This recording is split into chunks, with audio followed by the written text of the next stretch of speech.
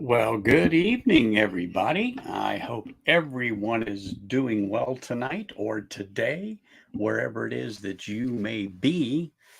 Um, Having a little storms out here in Vegas, so do not panic if things just disappear. Can't help it. It's monsoon season. If Hanging AZ pops in here, or anyone else from the Arizona side, New Mexico, things of that nature, that they know exactly what I'm talking about. Things are just going to happen that we have no control over. But anyway, let's just go right into chat so I can see who exactly is here. I was uh, chatting with some people here as we go, and I did see Five Fingers. Five Fingers was here first. See if fires, and of course Sugar Kitty, which uh, I knew pretty much could set my watch by. Always appreciative when Sugar Kitty shows up. My brother from another mother, Rob. What's going on, man? Nice to see you. Cheers. Have you found anything good lately? That's what I'd be interested in. John, always a pleasure to have you on. Cheers, brother. Thanks for popping in today. And Cool Running. How is everything over in that world to where you are? Let's see. Cheers, all you wonderful whiskey friends. Absolutely. Matter of fact, I've seen you since Friday, maybe. Cool Running. I'm trying to remember what the last time I actually had seen you uh, on a stream or wherever, but it probably was Friday. But anyway, hey, Brian, cheers. Uh, that wonderful mutt picture you posted. Nothing wrong with having a mutt. That is for sure. That is for sure. Yes, Sugar Kitty, I do agree. Make sure you lick that like and like the lick. It tastes like whiskey and things. That's exactly it today. So if you all are kind of new to the channel and just popping over, please make sure you hit that like button. And also, we would appreciate you to sub to the channel and remember to click on the bell. If you click on the bell, check all notifications. That way you will know when I go live or post a video, or basically anytime I am on a stream. If you don't do that, you won't get notifications. It'll just go into the abyss just as usual. But anyway, no particular agenda today. However, we are going to talk about some whiskeys, a few things, and as some of you may not know, I was up at my camp this weekend and shared quite a few pours with some people that it's nice to do, and I like to bring stuff up there, and had a good time and got to share some whiskeys that they probably won't have or get to experience. I'm not saying they never will buy one, but right now, yeah, no, they don't have these, nor have they ever tasted them. So Friday night we had round one, and then last night we had round two, so they can go back and revisit some of these that they got to taste on Friday and see what they liked best. However, they had asked me to bring them up a couple of whiskeys, and they're looking at some decent value priced whiskeys for $30 or less. And they said, do I think I could find them something? Well, chuckle, chuckle, chuckle. Yes, I can. That's not a problem.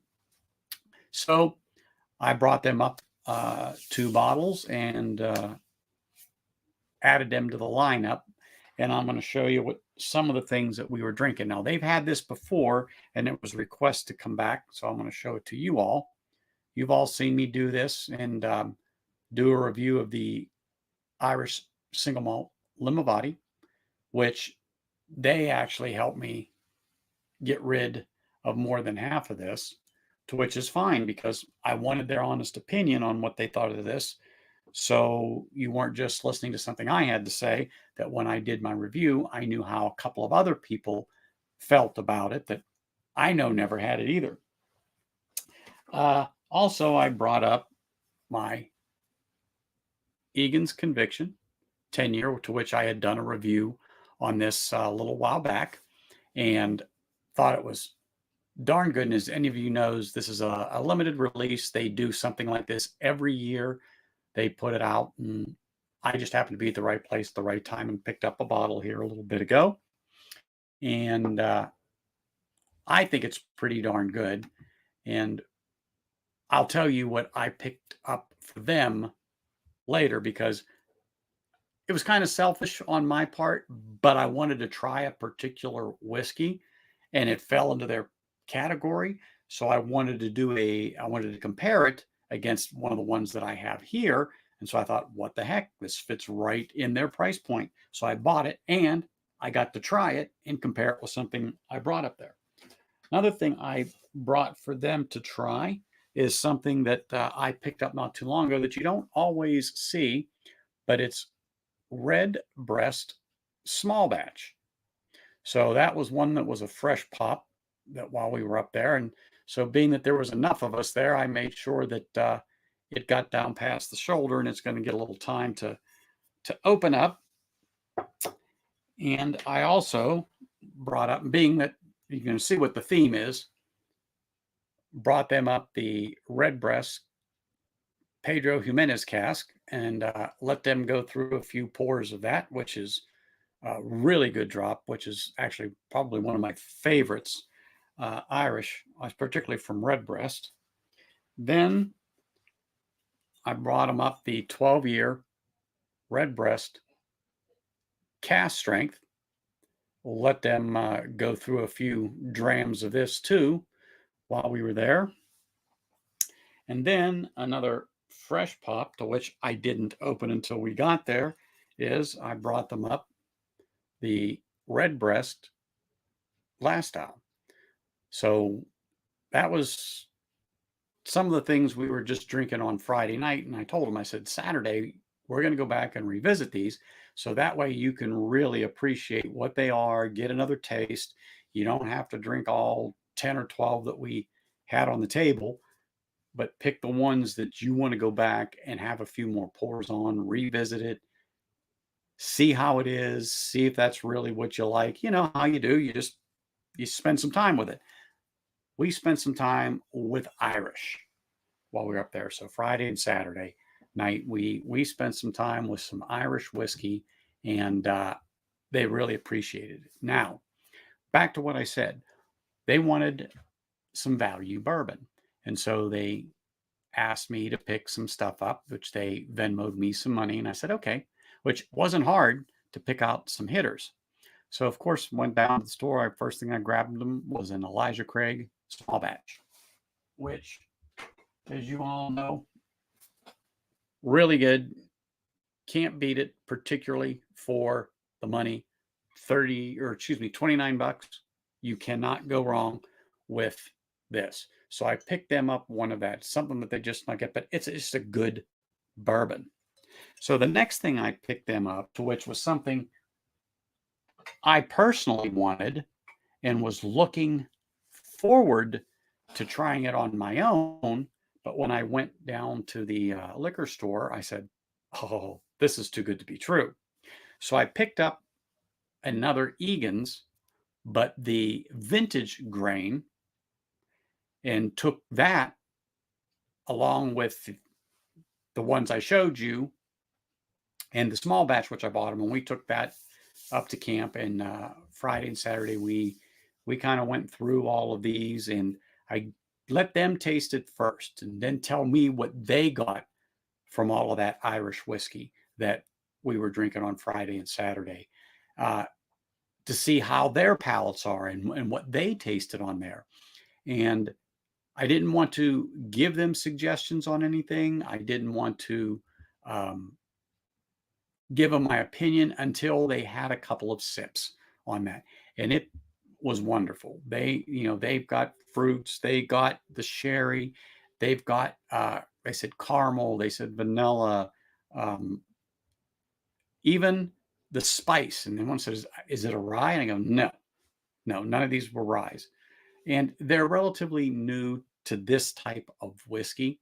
So I really, really, really like bringing things up there when I go to camp that I know they haven't tried. And they actually look forward to me coming up to see what I have brought up for the weekend. And particularly when I brought all this, they weren't expecting it. They didn't know if I was bringing Scotch. They didn't know if I was bringing bourbon. They had no clue. They never really even give a thought to Irish. Well, because I bought that one Irish and I had the Egan's 10-year and the conviction, I said, it might as well be an Irish weekend. So that being said, that is how I got all that Irish and got it up there to them, to which they really did like. They enjoyed it. They thought it was good, and that's really what counted to me, is that it was a good time. Really was a good time up there. They enjoyed the pours. They enjoyed the pour Saturday.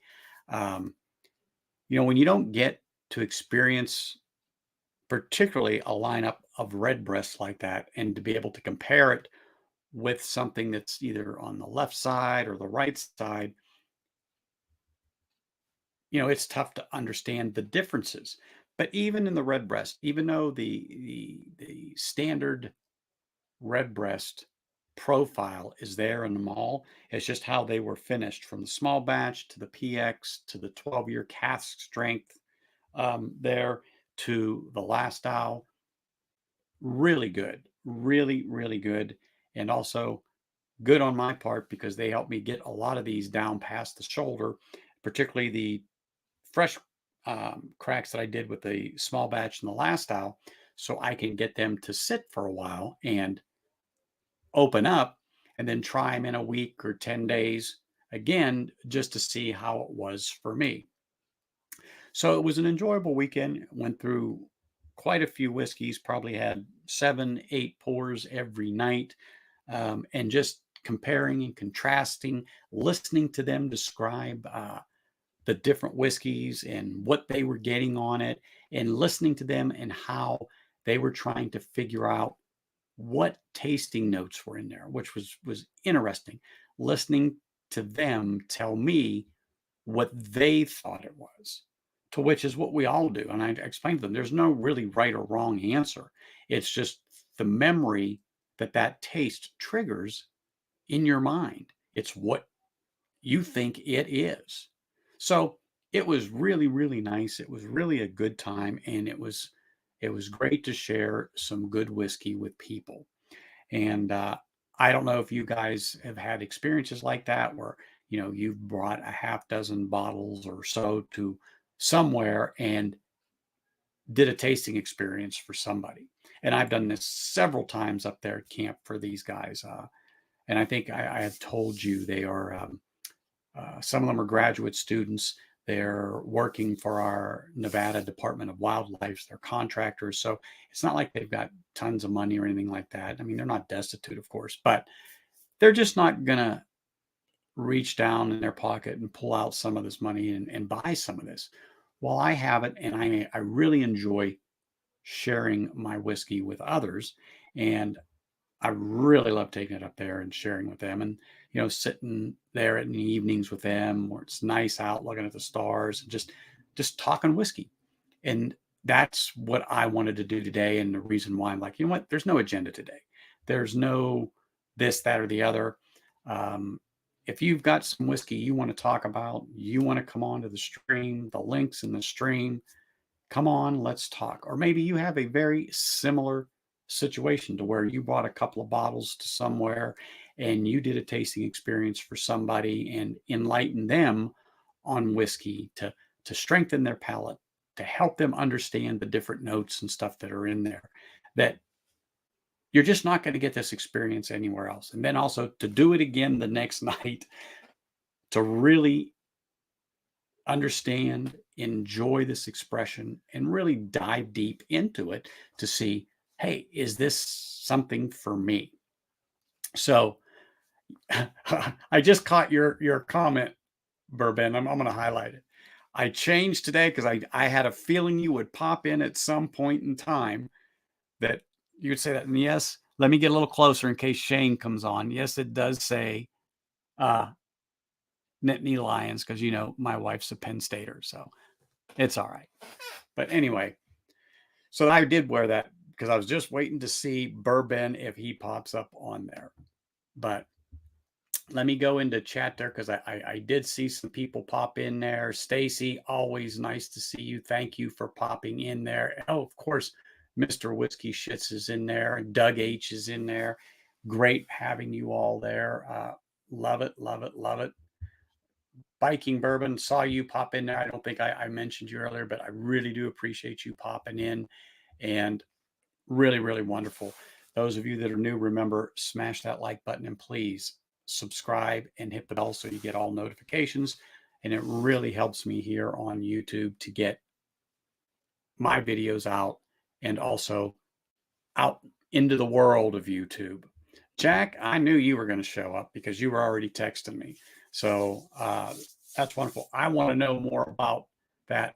That was a Woodford Reserve that you sent me the picture on. Was it 108, something like that on the proof?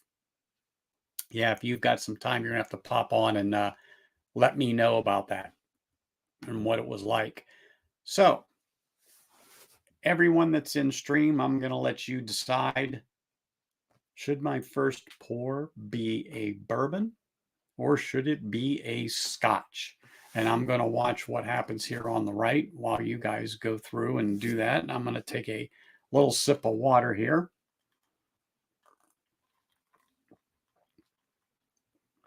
Absolutely. Woodford Reserve, what was it? Woodford Reserve Batch 4. Okay, 118 proof. Okay, 108. I didn't remember the 118, but I thought it 108. Yeah, you're going to have to take a few minutes, find yourself a spot, make a pour, and come on. By choice, yes. But thanks a lot, Sugar Kitty. But I already know you lean towards the Scotch. So I will do that. I will give you the vote towards the Scotch. That's for sure. Anyhow, so what's in everybody's glass? What did you pour? What's hanging up in there? You're on Oogie. My brother from another mother, he's on a little Oogadale, which is nothing wrong with that. Although Ardbeg does sound good. Maybe the Anoa. I don't know.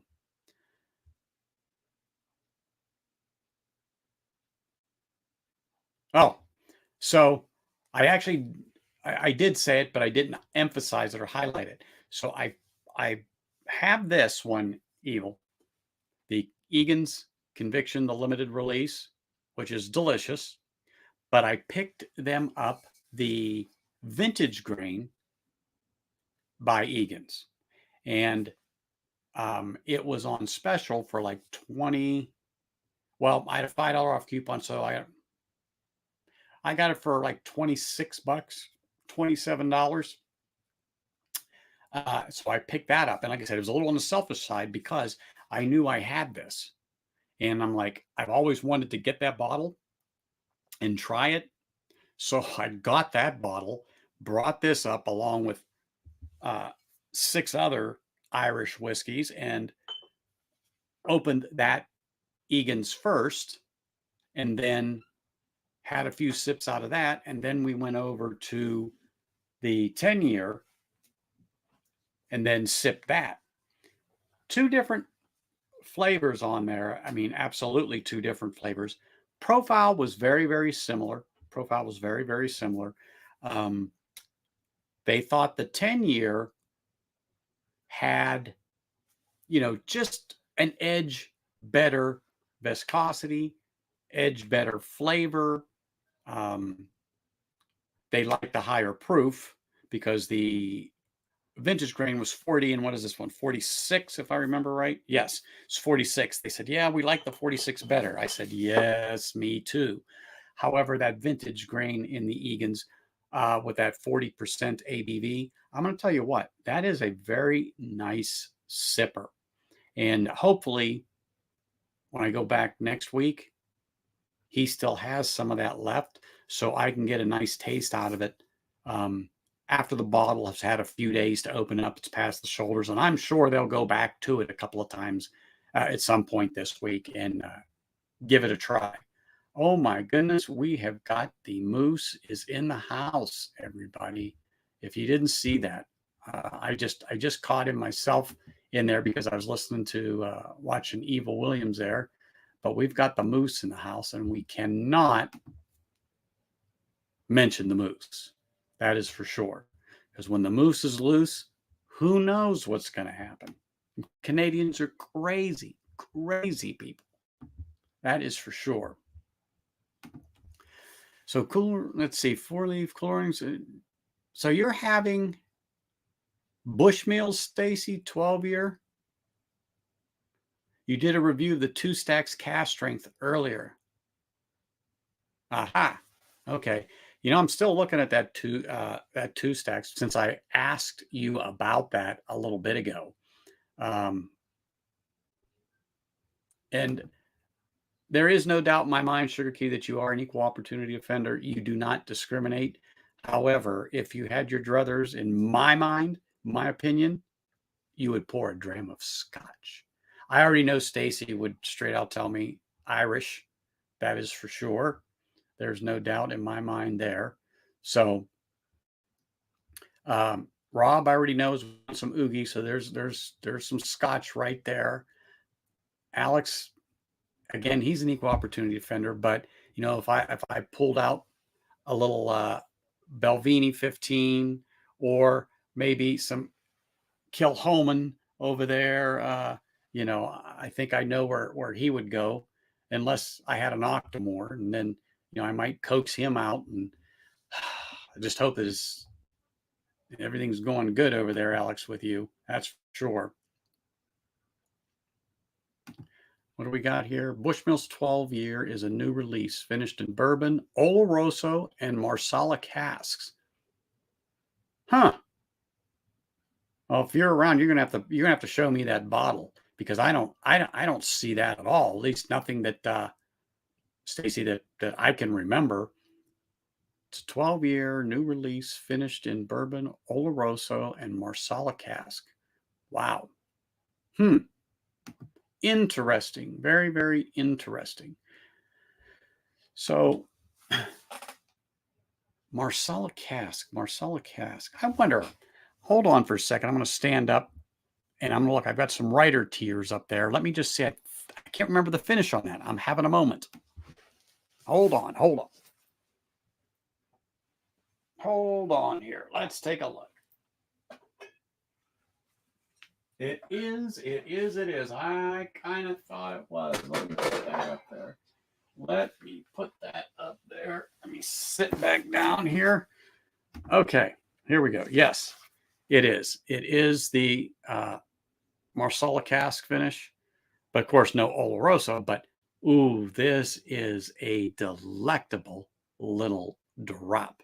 45 ABV, not bad. My preference is the 46, but it's okay. But sugar, and yes, let me post this for everyone. Yes, it is a senior moment alert. Absolutely. Once you're over 50, those are normal things to happen. That's for sure. Belvini, it or not, my current pour is Weller Antique. Okay, well,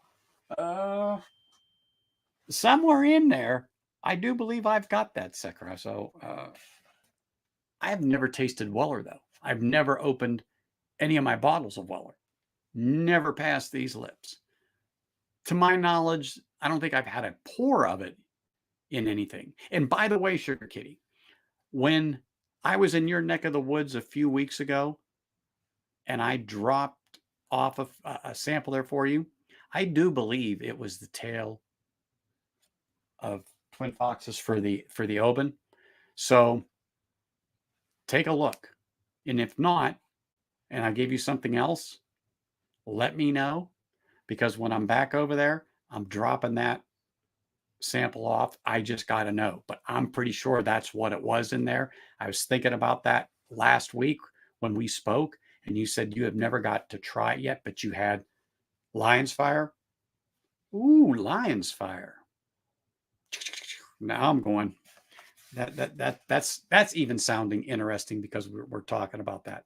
And I haven't actually had any Oban for a while. I did drink my Talisker Storm last week on the stream on Wednesday for National Scotch Day. So I definitely have that. Mr. Rance, good evening. Cheers, brother. Nice to see you as usual. I'll pour a wing in 17. Oh, Cadillac cast. Yummy peach finish? Really? Now that sounds good, especially a peach finish on an Irish. That really does sound good. Yeah, I did catch that about the Twin Foxes. I am, of course, ever vigilant. Okay. Well, there is no doubt in my mind, but yeah, like I said, I'm pretty sure when I was there a few weeks ago that I did drop that off, and I think that's what was in that sample bottle. So, but like I said, if it wasn't, when I come back that way, when I'm back home in PA, I'll make sure I swing up north there and drop that off, because that is not a problem. I have some for you.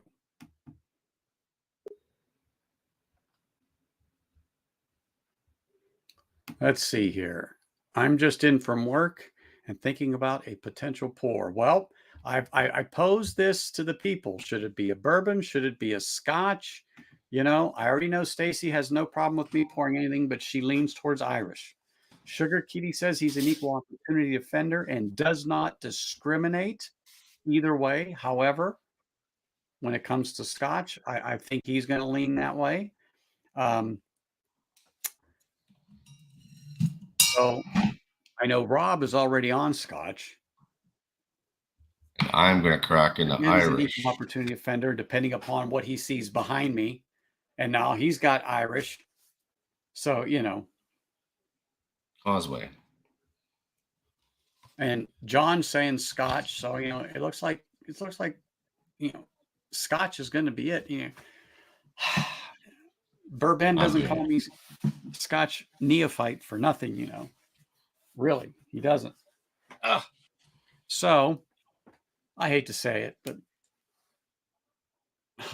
here he says, "Oh, I have that one too." There we go. Is my mic okay? What? Look, yeah, hear you fine, okay. Mr. Checking. Morgan. Cheers. Some Bushmills. Hey, that looked like a pretty decent color on that.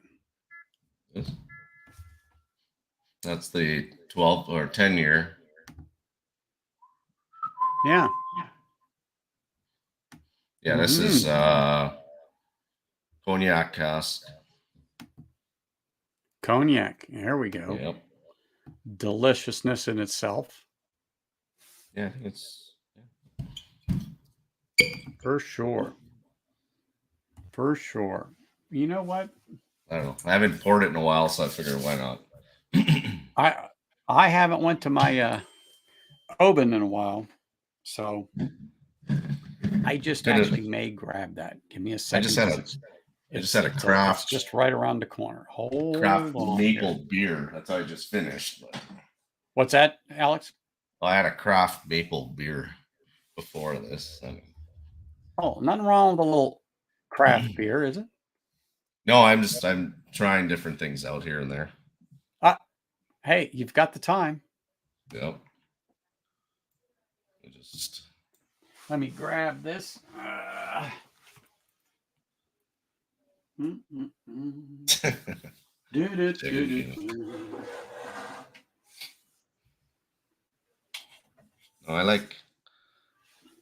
like Causeway. I just haven't had it. Like, I've only had a couple drinks of it. Keep forgetting that I have it. I'm gonna start off low. Do my Oban Little Bay for my first pour, then maybe go to that Tale of Twin Foxes, and then move over to a little Lion's Fire.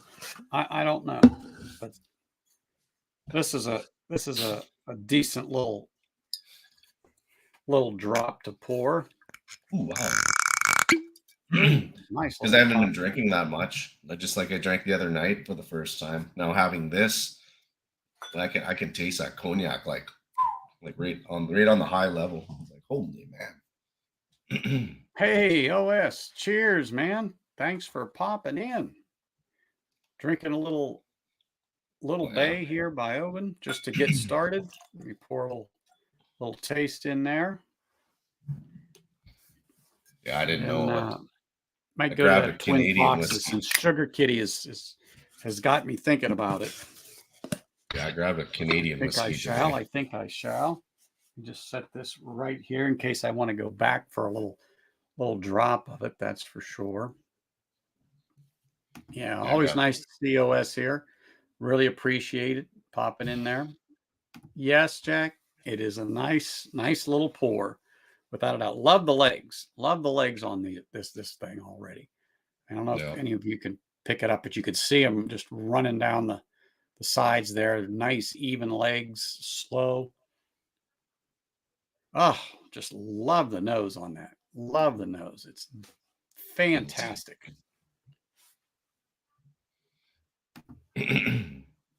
Exactly. No, it's not a feed with me in it without a cat. Well, that's true. And speaking of, it's not a feed without another Canadian. Ta-da! Hey guys, how's it going? I mean, yeah, pretty good. Nice to see you, sir. I pulled out there mine. we go. Oh, there you go. He's joining you, Alex. Possibly. It's good. I was just telling Anthony, like, not drinking for so long and going to it, it's like the cognac is like right in your face. It really pops, doesn't it? Oh, well, yeah. This is the first Irish I poured in 2 weeks. Yep. Like, I drank bourbon the other night, but that's a whole different scenario. I've had other sherry cask finish stuff, but when you get into some of the cask strength, or you get into that Pedro Jimenez and stuff like that, totally different. Yeah.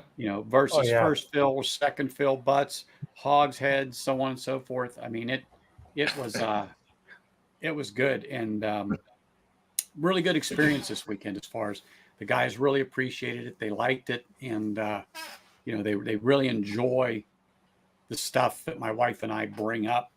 And they're like, they're always like, well, we don't know how to repay you. And I'm like, there's nothing to repay me for. Opposite nothing to repay me for. Just drink it. I don't care if it ends up being gone. Just drink it and enjoy. Yeah. Yep. I get rid of this cough. Yeah, well, it happens, Alex. It's just lingering, that's all. The rest of it's gone. Just lingering cough. Yep. Yes. That's sure. So you're done with work, Mr. Rance, and now you're just relaxing and... Yep, I've got to go back to work tomorrow. I had to go into prep for our big annual midsummer barbecue tomorrow, since it's a stat holiday here. Oh, yeah, civic really? holidays. Yeah, it's a civic holiday tomorrow. Yep. Well, hey, like our somebody holidays. has to get ready. Someone has to get the barbecue going. I understand. Yeah, well, we got a brand new smoker at work, so I'm doing lemonwood smoked pork butts, but I'm doing it in a Greek souvlaki style. So I've got lemon, herbs, olive oil, everything ready to go. Got them done. Had them brining for a while. Doing Greek potatoes, Greek salad, orzo pasta, the whole bit tomorrow. I wondered if you were already marinating the meat. So you have been. Yep. Well, good. I can't wait till I can cook food again. Woo. Well, we don't have a kitchen. We don't have a kitchen yet, so. Isn't next month the stuff? Well, as in starting tomorrow, sometime here in August, your stuff's supposed to start being delivered, right? It was supposed to be July 11th. Yeah. And then August 1st. Now August 22nd. So. Hooray for the 2022 supply chain issues. Yeah. Yep. It was like we were just so excited, but then we finally, after the second time, they said, "Oh, it's changed." So we're like, "We're just moving in then. We're out. Let's just move in." Hayden, cheers, man! Long time no see. Oh, Hayden. How are you? No. No, it's nice. Wow. Nice being in a house that's your own. It's awkward when you don't have cabinets or countertops. It's just, You still got some dishes in a box, so when you go in there, it's like, oh, I think the cups are in that box. None of the silverware's over there in that box. Yeah. we keep the same like 3 items out for each of us, and we just wash it in the bathroom sink. There you We go. don't have a sink or nothing, right?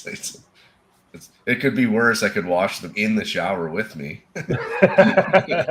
Saves water. Aiden, sometimes You don't that want to could be visit the my house longest right now. wait to have that steak come down to perfect temperature for eating. But I'm a firm believer in letting meat rest after you pull it off the grill or. No, you have whatever. to. Absolutely. I mean, there were times that I didn't wait. I was just starving like Marvin. But yeah, you have to do it. Like I Supply gotta chain is one redo thing. my. Where Alex lives is a completely different story. We're usually pretty good here. Are you still up in Fort Francis or? Yeah. Okay. Yeah, it's just that we finally bought a house for the first time in our lives here. So yeah, we just moved about 3-4 blocks north from where The only one missing on this screen is Stacy. She'll be on after her laundry, she says. Yep. No. Okay.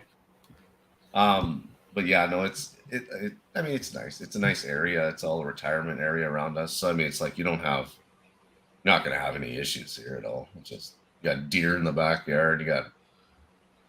You could sit there and just have deer walk up to you, like everything's just calm. Yep. Well, I guarantee you we'll be here waiting for you, and bring that one Bushmills so I can see it. Yeah, here we don't have deer. We just have our Toronto trash pandas. Raccoons. Yep. Yeah, we don't see much of them. Oh man, some of them here are like bigger than dogs. It's crazy. Deer or moose? Deer. What a deer. You'll see about 10 moose a season on the highway, but you don't see them that often. Yeah, on the highway, if you see a moose, you've got to be very careful, especially in the autumn. Yeah, they rutting season and that, man, they're just dumb. They'll go and chase something. They'll chase after your car, damage it, kill you, doesn't matter. Oh yeah. As soon as you see stuff dripping out their penis with the big antlers, you're like, nope, backing away. I've pulled over to take a picture of a moose. He was in the ditch. Yeah. Just as I pulled over, that thing just looked at me. And usually they'll kind of go slow-mo when they jump into the bush, right? No, they just looked at you and he said, going this way towards me. I'm like, okay, let's go. Yeah. Yeah. Get out of here. Yeah, I've been in a stare down with one while I was driving my van one time. And the stupid thing wouldn't move. He just was bobbing his head, kind of doing the whole thing with the front hoof, and then just saw stuff dripping out his penis. And I'm like, okay, this is rutting season. He's not going to back down. No. I'm a dead You're man looking pretty good behind that wheel, let me tell you, Dr. France. Yep. Running, if they can run pretty fast. Like, oh yeah, they're just lanky. That's the thing with them. They have like really long legs, but when they go like they'll actually bust trees down through the bush. Like they don't avoid the tree; they go through the trees. Yep, they're a strong animal. And yes, they can run fast. They've ruined Greyhound buses, like the front ends, where you see like, in a collision and the moose comes off okay, and the whole front end of the Greyhound bus is like smashed in. Like, Jesus. Yeah, they're a machine, man. Without a collar in London. Darn right, James. I agree too. You should come to Toronto. We have raccoons that do magic tricks. They break into Tim Hortons. You can take, the trash bins. They've learned how to open them by manipulating the lock, get the food, and then lock them again. Wow. They're good. Wow. $38 million spent to defeat the raccoons, and then we had to concede we can't win. No. I remember they did that study on the crows and those plastic garbage that you have at your house, and they have like the rounded tops and they click. Yep. So and the crows were dropping things on top of these things because they could pop it, and it makes the clicks go off, so they can take the lids off. Yeah. Freaking things are smart, man. Yeah. Yes, Like yes, they are. Without a doubt, they are. we had a extremely We smart. have raccoons here, but you never hear anybody ever talk about them. Like you see a raccoon as much as you see a porcupine, and that's like very rare. Yeah, here, like a little while ago, one of the damn raccoons broke into my workplace, Oh, jeez. got up on top of the air conditioner, and then learned how to push the whole screen in, got into the porch, and then got into like whatever it wanted in the porch. And I go out there with a broom, and it's looking at me just like, fuck Like, you. really? I'm busy. Yeah. Like, Yeah. Yeah. And you're interrupting me here. Yeah. Now. It's like get the hell out of here. Mm-hmm. The thing was like, I don't know, it looked like the Marshmallow Man, but raccoon style. It was Yeah. fat as hell. They're vicious too, though. You got to watch those buggers. Oh, I know. They're like Oh, yeah. what do you call them? We have them out in the bush here. You don't see them often, but they're there. Oh, what are they called? They're like Tasmanian devils, but they're not. They're The possums? no. The hell are they called? I got trappers trap them all the time. They're vicious little friggin' things. They're really stocky. Not a badger. Well, they're a badger family, but they're not Yeah, called I know. badger. I'm trying to remember. I know what you're talking about, but I'm having a moment. They are like a Tasmanian devil, basically. But Wolverines, yeah, Wolverine. There you go. There we go, Wolverine. Yeah. Hey, Peter cheers, White, yeah. Yeah, That's what we have up here is Wolverines. Those things are vicious. they are, yeah. Raccoon broke through your neighbor's roof and made a home, yep. Mm-hmm. Do you want to crack into that age stuff tonight while we actually are in the same room? Yeah, I could do that. There you go. I'll just finish this pour of whatever you're drinking there. The Bushmills, yeah. The Causeway. Mm-hmm. It's staying on the lower ABV side because that's 48. The other one. Yep. I got my samples in from. I finally went over there to the States and I just grabbed a whole ton of samples that were at my cousin's house, and then I grabbed my couple bourbons there. But finally got Durrell's samples that I won. They're like E.H. Taylor Barrel Proof Batch 8, like just the highest level stuff. Stag Junior Batch 9, Blood Oak Pack 7s. I got GTS 2008. What's GTS? George T. Stag. Stag, yeah. 2018. And Old Carter David, American cheers, Whiskey man. Batch 3. Yeah, those blood oaths are ridiculously expensive here in Canada. They're like $400. Yeah, You know what? You'll find that certain ones for that here. And Oh, really? I'm talking like maybe the 7, or I think they're on 8 now, maybe 9. But I have a 6. Yes, 8 or 9. Yeah, Yeah, I have a that's the 6 and I haven't MSRP, cracked. though, here. Yeah. It's that. I mean, I think they're. I can't remember. Oh, I guess I could look. What the ABV is on those things. 45? Oh, he doesn't have it on here. Yeah, they're lower ABV for what the pricings are. Yeah, and I remember one batch here, the LCBO actually made them change the label because in order to sell whiskey here in Ontario, it has to go through laboratory testing by the LCBO, and they found out that the ABV on the label was actually higher than what it actually was. So they had to relabel it. I've had double oak, Woodford double oaks with a different sticker on it with a different ABV. Yeah, and even the Nika Yuichi, one batch, they say it's 45.6. Yeah. And then I bought one batch and it was 46.2.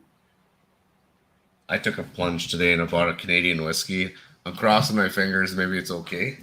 Uh-oh. So I got to bring my brother from another mother on. He's all, I got to have North him. of 7. I have North of 7, which I like. Yeah. But I just grabbed this one. It's like a $40, $35. Okay, Collingwood's meh. It's okay. Yeah, that's why it's finally a Canadian whiskey in my LCBO. That's 45 ABV. Everything's 40 ABV in Man, my look, LCBO. look Yep. at this setup here now. Holy, look at that guy. I'm telling How you. about that? I know. I've Down got in to the take a whiskey better cave. look here. Cool. That'll happen to Man, you. okay. You've been busy down in that dungeon. I have.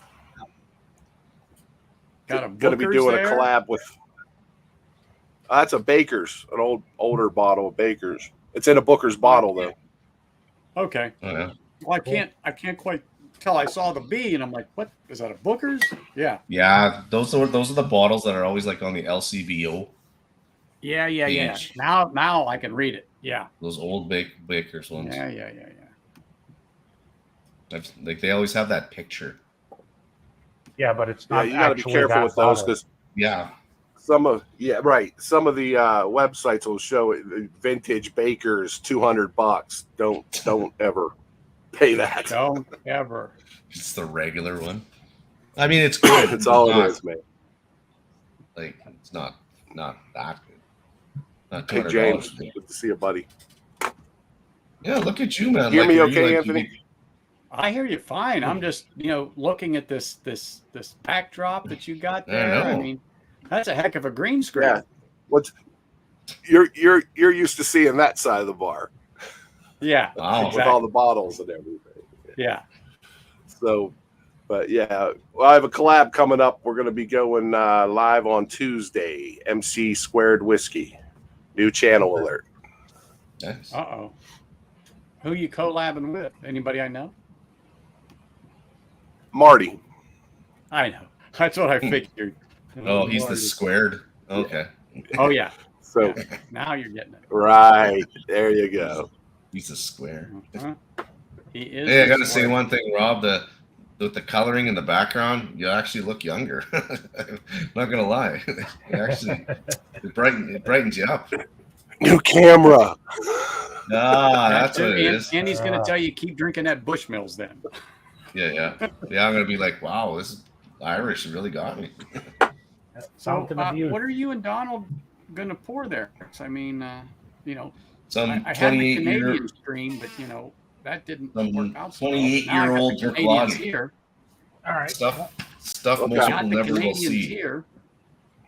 All right. So I will go and grab that. I'll be back in a minute. Yep. This is stuff that most people will never see, or will I ever see. That's that independent bottler. Oh yeah. Hold on. Let's see if we Hold get on. it to go. Hold on. Let me highlight Yeah. that for people. There you go. That's that independent bottler, that boutique. Oh, yeah. You did show me It's that. the 28-year-old. 28. Oh, shitty. What? Get out of my face. You're good. There it is. Give it. Yep. 28 per clotting. Batch. Wow. Bottle 7.5. 48.5.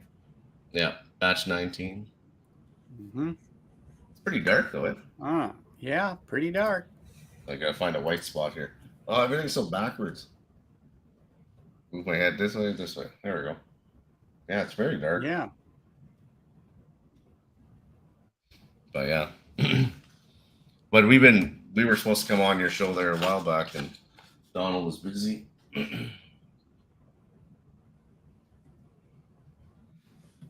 I haven't had it for long. I had like a pour out of it. I mean, these kind of things you don't want to drink too much of. Yeah. Without a doubt. Holy. Never mind, Aiden. I've got a Minnesota accent. Minnesota.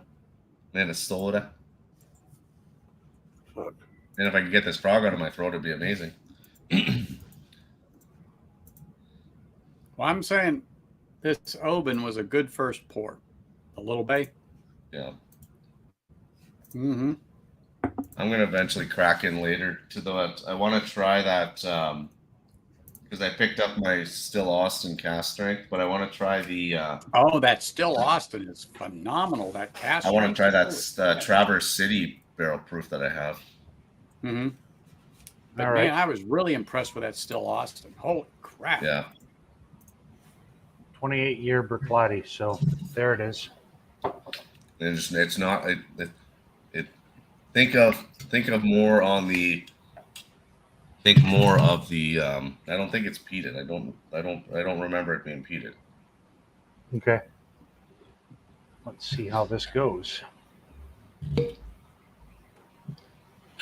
don't remember it being peated anyhow, but I only had one pour, and then I poured you that well, I don't know what I poured you, like a 2-ounce sample of it or something. Yeah, 2 ounce. Yep. Yeah, because I sent you some of the Middleton earlier. Yeah. I see those Middleton, not those Middleton, but I've seen the Middletons. I never get a chance to get those, but I see The independent 2021. bottlers. Really? I thought I could have swore because I was looking at craft cellars is where I was getting all this kind of stuff, Yeah. and they have a ton of these boutique, whatever you want to call it. Yeah, and the only problem with them is they're a pain in the ass to deal with for shipping. Yeah. Okay, you got it. This is all on you because Bruichladdich is your thing. I love it, but you're Yeah. What I'm Hold on. getting out of it though is definitely that typical Bruichladdich raw barley characteristic. Yeah. Isn't that a wonderful smell? Oh, Oh man. But there's I do also get- like an actual like vanilla bean note on the nose too. Yeah. oh I get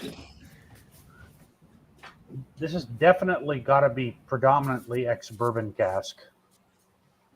I'm going to have to pour a little of my classic Lottie. I know it's not going to compare to yours, but when you talked about that note of barley, I'm like, oh, yes. Yeah. This one's not. Oh, yeah, it's not going to give me the full details either. Just Holden. Cheers, batch, brother.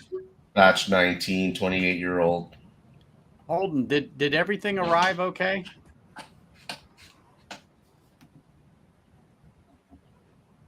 There's also like, I don't know if you've ever had candied lemon peel, Yep. but Yep. definitely get that on here too. On the nose.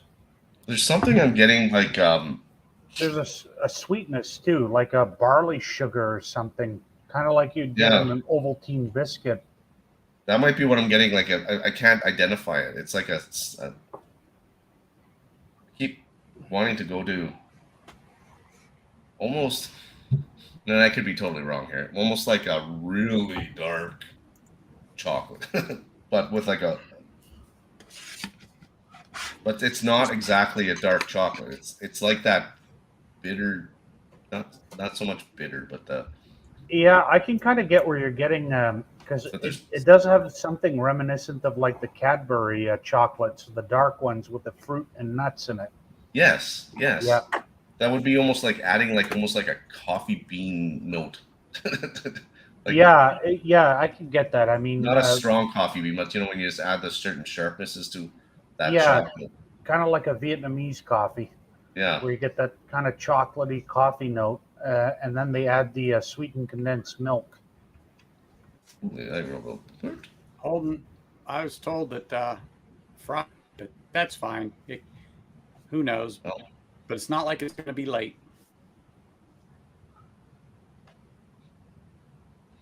All right. Oh, there's a note in there. I can't tell what it is, but cheers, man.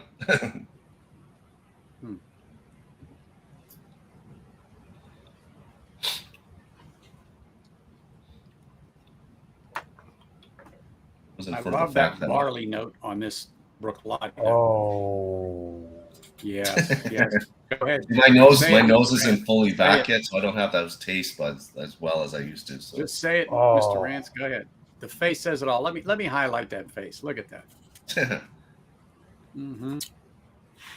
yeah, was- that's got all of the classic, Bruichladdich notes, but instead of raw barley, this is really like a toasted barley, almost like you get a toasted barley cereal. Yeah. Oh, And then on the back end, it's very reminiscent of like when you get a sugar frosting on cereal. Oh yeah, I can see that. And It's the it most is different than hot dog. any that Cheers. I've had of Brooklotic. Like well, because most of the Bruichladdich honestly are 10 years and younger. yeah, So at 28 years, I mean, the character on this thing, yeah. I mean, if I had that bottle, it would Cheers, have been Joe. crushed by now. Telling you. If I wouldn't have given a damn. I just would have been like, you know what, screw it. Done. Yeah. These are those 500 ml bottles. Yeah. It's, I mean, you know what? In the grand scheme of things, though, for 28-year-old Brooklotic, $400 isn't horrible. Oh no, I'd pay that all day, every day. I mean, it's I won't pay 300 for the new Octomore though. They can get buggered on that.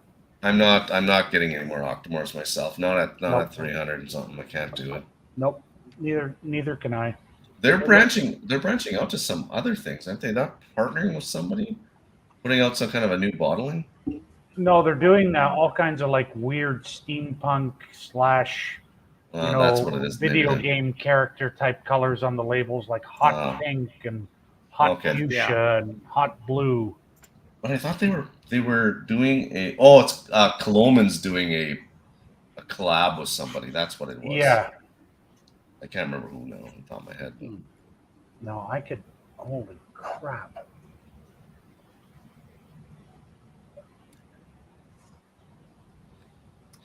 It's really, really easy to drink this.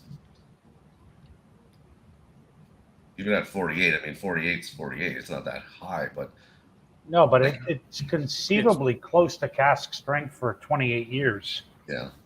I mean, is that non-chill filtered? Oh yeah, definitely. I don't have much info except for the batch 19. At 48, it's definitely non-chill. Yeah. Yep. It's Oh man. See, once a lot of the guys have been talking about these independent bottlers are not. It's not a bad thing to buy them. No. I started looking at them now. So. Man. So on the back end too, what's really interesting is it goes from that kind of barley sugar, lemon, a little bit of salt, yeah, to this kind of dark molasses sweetness. Yeah, that could be that molasses. It is just wow. I have not had a Bruichladdich that drinks this dark. I mean, save for the one time I had a 30-year-old from the core range. Oh, wow. I actually think this is better. It's like I don't fully have my taste buds back, so I'm missing a lot of notes. But I'm still getting those darks. That like the molasses, the dark like a chocolate. But I'm getting a fruit, but I don't know what fruit. I cannot tell what fruit. It's like I'm not getting so much fruit as I'm getting more citrus. Okay. Yeah, see, I'm missing something. But I'm still at the level where I can kind of taste food, but I can taste more of the salts and the sweets of the food than the actual notes. Yeah, I mean, thankfully for me, when I had my little bout with COVID, it didn't do anything to my taste buds or my sense of smell. It just buggered me up to the point where all I wanted to do was sleep. Yeah. Yeah, no, it made me have like the cold, the cough, the stuffed nose. I mean, I already have a bad side of my face with my nose anyhow, but holy smokes, it's Holy Mr. Whack himself. But it just, cheers, Jeffrey. I can taste, but I can't. Nice to see you, man. I'm missing so much in my taste. I can tell. Like, yeah, for me, I'm struggling with the fatigue because sometimes I can go out for like maybe 2 hours in the afternoon. I come home, I just want to go to sleep. And sometimes at work, even I catch myself like nodding off at the desk. I'm like, what the hell? That never used to happen before. Like, yeah. Oh well, I'm That happy you guy got is whack. to finally taste it there, Donald. That's, Yeah. I was just waiting on that because you're the You only one never that know, truly could Tricky. appreciate Maybe that. maybe he'll pop on and have a dram with us people on here. I mean, we're Ooh, not as what? highly rated as him, but I mean, I do have a couple of Canadians on here, and then my brother from another mother. So Oh, Yeah, on that last sip. Okay, so all of the hallmarks of the Bruichladdich barley are there, which is why I love the distillery. My Yep. favorite in Scotland. But that sweetness on the back, I've never really had anything quite like that from an unpeated Bruichladdich. yeah. That is, and I've had like Laddie 22. I've also had like Laddie 8, Laddie 10. That is really unique. Yeah, it's attention on deck, Commandant Lou. oh, no, I'm not Lou. Take off, eh? Take off, eh? Don't you know? Yeah. I'm even wearing my American colors, America. Cheers, Commandant Lou. I'm actually Thanks wearing for coming my up, man. Haven't seen you in a bit. Oh yeah. Nice my having you here. Glendalough T-shirt from the Nice. distillery in Ireland. So, No, what do I got? I think I just got mash and drum. oh, Jason, yeah. But no, these are Bourbon Ranch's new hats.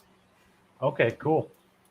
Yeah, I sent him an Epic Irish flight one time, and hopefully he's drinking more Irish whiskey now, because it was not a cheap, set to send. I sent him like very rare Barry Crockett, Dara Gaelic, limited edition Tyrconnell, some 1980s Bushmills.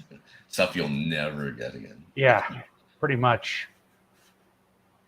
That's the thing. Like, I find Irish is such a safe. Okay, in the grand scheme of whiskey, Irish to me, it doesn't really have anything in it that says, "Oh my God, I'm not drinking this." It's like so. I've never found one. Well, I mean, okay, say if you didn't drink Irish at all and stuff like that. I What I'm would getting I would say, for the most part, I agree until you get to some of the really weird and funky peated ones. see, that's what I mean. That's a little different, yeah. Yeah, like that Connemara cask strength is the funkiest damn whiskey on planet Earth. It stinks of like every oil fire in the Gulf War being lit, burnt plastic, 1970s Mercedes diesel, and then a bit of sweet lemon. What the hell? Yeah. And then you taste it and you're like, I think I just licked the dash of that Mercedes while it was on fire and the diesel was still going. Like, Yeah. what the hell's going on here? And it's one of those whiskeys that I can't decide if I like it or if I don't. It just leaves me kind of like, Yeah. that was different. I'll get back to you on that one there. Yeah. I haven't had I haven't had peated Irish. The only thing is like I've had peated rye, like the Lot 40s, but yeah, I was not a fan of that Lot 40 in the peated cask. I don't mind it just because it's different. That's the only thing. Like it's like has an apple note to it that I don't. Yeah, and bubble gum, but then there's not very much peat for me. It's like, and it's kind of a one-hit wonder, like apple, bubble gum, and then. Yeah. Well, that's not. Yeah, it's not. If you're the peat fan of it all, it's not. I just like the uniqueness of it. I get that. Canadian. No, I get that. Canadian. It's just when I think back to the Lot 40 12 year and what they're putting out now, I'm like, not worth it. See, to me, not worth that bubble gum doesn't sound like it belongs, especially when you mentioned peat, but yet the peat wasn't anything to really mention in that Lot 40. No, it really wasn't. It was so disappointing for me. It's the experimental editions that they do. I think I don't even know if it's one a year. If they just started it. Yeah, they do one a year. I mean, they did the 12 year, then the 11 year, then the non-age stated Spanish oak casks, I think, and then this peated cask one. And Yeah. I didn't like the last two. The 11-year was bloody good, but that 12-year was otherworldly, and I wish I'd bought more than the 3 bottles because Yeah. I crushed those things. Yeah. So, James, if I won the lottery in a dream and had a Scotch or Irish barrel pick, if it happened, where to first? First of all, that's a tough one. However, I think I would like, if they actually did a pick, I'd like to go to Lagavulin and do a pick Writer's Tears. there and That copper? see what they have hidden in their rick house. Mizunara. Oh, Mizunara. Mizunara. Okay, yeah, I've got that one. It's bloody good. So Which I one see was that again, Rob? Mizunara. Writer's Tears Mizunara cask. Yep. Oh yeah, I got that one. Did you? I actually just showed that. It's actually got a higher ABV than their cask strength, which I find funny. Yeah. Really? Yeah. Their cask That's strength is like 53, and that one's at 55. Yeah, that's correct. Yeah. Wow. So is okay. I don't think, maybe it is. I don't know. But the Writer's Tears in our places that we don't speak of is $180. The cask strength. Yeah. Is that right priced, or is That's about right. okay? Yep. I see it there, and I see the redhead. The redhead is meh. Pass. There's another one I can't. They have like 4 of them at the one place. So they've got the double wood, Yeah. or double oaked, the Inniskillen wine cask. Some places still have the cognac casks kicking around, and now you've got the Mizunara cask. Yeah. Yep. Yeah, I have the double oak. It took a long time for that bottle to get right. There was just some kind of, I want to call it popsicle stick note or something in it that I just couldn't get around it. I can kind of get that because it was finished in French oak, like virgin French oak. So I get that. Is the double oak or whatever, is that a 40 ABV as well, or is that no, 46? Is it? Yeah. Yep. I know I have the copper. The copper pot at 40 is actually one Irish whiskey. I will tell people, if you're just getting into Irish and you want to keep kind of a solid bottom shelf collection going, Yeah. so it's the Powers Gold Label, Bushmills Black Bush, and Writer's Tears Copper Pot. Those are the only 3 you really need. Yeah, I think that's the one I have is the copper. And maybe, if you can find it, the Tyrconnell Single Malt. McConnell? Yep. Oh yeah. I think can't remember if I can see that. Yep. You want to do the? Oh, okay, yeah, I've got that one too. I'll start bringing them out because I got like 8 of them now, different ones. Yeah. When I went to Calgary, oh my god! Like I went to that what's it called? Kensington. Kensington. Yeah. I just looked in there. I was just like, oh, it's just red boxes of Cologne because they're all picks, right? Like they're all like single. Yeah, like oh. Yeah, traveling to Calgary is like a field day for anybody that's into whiskey. It's got to be one of the best places in North America to buy whiskey. Period. My suitcases, man, were so friggin' heavy. Yep. It was like, oh my god! I was almost gonna get the guys I went with to put some in their into theirs. Yep. Like, because I like Cologne, but I'm more into these singles. These because I got a 14-year, I got a 10, the 9, the 8.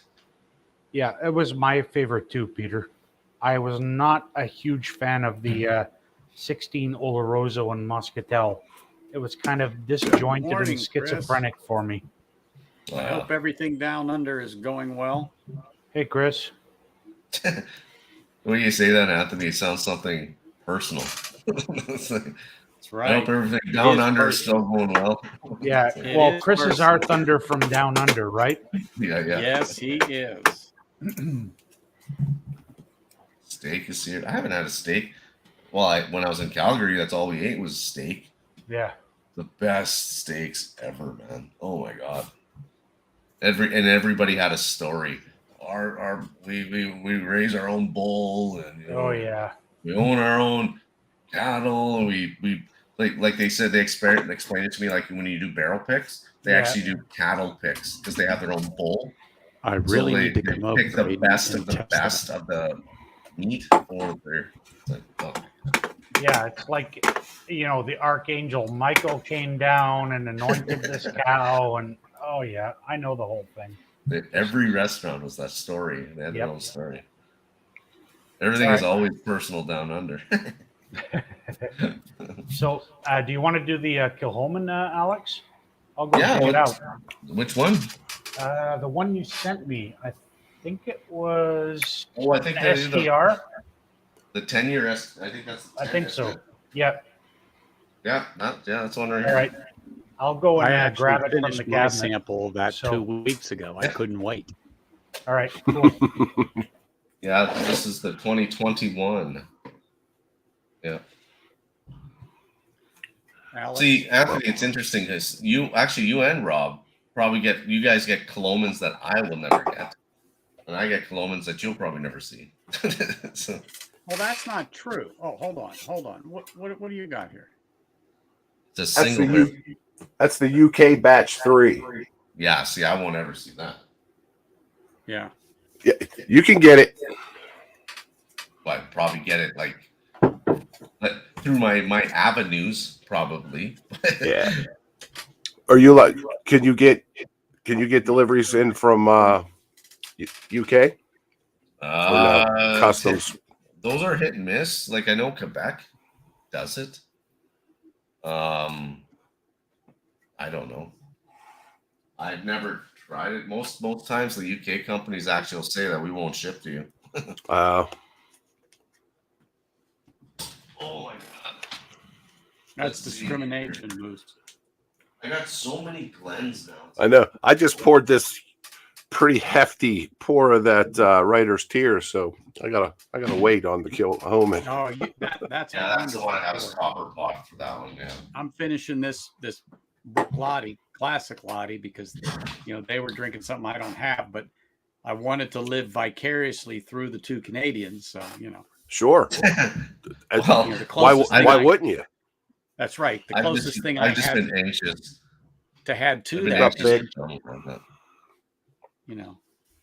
Yeah, because I just wanted, like, I know Donald's huge, like, way bigger than I could ever be with Brooklotic, and I love Brooklotic, don't get me wrong, but I just was appreciate the fact that. Speaking of thunder from down under, there's the man, the myth, the legend, Big Vic Backyard BS. Cheers, man. Take me down, Anthony. Take it down I to can't. the paradise. We're looking at this new set, dude. It's just like we can't believe it. Now I can really see it. Yeah, it's a gem, isn't it? What is the bottle next to the Baker's with the yellow label? Is that the early that's times. That's early times bourbon. That's right. Is that early times? Yeah. Yep. The 3. What is it? Yep. The 354. Yep.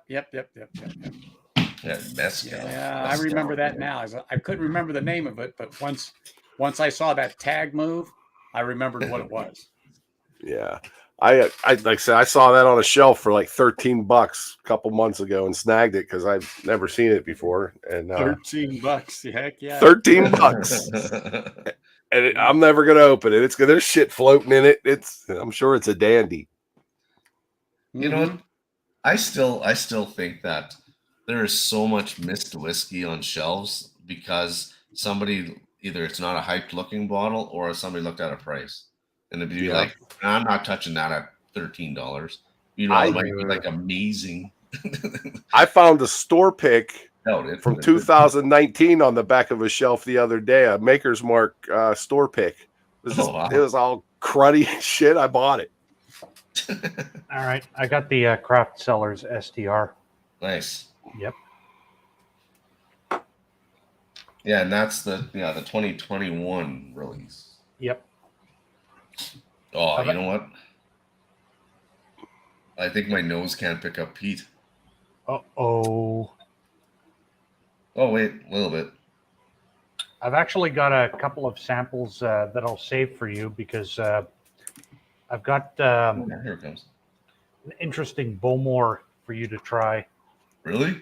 Yeah. Bowmore? Oh, Bowmore. Sorry, I was thinking of who's the one that you really can't stand? Dalmore. Dalmore, yeah. I was thinking that's why I said really. No, if it's an independent bottle Dalmore, I can do it. But Yeah. I've got some 15-year cask strength Oloroso exclusively aged Bowmore. It's yeah. Did you ever get that cast strength Lefroy? No, man, it disappeared so quickly. By the time I got the email, it was like everybody and their mother tatered the living shit out of it and then gone. Guaranteed.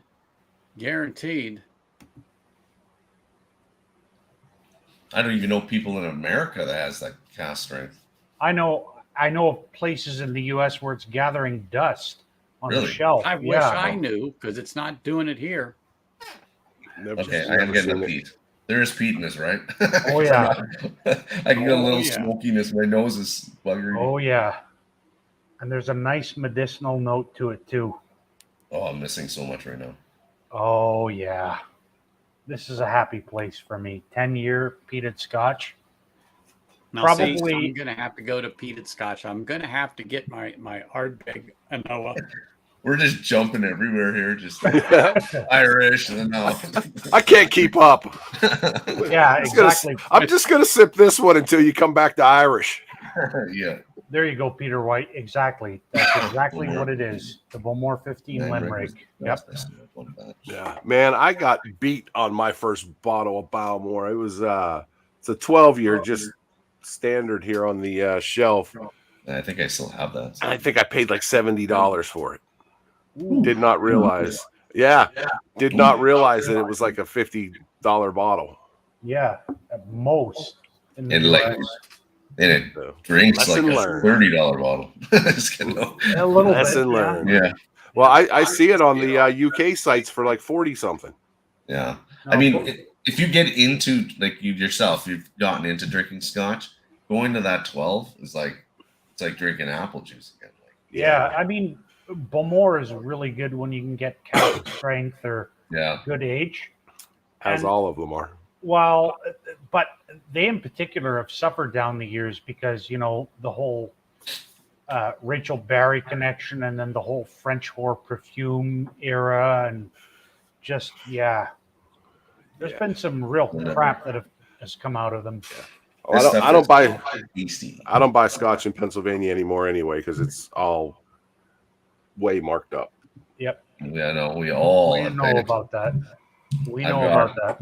I've got 2 bottles sitting on my shelf right now that I overpaid for. Absolute. Yeah. Well, Pennsylvania is a controlled state. I don't understand it unless they got it during the tariffs. Yeah, well, we are ultra controlled here. Like to the point of fascism.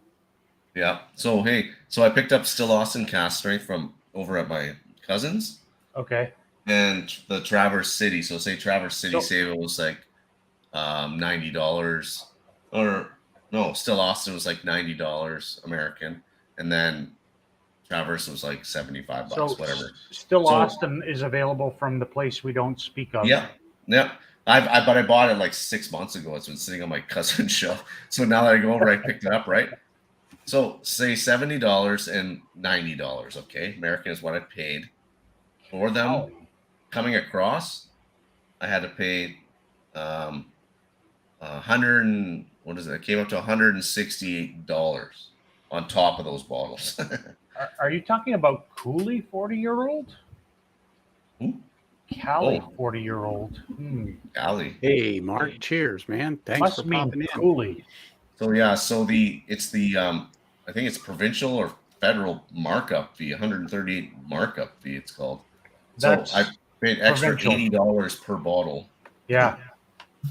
Yeah, that's provincial. The federal one isn't as high, but the provincial one is, if you only had to pay duties and taxes, that's nothing. That's like $30. Yeah, it's the goddamn provincial markups in Canada Yeah. that are ridiculous. Plus, $80 extra. on top of the provincial markup, then you've got to pay a combined tax rate of 74.5% on the alcohol plus your HST. Like, You want to know something interesting? They only base all my alcohol on 750 mil, 40 ABV. They don't even look at it. okay, well, I mean, that's kind of good. No, I know that. Oh no, I know. Just if they saw the ABV, then you'd be paying up the arse, man. Oh, I know. Oh no, because everything says barrel strength. Like that's the thing. Like my next door neighbor says that's how they base it off. He says 750 mil or 1 liter and 40 ABV. Okay, yeah, perfect. I'm like, perfect, no problem. I'll have at her.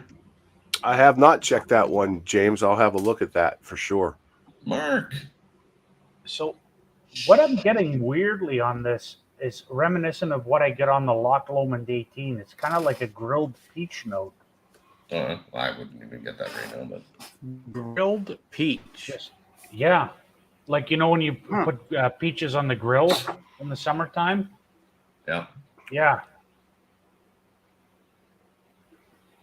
See, the way I'm getting this right now, this peat is more like barbecue peat.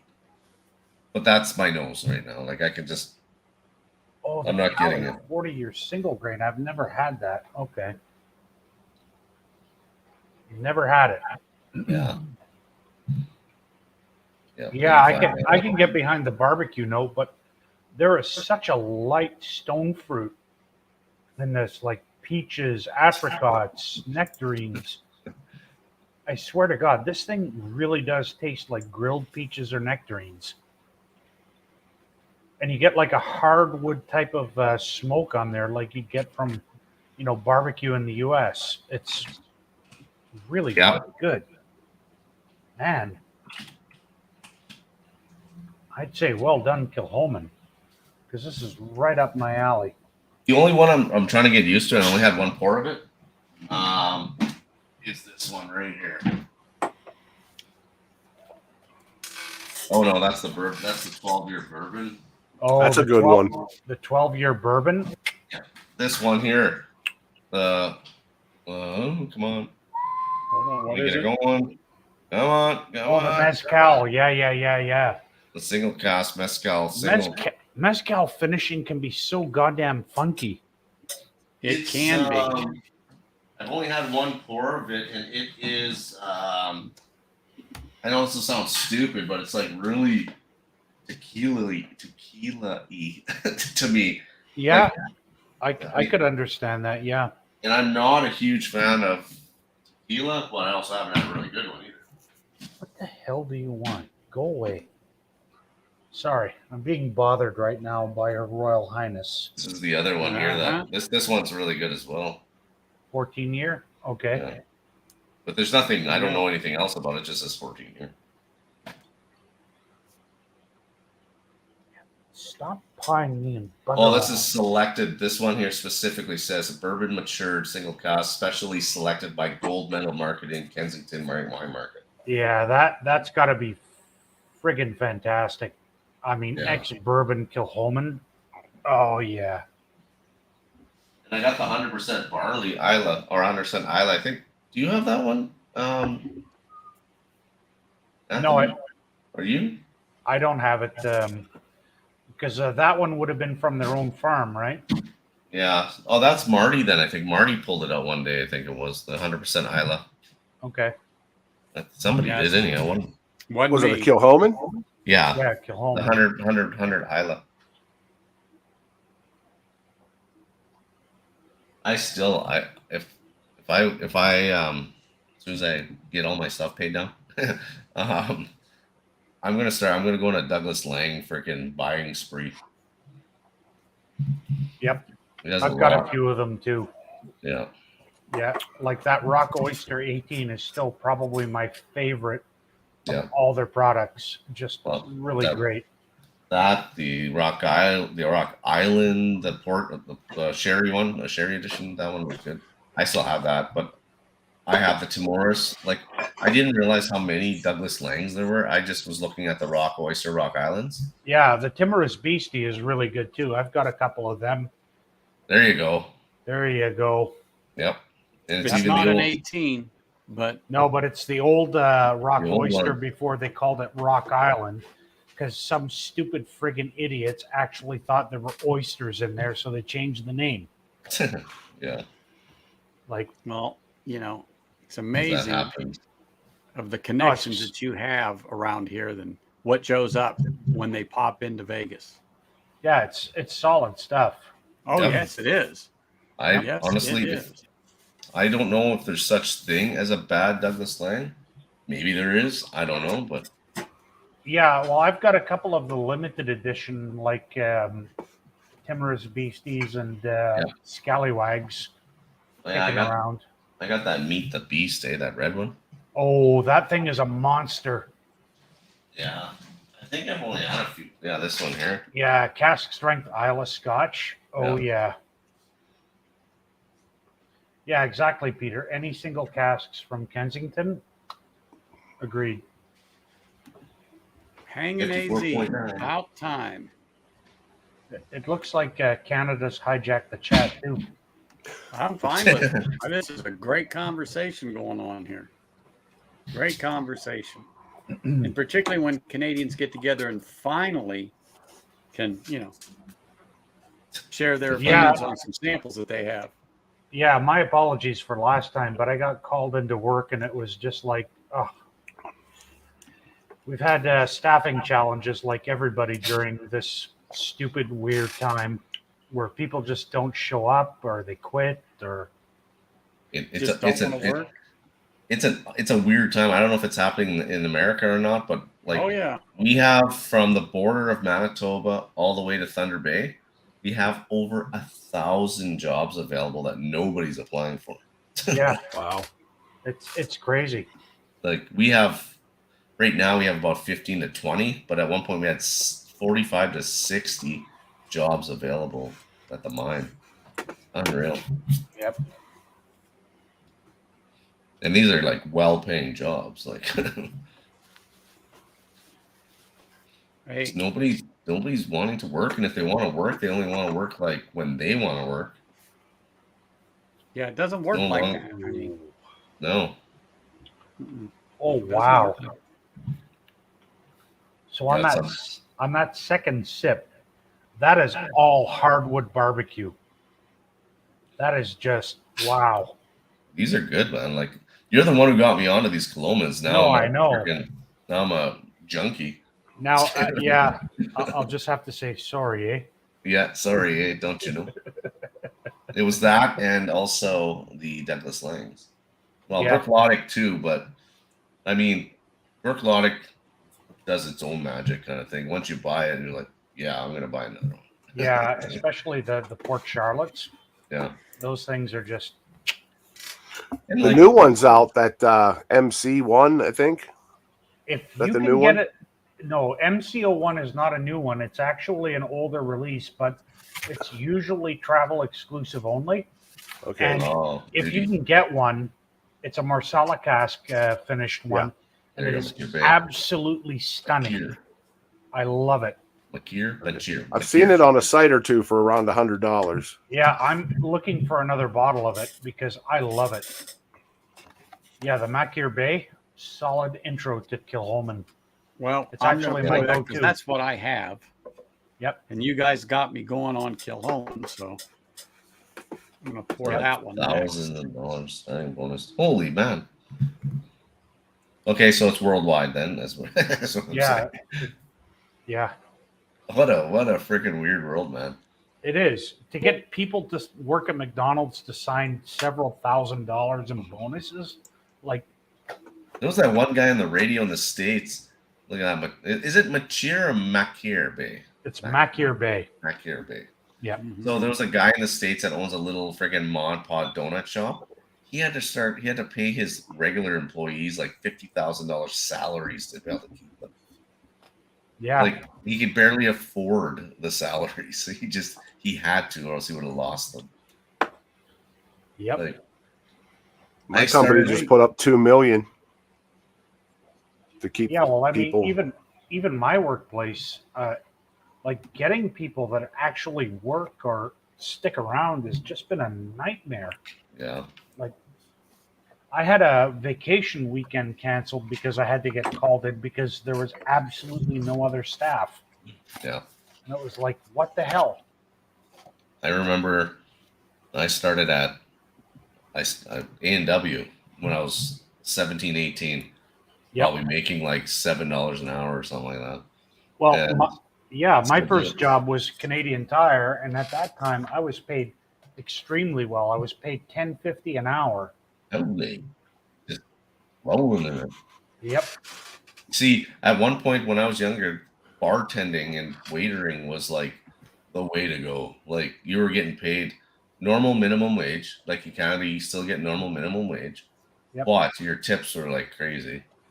Yeah, well, I worked in the shop at Canadian Tire, so it was like $10.50 an hour. I'll do it. Hell, no problem. But I think in America, like some waitering, waitressing, or service staff, I guess you want to call them, or whatever they're called, are like $2 to $4 an hour because you get tips. Yeah. Yep.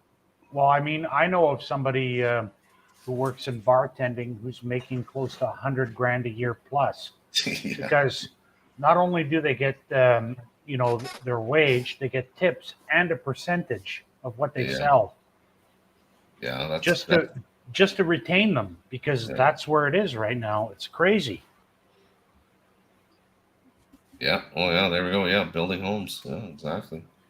Yep. Oh, now this is good.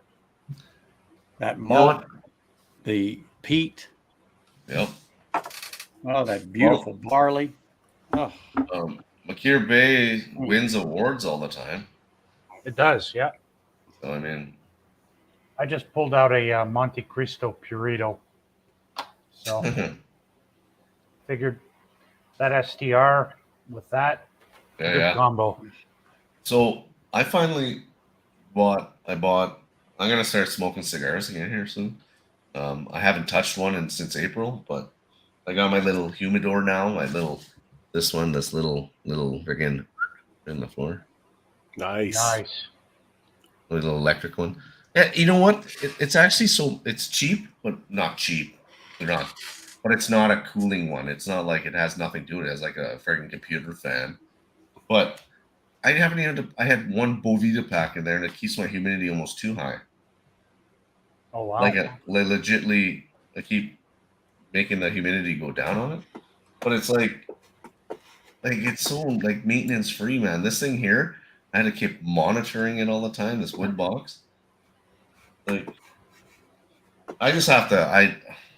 Now that we're actually living in one home, it's like now I can actually we bought furniture for outside, so I can actually go sit outside now and do that. I just haven't touched anything in so long.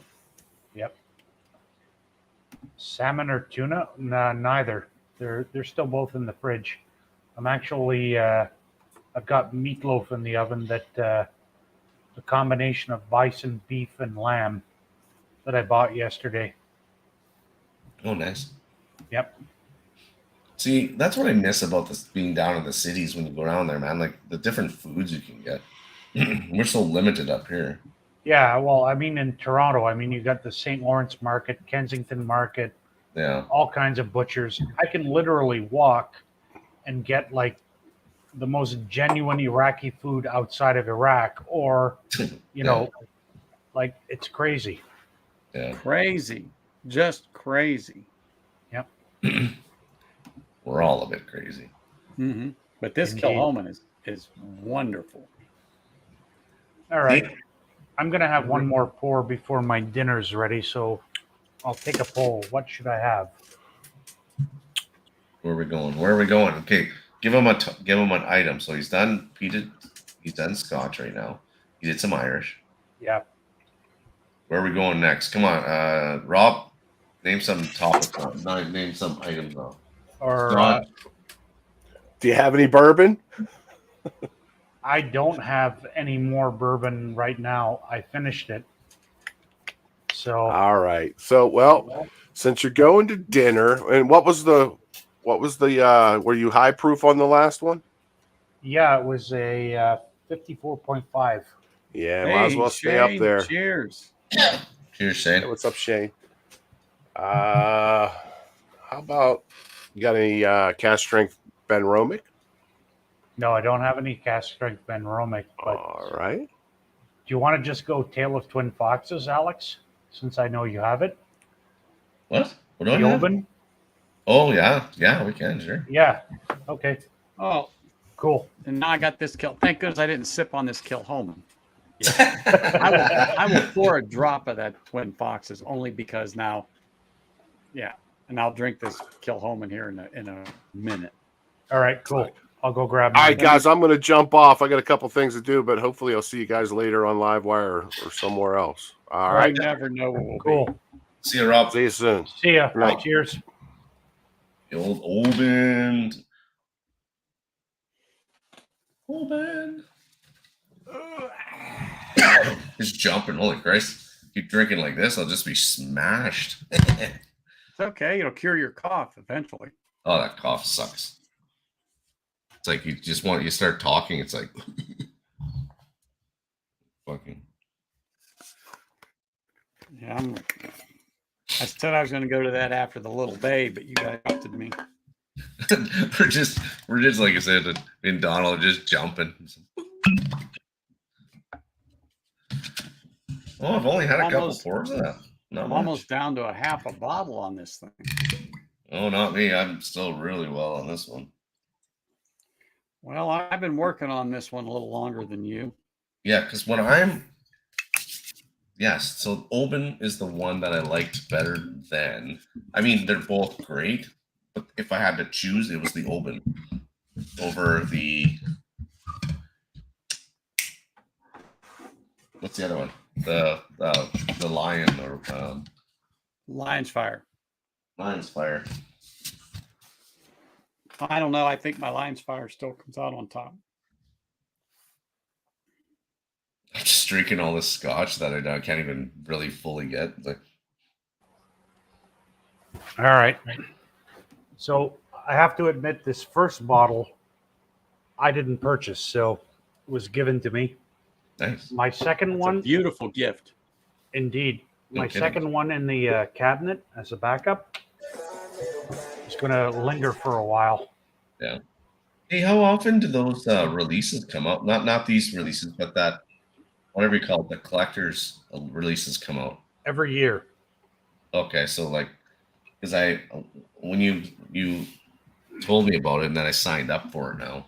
The antique collections or whatever they're called, I think it is. It's the Diageo special limited releases. Okay. And next year, apparently, they're doing a Kleinlich 12-year cask strength in PX. Yeah. And they're doing a Talisker using their lightly peated malt, which I am absolutely fascinated by because I've had the 8-year. I got to try the 15.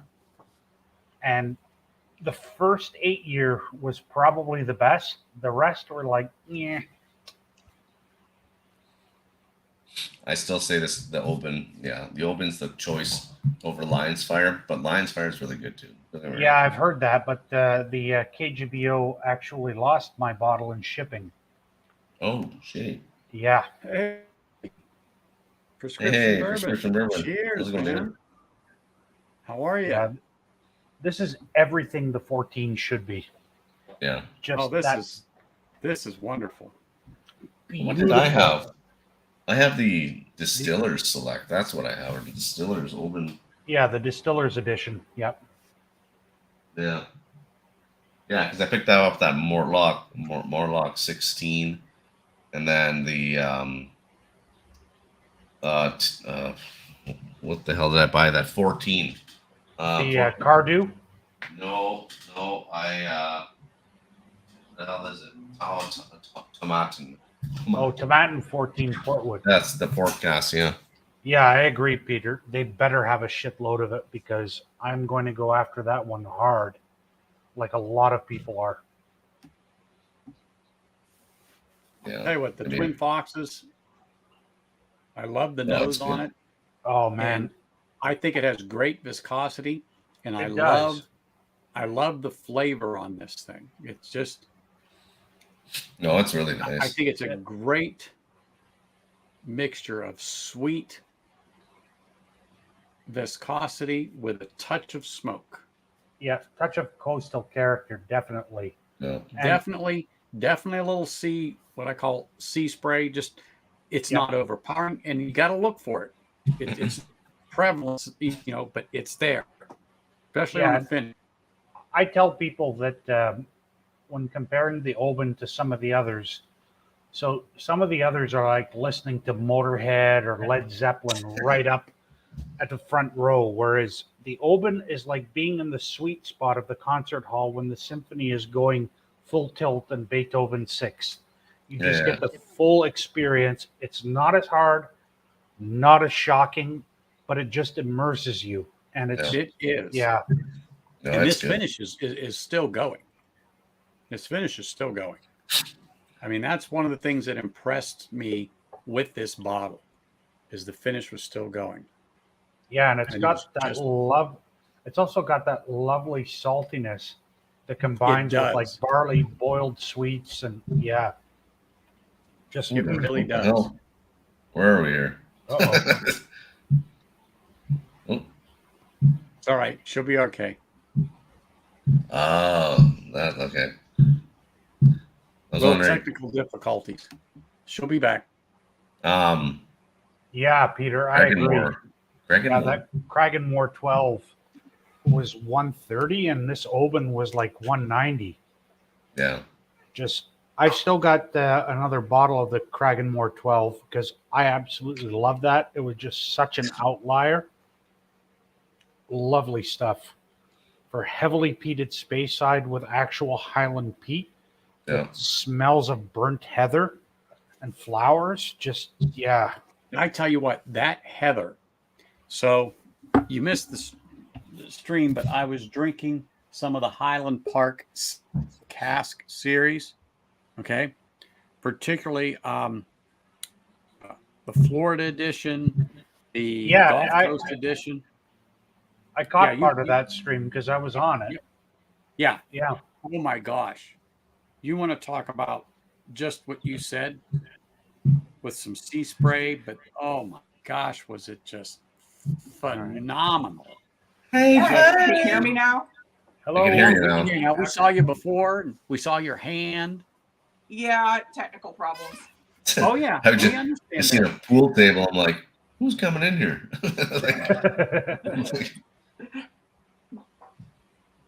Yeah, how you doing, Stacy? Oh man, this Oban is just Yeah, we're jumping all over the place, Stacy, tonight. We went Irish, we went Scotch, we went peated. We were good. I know. Yeah. I kind of saw that.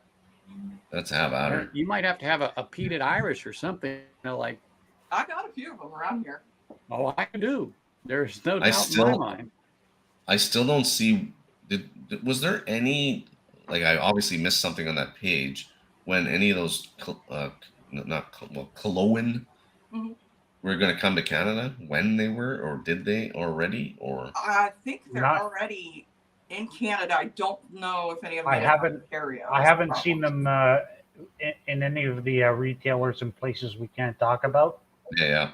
So I don't think they've made it yet.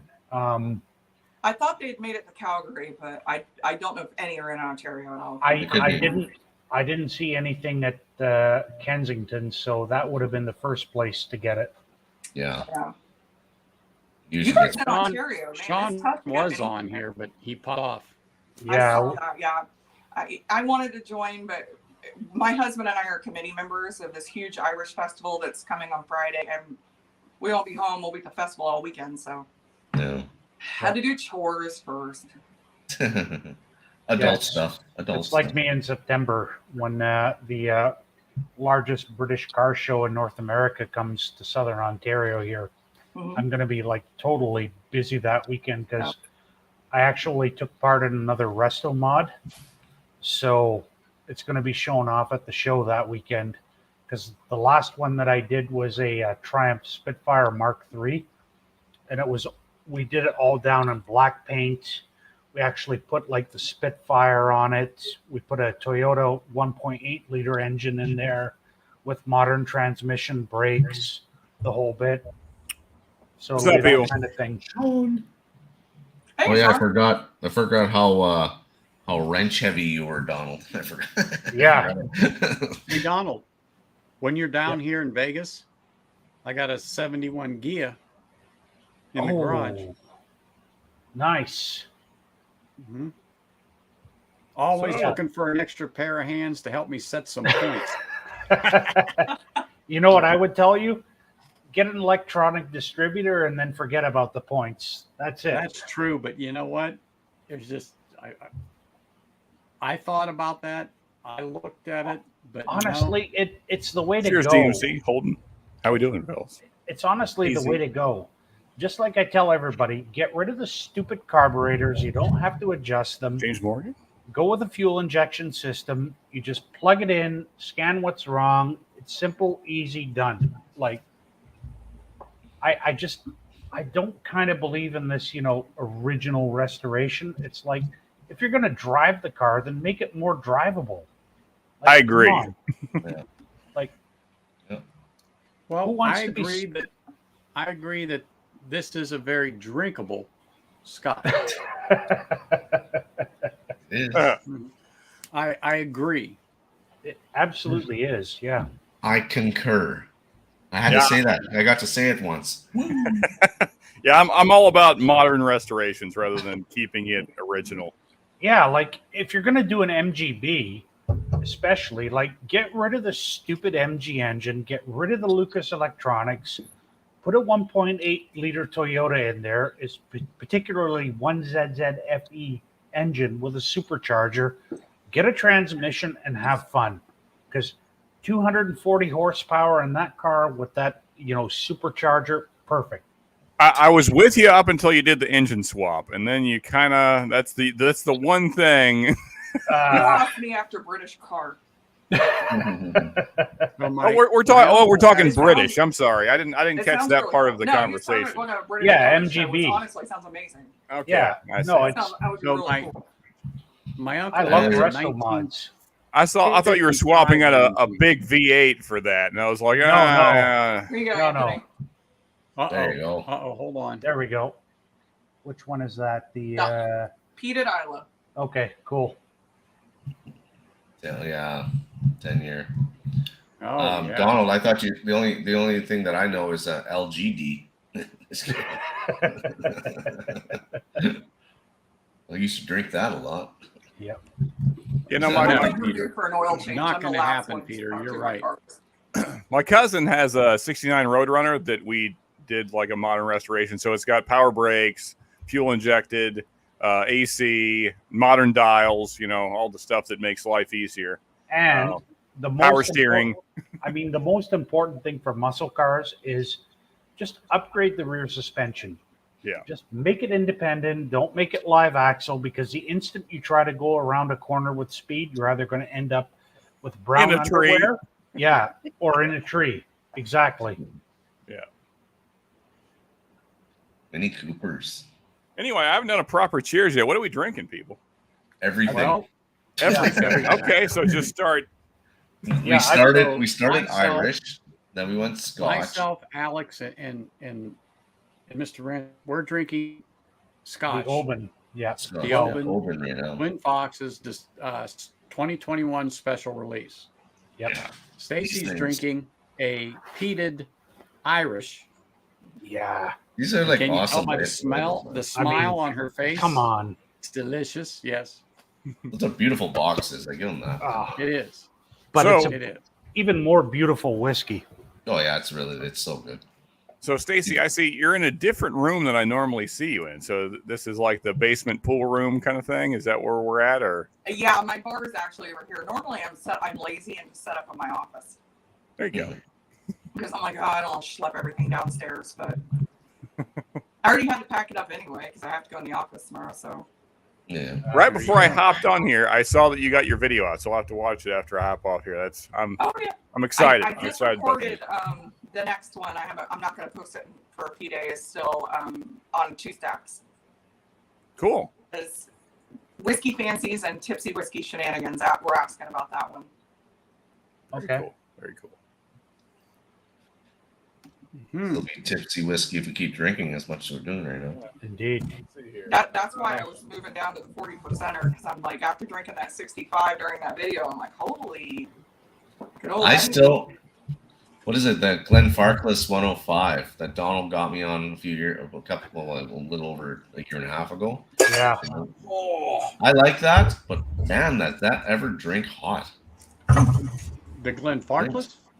I still got it here, man. Like it The drinks hot. 105 can drink a bit hot at times, but I prefer it to the more recent batches of the Abelur Abunad. They're just crap. Whiskey Lovers Society just did a review on that a few days ago. You guys ought to catch that. The Abunad or the No, 105? Glenfarclas, the 105. Yeah. Honestly, it's superior to the current batches of Abunad, in my opinion. There hasn't Everyone been a says that 105 is way better than their previous stuff and the ones that are out now. Unless you're into the 25-year-old, I think it was. Or the 15. The 15 can be really hit or miss. It's quite inconsistent. You could have a fantastic bottle that'll just leave you like, oh, wow, this is amazing. And then another one that'll be like, this is okay. Yeah. Yeah. So the batches are really inconsistent. Yeah, Glenfarclas has that reputation. I mean, also, they're still one of the few distilleries in Scotland that still use direct fire. So, I mean, plus some of their sherry casks can be like 3rd, 4th, and 5th fill. So you never quite know. I've seen that when they're hanging AZs. Sean's comment. So does Sean. I don't know if I could do a smoking jacket. Maybe a vest. Is there a smoking vest? Is that a thing? Donald, we got to get you a bottle of that Redbreast Kentucky Oak. I think you'll like that. I've actually been told by some people that I won't like it, so I'm curious. It's not the typical Redbreast, but it reminds me a bit of Redbreast 15. It's more bourbon cask. There's not as much sherry in it at all. Okay. Yeah, because I've had people tell me it'll remind me of the 2019, 2020 12-year cask strengths, which I revile. I don't think it doesn't remind me of that. Honestly, it reminds me of more of Hench Doublewood. Really? Yeah, it's so the really 5 year. Strong. Those virgin oak notes are strong in there. I think they left it for like 5 months. Okay.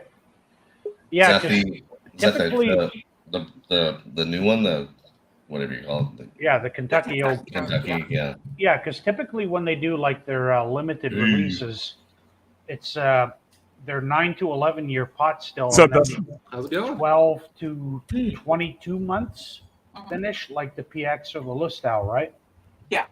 Yeah. Okay. I still haven't seen the PX. Now the PX is U.S. only, so we're not going to see it here. No, PX wasn't U.S. only. It was released in Ireland too.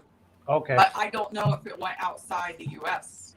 Is Lustau here? Yeah, Lustau's here. Yeah. This Kentucky Oak is a U.S. only. Okay. Yeah, Lustau. Yeah, he's got to pull out his Knockruth Forest now. I just regret I should have compared it to that Hench Doublewood. I'm hard pressed to spend $100 on a bottle when it tastes pretty. I'm getting the same notes on this cheap bottle. Yeah. I should have grabbed another 21 when the price was down. This thing made sure to make sure you really enjoyed all those young, youthful Irish whiskey notes. There you go. Like they're like, we want to make sure you know what cheap whiskey tastes like. By the way, this is $100. Yeah, see, I think it's too much. I compared that one to the Hench Doublewood. I didn't get that big of a difference. Okay. Yeah, I mean, the thing for me is that Redbreast Kentucky, as it's opened up, has got a lot of yummy flavors in it. But boy, does it have some off notes too. It's like, you guys could have had something here. They should have put more sherry in it. Question: does anybody want this? Nope. No. Why not? Okay. Fair. It's fair. I mean, I don't like it at all. That's what's wrong with What? it. Reach out to me. My husband will drink anything. I mean, if you good. if you Like try to drink, basically, I got like 2/3 of a bottle at least. If you cover shipping, it's yours. I don't want it anymore. I've gone back to it 3 or 4 times now, hoping it'll get better, and I just don't like it. it's a good bottle to keep around as like for a library piece, just to kind of remind yourself of what boring Scotch tastes like. Yeah, I guess that's true. That's a fair point, Dustin. Like it's the definition of entry level basic malt. Yep. So I got it. reach for it at the end of the night when I can't taste anything else anyway. There you go. It I doesn't guess taste I'm like pouring anything. it So entry-level 'cause I like it. Yeah, I mean it probably would go well if you were to mix it with some kind of fruit drink, maybe. No. see, Is there such thing as mixed Scotch drinks? there People are do it. actually. What is Yeah. that? I've Is it that never flavor in my mind thought of mixing Scotch. I've had a couple of Scotch cocktails at a place here in Toronto called Bar Chef where they do mixology, Yeah. and they actually infuse peat smoke with dry ice into like these crystalline balls, and then you All right, take a fine, bite let's out have of a the bottle. crystalline ball and then puff it out and then take a drink, and you're like, what the Oh, hell? whoa. Holy That sounds crap! crazy. I It mean, is I'm not gonna crazy. lie, man. An Ardbeg and Coke is delicious. Really? I can I've see that never- working. Yeah. Hey, Smoke Andrew. and Coke go. Cheers, man. Peated whiskey mixes Great beautifully. to see you Yeah. here. Yeah, I I was had a actually peated, thinking I had a about peated you. Scotch with black tea, like a black tea iced tea cocktail. Yeah, oh, that'd be Oh, beautiful. really? Wow. I've Yeah. never Oh, thought of and it. I haven't I seen will you. tell you that peated Scotch actually goes really well with bitter Italian soda. So like Canotto or any of those, Wow. you put a bit of Lefroy, especially Now we're with back. Okay. Canotto soda and lots of ice in the summer. Really good. Hey, Andrew. Hold on for 1 second. Hey, Andrew, question for you. Do you have my email and stuff? Let me know in chat. If not, I'll put it up there. We gotta meet up one weekend. Got something I want to try. If you haven't had it, he doesn't live far from me. AZ, are you saying that you want the bottle? Is that what the I do means? That's going to be expensive shipping. Either that or he's getting married. He'd be better off buying a bottle. Or he needs the bottle to cast off a ship. Yep. Yeah, that could be. A ship, There's yeah. that. In Arizona, of course, right? Yeah. We yeah. know that they've got like deep harbor ports and lots of shipbuilding in Arizona. I mean, Yeah, I hand Especially delivered in a Flagstaff. bottle. I hand delivered a bottle to AZ not too long ago. I think it was like $16. It wasn't too bad. It's $45 to $50 to ship across Canada. Never mind now. It's even more. It I went up to now? ship, yeah, because the fuel surcharge that Canada Post charges is now like Okay. Well, 37.5%. but they've got to get I clearance got a with the bottle of reindeer wine. and stuff, right? To Okay. ship it. Yeah. Just shoot me an email. Whoosh, And, whoosh. It's to make sure the reindeer are off the tracks and the Cell moose number? and yeah. It's, Yeah, And, yeah. I mean, Yeah. or is, it's or is, a it, whole is, ordeal. it still is it still stagecoaches? I don't know what's going on up there. Dog sled. Yeah, dog sled. That's the thing. Yeah. No, it's not even dog sled. It's a Mountie on a moose with a sled on the back. Mountie on a moose. Mountie on a moose. Yeah, that's their second job. Yeah, USPS. Honestly, so I went to ship a package to Ken. Yeah. I had it in the box. I got to the Canada Post station. I saw what they were going to charge. They rang it up, and I'm like, that's not what was on the online calculator. And the guy was a real dick behind the counter. He's like, well, this is what it costs. Do you want it or not? And I told him where to stuff it. And then I went back home. I took everything out of the box. I put it in a bubble wrapper with bubble wrap. Yeah. And it was a fourth of the price. It's just because of the size of the damn box. Jesus. Oh yeah. Not even the weight. The weight's the same. UPS does the same thing. It's Yeah. so fucking stupid because when Yep. I saw the price, and I will tell you guys, it was $499.99 to ship. Ooh, What? What? $499.99 is what came up on the screen. And I holy. looked at the guy and I'm like, Well. For how No. many bottles? Just one? No, it wasn't bottles. It was 2.1 kilograms. So, yeah, Like $500. $500. That's You know, crazy. for a few Really? $100 That's insane. more, you could have flown there and delivered it in person. Actually, no, for probably 4 times the price, given how flights are in Canada right now. Right. Well, Yeah. that's true. You're talking about recently. Okay. Yeah, we're talking about Canada here, where, you know, like Australia, we get bent over the barrel for everything. And then, yep, We have sand in our Vaseline. Is what we say. exactly. And it's extremely coarse. Yes. Hey, so That's Alex, why. speaking of things that suck, I know you're all are you all moved in now? Is it like settled, or is there still Who, me? things? Yeah. Yeah, oh yeah, no, settled. Just no kitchen, but we're settled. Right. Eating a lot of microwave meals. Gotcha. A lot of takeout, but we got the kitchen got moved to August 22nd from August 1st. So we're Yeah, kind of- there you go, Slapshot. Exactly. Another month. So there's Canadian no shipping, no cabinets, and we got appliances, no cabinets or nothing. just so stupid. No So- sink, no so nothing. there's nobody that wants to work up there either, I guess. No, it's just the appliance. It's just the cabinets wherever they come from. Yeah. Yeah, trying to get appliances is a nightmare. I think it took us 4 months to get a dishwasher. Yeah, appliances weren't a problem for me at work. The problem was finding somebody to actually install the damn appliances. It was just like, nope, call back in 3 weeks. It's like, really? What? Yeah, well, because think about it this way: if you're a contractor right now, you've got every person who's in their family residence wants something worked on in their house because they're spending more time at home, they're working from home, and they can't buy a new house. So they're like, better improve this one.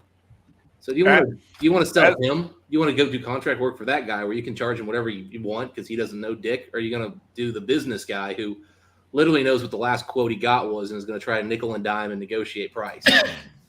Yep. No, you're going to go do it for the granny down the street who's going to pay you $4,000 for a $2,000 job. Yep. Yeah. As a person that's happening to right now. I mean, that's what me and my dad do. We do like kitchen, bathroom remodels. It's such a small town. We do anything because my dad was a GC down in Florida, and then we moved here to Kentucky. There's no rules really, so you can do anything. So yeah, we're booked out like 6 months now, and people are just like, yeah, we'll wait. Like, okay, I'd rather you not. And because they say that they will wait, but then they're going to keep calling you like, oh, so you think you can make it by this month? No, it's still 6 months. So yeah, well, my dad right now is trying to get work done on his office building. He just he refinanced the place. I guess technically I own it now, so yay. hey, all right. Yeah. Just this is what I needed, a nice $200,000 anchor on my credit that I get zero benefit from. Cool. It's amazing. But anyway, so part of the loan was he wanted to pull $20,000 out for maintenance and repair, and he's gotten one of like 3 of the big things he wanted done, and he's just like, I can't get people to go do the work. Like I can't give them money, and I was like, nah. I was like, I told you that'd be a problem when you did the loan. Mm-hmm. When they said 6 months, I was like, really? You're gonna get work done in 6 months? Oh, that should be fine. Okay. Yeah, Like, not in Lexington. I mean, I was like, I'm not in Lexington. Maybe contractors aren't backed up there, but they are the rest of the world. Yeah. Yep. I mean, we're having our complete HVAC system and roof redone at work, and it's a 4.5 month lead time just to get any My HVAC sympathies. equipment right now. I So- have a new roof that we need as well. So, ugh. Yeah. Yeah. Another reason why it's not a good time to buy a house, because if you find out your house is going to be a fixer-upper, guess who's fixing it up? Yep. You. Yeah, we did the demoing of our house, and then we have a contractor. We didn't have the issue with the contractors. Whoever builds the cabinets is who the freaking issue is. Yep. I mean, Yeah.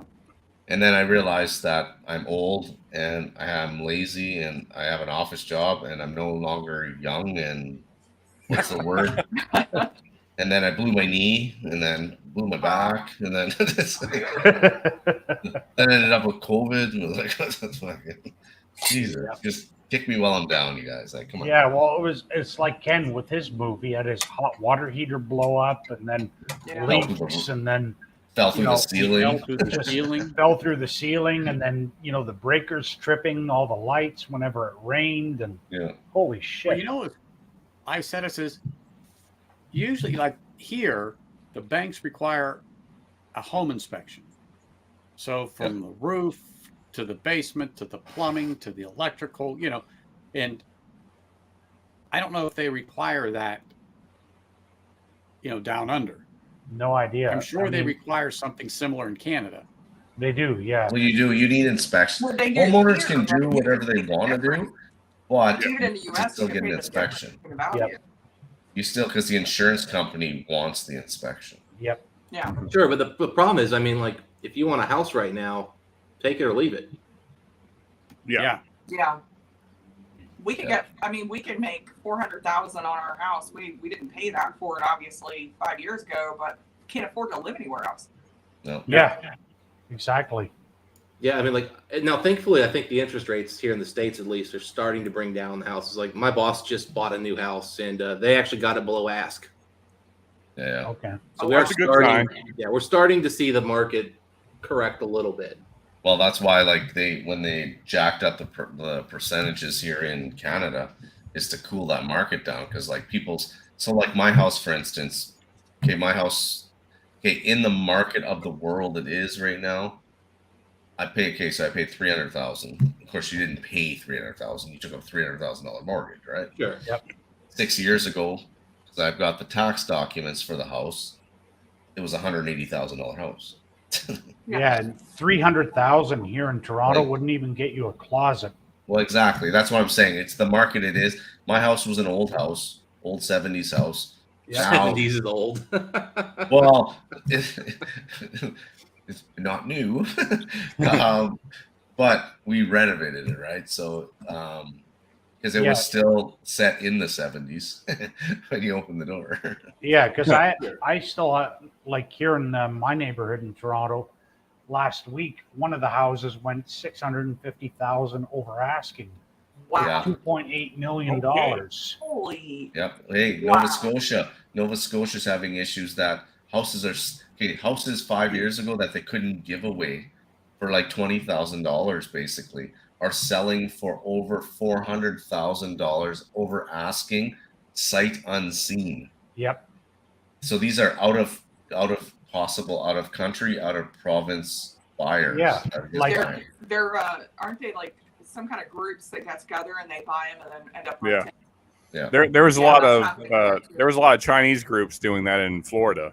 Yeah, they're not allowed to do that here anymore because they put the foreign buyers tax here to try and cool it down. Because BC was the worst for that. Well, never mind. Like, I just had a brand new condo building built on the most valuable piece of land in all of Canada, which is literally a block from my apartment. It was parkland, and the developer paid like $38 million for this little parcel of trees and parkland, put up 2 condo buildings, and the penthouses have just sold for $9 million. Yep. Well, yeah, just to give you an idea, so down the street from me, here's a house for sale. It's 3 bedrooms, 2 baths. It's 1,154 square feet. It was built in 1918. Oh, wow. That's kind of cool. That's pricey, I bet. Oh, yeah. It has definitely not been maintained to the highest standards. It's a nice baby blue outside. Sweet.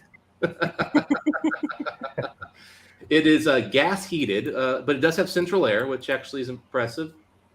And it does have a driveway, so you can park off the street, which is actually a premium product around here.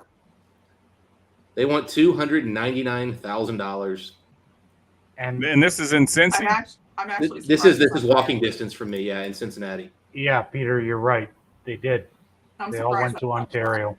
By the way, the owner bought the house in 2016 for $160,000. Yeah. Yeah, and a house like that here, Dustin, would be close to $2 million. Yeah. Oh yeah, absolutely. But this is Cincinnati. This is not like this is not a ultra high density location. This is not a this is not an ultra high income like city. This neighborhood's higher income, but it's still not crazy. Like it's interesting where Donald is in Toronto. Is they'll have a house like that you're talking about, and it'll be fixer upper for $2 million. Yeah, and that's a good. They'll use those terms too. A fixer upper. Yeah. For $2 million, a fixer upper. Yeah, for context, this house sold in 2006 for $91,000.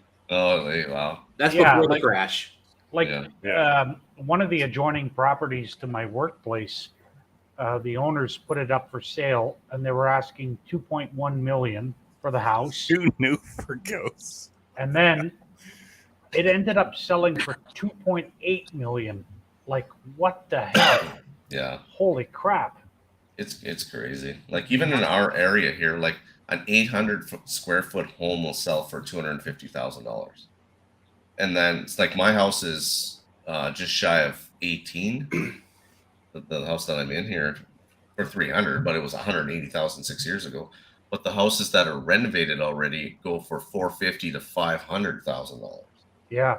Like, so if the market was still the same and we wanted to flip the house that we just renovated, which we're not going to, we could probably get 400 for it right now. Yeah. Just with a $60,000 renovation, we could make 100. Well, not make 100, but make $40,000 off the sale of it. You know, AZ's always got great comments. Yeah, So, too new for ghosts or goblins or any other fictional creatures. in perspective, there's scotches that are what, 60, 70 years old, going for $250,000. Yeah. Because there's only, 50 bottles or whatever it was. True. And a name. You put Macallan 80 year on that, and it's like 800 freaking thousand pounds. But that's what I'm saying. It's like, really, people? I'm sure it's good, but I wouldn't gamble that kind of money. Well, it's not a gamble here. It's not a gamble. It's an investment. That's the thing. It's an investment. It's just what it costs to live here. It's just what it costs. But how do you know it's actually any damn good? Unless you pop that top and try it. Yeah, and then there's Peter White's comment, which is what we're all agreeing. He goes, "This house is worth $500,000 more than he paid, but where would he go if he sold it?" Exactly. You're not going to get it. You can't even afford to rent anything. Even because rent's insane too. Yeah. Dude, again, I'm paying almost $2,000 a month for a 670 square foot one bedroom. Yeah. 1,900. Oh, right. Yeah, well, I'm very, very lucky because that includes my parking and my internet. Yay! I'm still a shade under 1,000 for a 550 square foot apartment in Toronto because I've been here over 15 years. Another cat. If I had to go anywhere else, cat. then I'd be at least double. I was paying like about $900 for my last place. It's cleaning yourself every time it you was guys like are 430 square feet. I just couldn't live there anymore. It's too small. It's like I need more space. Yeah. See, I made a lounge in my room just for my cat.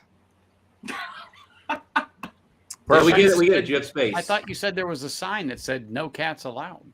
Oh, there's that. No, they freaking got their own room over there. They're always here now. That's right. So since we're all bragging about our mortgages and rents, I pay $479 for 1,400 square feet on an acre of land. Yeah. Jesus Christ! Wow. Yep. Yeah, that's where I always go back to. But I also live in the middle of nowhere, so there is that. You're in Western Kentucky, right? No, South Central, right over the Tennessee line, south of Lake Cumberland. You're not near the flooding, are you? No, that's Eastern. Thank goodness. The Eastern is rough right now. Yeah, it's not good. My dad said he just had to go pick up my nieces and I guess so his granddaughters from a summer camp when apparently they were like right by all that stuff. I mean, they were fine where they were at, but he was nervous if he was even going to be able to get down there to pick them up and take them home. Oh yeah, I mean, there's literally towns underwater, like the buildings are submerged. Yeah, like right now. Yeah, Peter. And they're getting more rain. They're getting more rain today. Oh, geez. That's crazy. I've got family down in Floyd County, but I haven't heard anything from them to see it. Yeah, Peter White is right. So what started it all is over in Eastern, they got 10 inches of rain in 3 hours, which doesn't sound crazy, but because there's valleys, it's very mountainous there. It all just goes downhill, and it was bad. So like flash flooding, it was just, yeah. Yeah, there is here in Ontario on older buildings and everything. There's a cap to how much they can charge above. I think it's 2.1% this year, 2.5 is the maximum they can jack it up. So yeah, I'm not going anywhere until I'm basically in a body bag, it seems. Yeah. You know where you're going to die, Donald. We got it. Yep. See, that's why we hired to another city. We stayed in that rental for so long is because it was cheap. We got in like 6 years ago. We're paying like $1,100 for a full 3-floor house. Yeah, whereas I'm paying close to that for a 550 square foot apartment, which is a bargain here right now. Well, holy crap! Yeah, I mean, I had a place I was staying at before I moved up to Ohio. I was paying like $425 a month, and the landlord was leaving it alone. He wasn't raising it. I was there for like 3 years, and I mean, it was not the nicest place by any means, but it was in an amazing location. And anywhere else in that area, I would have paid at least $800, if not close to $1,000. Yep. Now, mind you, I had a bigger kitchen. I had no bedroom because it was a studio. I'd go to Spain personally. The bulk of the space in that place was somehow allocated to for some reason, the kitchen felt like needed like enough room for like a dining room table, but they didn't. Instead of like space for like your bed and your main room. I was like, guys, I can have a killer beer pong over here. The rest of the place, not so much room. There you go. Yeah. And I was like, I actually even debated at one point moving the bed into the kitchen. I was like, there's really enough space for the bed to be in the kitchen that I'd have a whole like living room. Ding ding. Man. All right, guys, I'm going to jump off because my timer just went, so that means my meatloaf is ready. Hey, that's a good reason to leave. So yeah, it was good seeing you, Donald. Yeah, it was good chatting with all of you and hanging out. Donald, are you? What's your last name? So I know which Donald you are. There's a few on Whiskey Tube, so we've never met. Lance, his last name is Donald Sir Lancelot. Rance, yeah. Rance. Okay, I thought you were Donald Rance, but I just wanted to confirm. You ever hear somebody talk about Yoda? They're talking about him. Yeah. Okay. Fair enough. We need a song for you, Donald. Like, he's the good Sir Lancelot. He loves to rant and rave a lot. Yeah. Well, good to meet you, brother. Yeah, good to hang out with you guys. All right, guys. I'll be lurking in the background. Cheers. Yeah, cheers, Donald. Thanks. Night, Donald. See ya. I tell you what, this Dare Gaelic is so freaking good. Yeah. Is that the Kyle bag? No, I haven't seen that, and to be honest, I'm kind of on a spending freeze, so I'm probably gonna miss it. Yeah, it's in Ohio right now. I need to get one. What are they charging in Ohio for it? Oh, I think it's $269. That's actually not bad. No, it's not. I paid like $210 for that one. I bought it. This is a UK release, obviously. I just don't like spending my money in Ohio. I feel dirty every time. Plus, the thing is, Toronto. I guarantee if I go looking for it, I won't find it anywhere close to me. It'll be like I'll have to make a legitimate trek to pack on an extra $50 in gas. She's still cleaning herself. Yeah. So that's Knockrath. Which tree is that? 3 or 4. I'm trying to remember here. Hold that bottle up, Dustin. That's right there. The color on that is absolutely beautiful. I will say I do like the color more on Knockrath, but I do like Kyle Beck a little bit. It does look nice. It's actually turn down. It looks like you can just tell by looking at it that it would taste good. It looks so dark with his white complexion. Yeah, it could be that. It could be the offset of the colors. But... Yeah, it's a dark whiskey, and I'm a pale dude. They're both accurate.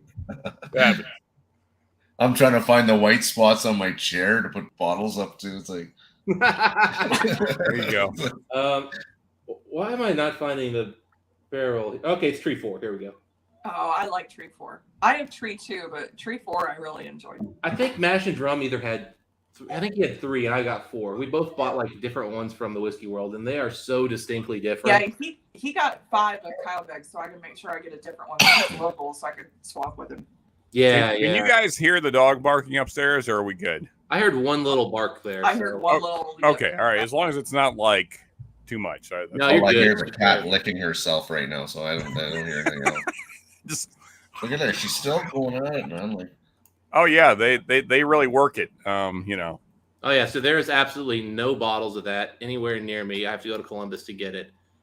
hey, David, Typical David. Ohio. David. So, David Bates, how we doing, man? We get nothing here Well, locally. this is my border collie. Dustin, let me know if you decide you just Oh, yeah. need Look one, at the so I will be doggy. making a trip That's back my border to the party collie. store sometime soon. Okay.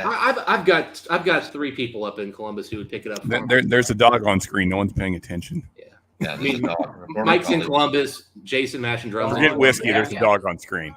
And then Mike's boss is Well, also my in roommate. Columbus, and he'd buy me one in a second. So I got to go down to Party Source and get a bottle of the poutine. A friend of ours in Ireland actually had a break-in at the store, and they stole everything. So Oh, you're just I'm gonna pick him one up and send him. which a bottle one? so he has one. Which bottle? The poutine. You know, what is that? It's basically like, I guess it'd be considered like Irish New Make or Irish Moonshine, and they have it there. It's really good. I enjoy poutine. It's very different. Okay, cool. I've not had I'm always, I don't know. Right now, like I said, I've been trying to cut back my spending. I've bought 1 bottle in the last 3 weeks, 4 weeks. It's the longest I've gone without buying bottles. Yeah, same here. I need a roof, so I'm sitting here like shaking, but I had to buy a backup Calumet 16. That is one of the best bourbons I've had in a while. cool, man. And at AZ, I agree. Pugs are like cats, just with a breathing problem. So, Anthony, I wanted to mention it way earlier, but I just happened to notice, as soon as I popped on, that your hat looks really weird today. There's something wrong with your hat. I don't know what's happened. Not very bespoke, is it? Yeah. There's something really. Let me help Dustin out. Okay. Hey, I got to support my wife's alma mater. I got you. They don't make bespoke Nittany Lion hats? I probably wouldn't wear they it. make fedoras. I'm guessing. They make a high-tech fedora. Oh, he's going to get the hat. He's going to get the hat. Yeah. I had to bring it up at some point. It's they're a school of an interesting history and past, to say the least. Dustin, I love your review today. I actually shared it with Brendan Carty from Cologne, and I think he might. There we go. He wanted your Instagram. Nice bowler there. Yeah. Oh, cool! Yeah, awesome. Yeah, that thing blew me away, and I made sure Mike didn't get to try it before we reviewed it because I wanted Mike's legit surprise because I knew Mike was going to look at it and be like, "Really?" And I was like, I'm "Telling you, man, this is a special one." Yeah. And at the end he was just like, "God, where did that come from?" I was like, "I know, man. That just shocked me." The Mourne Mountains in Northern Ireland. I still can't believe that there's not 30-year-old grain whiskey in that thing. Donna was telling me the ages. I'm like, how did they? It has those 30-year-old vanilla grain notes. Oh, that's a good bottle. This is my favorite. That's all I gotta say. Hold on. I would Which say, one is it? yeah. Which one is that? Oh, The Redbreast 21. Oh, please, yes. The big boy. I only have little bit in this one left and 1 full bottle left. If I would have got when they were $100 cheaper. Yeah. Well, I used to get these for $200. I like how you said when they were $100 cheaper because that really puts it in perspective because they're multiple hundreds of dollars now. So. Yeah, they're $350 in Ohio. Yeah, they used to be $200 here in Canada, so I bought 2 bottles, and I didn't know that it was going to go up like that. I would have bought. Yeah. A couple of years ago, people were picking those up in Europe for $130 and having them shipped over. Now, Alex, when you pulled that out, I could hear it hit the table. So, And the whiskey. and the whiskey, yes. I was gonna say then you're lying, really lying. Well, I keep these kind of boxes though. I think I'm gonna go back to this Redbreast Kentucky after having a proper virgin oak Irish just to see how how different we end up with on this thing. So, yeah, I mean, this is. I tell you what, though, I mean, I've gotten it down to about here, and it really has helped. This whiskey went from being downright bad to being reasonably okay. Yeah, like I could drink this. Like the first pour of this thing, I was like, "Oh my god, what the freaking hell did I just waste money on?" Nice. Well, one thing I can tell you is this Kilchoman Makir Bay is just fine. Oh, that's some good stuff right there. Makir Bay is good. So I'm having the opposite experience with this, Dustin. So the first pour of this was like, it's okay. I don't love it, but it's okay. Now it's just gotten worse. It's gotten more boring and basic and annoying and like super sour. It's incredibly sour. Well, there was no alcohol to lose on that bottle. Yeah. Well, that's came in at 40% to start with. Yeah, that's really. I mean, so again, the only reason I bought it is because a buddy came up from Florida and he likes very, basic scotches, nothing exciting. And I was like, okay, we were kind of partying that weekend. I was like, okay, let's get it. And so that's how I got stuck with this. And I was hoping it would somehow get better, but yeah, as you said, it can't. It can't get better because there's nowhere to go. It can only get more boring. Yeah. Now, I didn't say that about my Glenfiddich. Glenfiddich is not a brand that I have high regard for. See, I don't find it offensive. I mean, it's not the best Scotch I have, but I have that. I actually have a backup. So Anthony, this is my long branch now in the Scotch world. Like I despise this bottle now. Absolutely like I don't feel that way about that. It's not stellar by any means, but I find myself pouring a thing of that sometimes at night after work and just sitting down and sipping and going through some email or watching a little something on television. To me, it's just a decent sipper, and then I'm off to the shower, to bed, and that's it. Yeah, I mean, I don't know if you saw earlier, but I actually tossed out about a half ounce of it onto my barrel just to keep my barrel moist. Yeah, because I did not want to drink it. So. I mean, I can do a Glenmorangie 10, but I can't do a Glenfiddich. It just. Ugh. I don't dislike it nearly as much as you guys do, but I mean, it's boring. To me, it's like apple juice and tea kind of got blended together. Yeah, like a super sour apple juice, like the most sour of apple juices. Yeah. Yeah. Yeah, I'm sure the brand itself makes better stuff, but I cannot endorse this bottle at all. I haven't drank a Glenfiddich. Really? I mean, if you're going to get a Glenfiddich and you're trying to keep it to a reasonable price, get the 15-year-old Solara. They do. It's that is good. It runs around maybe the $70 mark. You might be able to find it for less. A lot of stores will put it on sale here and there. Just really solid. It's 40%, so it's got no oomph, but has nice sherry casks involved. I think it's overall a pretty quality whiskey. I'm not going to tell you to rush out and pick one out. But it's not anything that's going to blow you away. But I do like the 15-year-old Glenfiddich in that. I do. I do not like the 14-year-old finished in the bourbon casks. I thought I would, but thank goodness I got a pour of it. That was not impressive at all. Boring. I'll go back to the 12 before I'll have any more of that.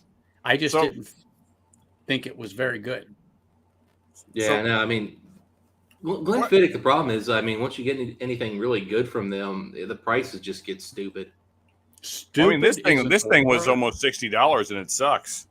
Well, 60 is kind of the starting point for a lot of single malt scotches in the U.S. Yeah, I know. That's another thing. You're talking about for the Glenfiddich you got?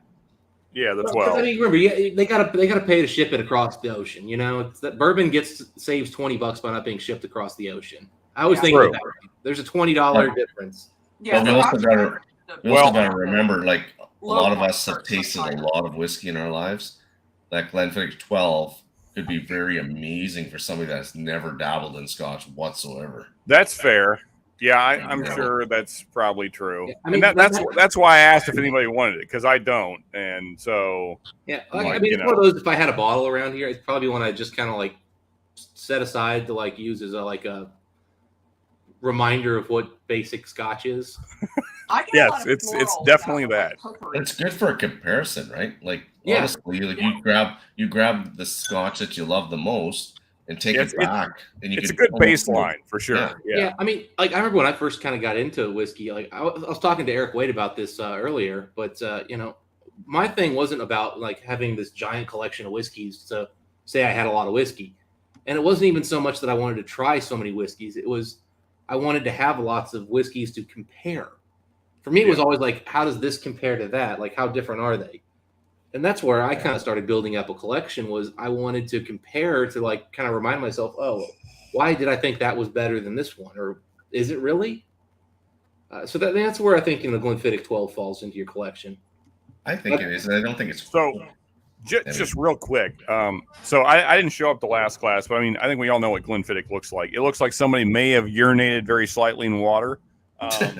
Whereas this is let me read this off. This is the Highland Park 12-year single cask, 62.5%. Look at that thing. Oh, it's so dark. Well, I mean, it's using sherry casks. So is it the Florida edition? I can't say because it's a sample. I only have that information. Oh, the fancies. Hold on. Hold that up. Who sent it to you? Fancies. Fancies. Oh, it's probably the California release then. Yeah. So what did you say? 62.5. 62.5. California. That's supposed to be a good release too. It's pretty freaking good. Yeah, because the ones I have are 65.8, 65.4. Oh man, that nose is so good. It is like it is. They're delicious. I did a review on Wednesday. Well, actually, I got some samples from Greg, and they were absolutely phenomenal. So I haven't tried Highland Park yet. The Gulf Coast edition, I can get about 6 different. The Scotch in the City. Scotch in the City was delicious. And it's not a 15-year-old. It was good, but it's just a tad lower in ABV. But that higher ABV at 65, respectively, just made the difference in the pour. Mm-hmm. Just made the difference in the pour. I mean, unbelievable. Yeah, Alex, you should definitely pick up some Highland Park. It's one of the distilleries you really want to try, for sure. Yeah, because I know I can get out of Alberta about 6 different choices of it. I just haven't pulled on it just because I don't know why. Yeah, my husband's a big Highland Park fan. If you can find an old 18. Oh, yeah, you guys missed that. Yeah, that's a good starter. Otherwise, maybe just grab a 12 just to get a feel for it. Yeah. What is the beaver nugget incident? Okay, so for those that didn't see my stream Friday, is anybody familiar with Buc-ee's, which is a rest stop / gas station? They're growing. They started in Texas. Anyway, it's probably the largest gas station that's not also a truck stop. So they're anti-truckers. It's just for those that are on the road traveling, just normal people. But it's trying to not exaggerate here. If I'm not exaggerating, there's got to be legitimately 1/8 of a mile straight of pumps. It's insanity. I don't know how many pumps there are. It's a hell of a lot. You almost can't see the end of the pumps. It's a lot of damn pumps. And then the building itself is like Walmart. Okay, so you can get a brisket sandwich, you can get ice cream, you can get clothing, you can get hunting gear, you can get a grill, you can get all kinds of clothing, any kind of clothing you would possibly need. There's also fresh baked cookies. There's beaver nuggets, which is this seems like something that would only work in a place like where you live, where land is cheap. No, well, okay, so maybe, but they're all up and down 75 and major roads like that.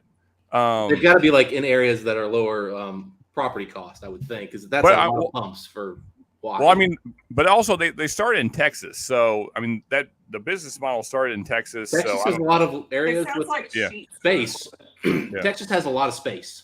Yeah, so it started in Texas, then they expanded to 95 and 75 and all the major interstates. But yeah, they're just also they do like these honey cinnamon roasted almonds, which are amazing, delicious. Yeah.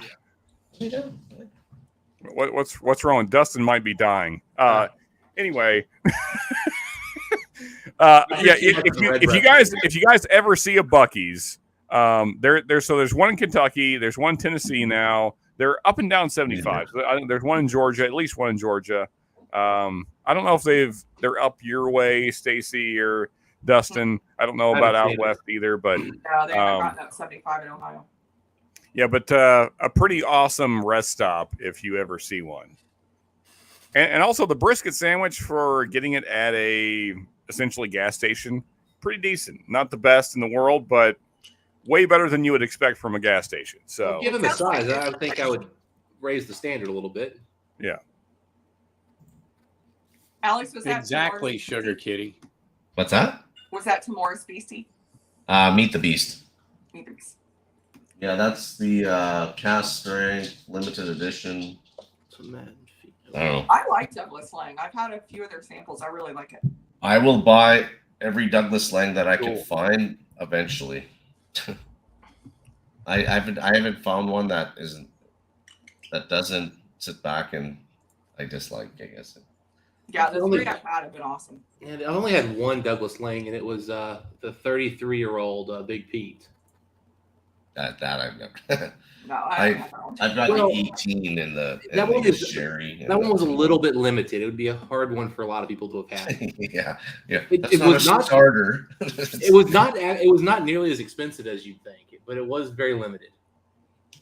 Hey, Anthony, I promised the other show that's going right now that I'd pop in for a few, so I'm going to do that. But I wanted to make sure I popped in here first and just said hey, and do my weekly cheers to these great people here. Sean, did you come in here to get him more subscribers? I mean, I hope that happened. If that did, that'd be great. No, just being a jerk. No, I'd love to see Anthony grow. Yeah, Anthony's my guy. So yeah. I'm happy where I sit. But as long as you stream, as long as you make some good content or whatever, you naturally will grow. Now I'm back on my afternoon shift starting tomorrow.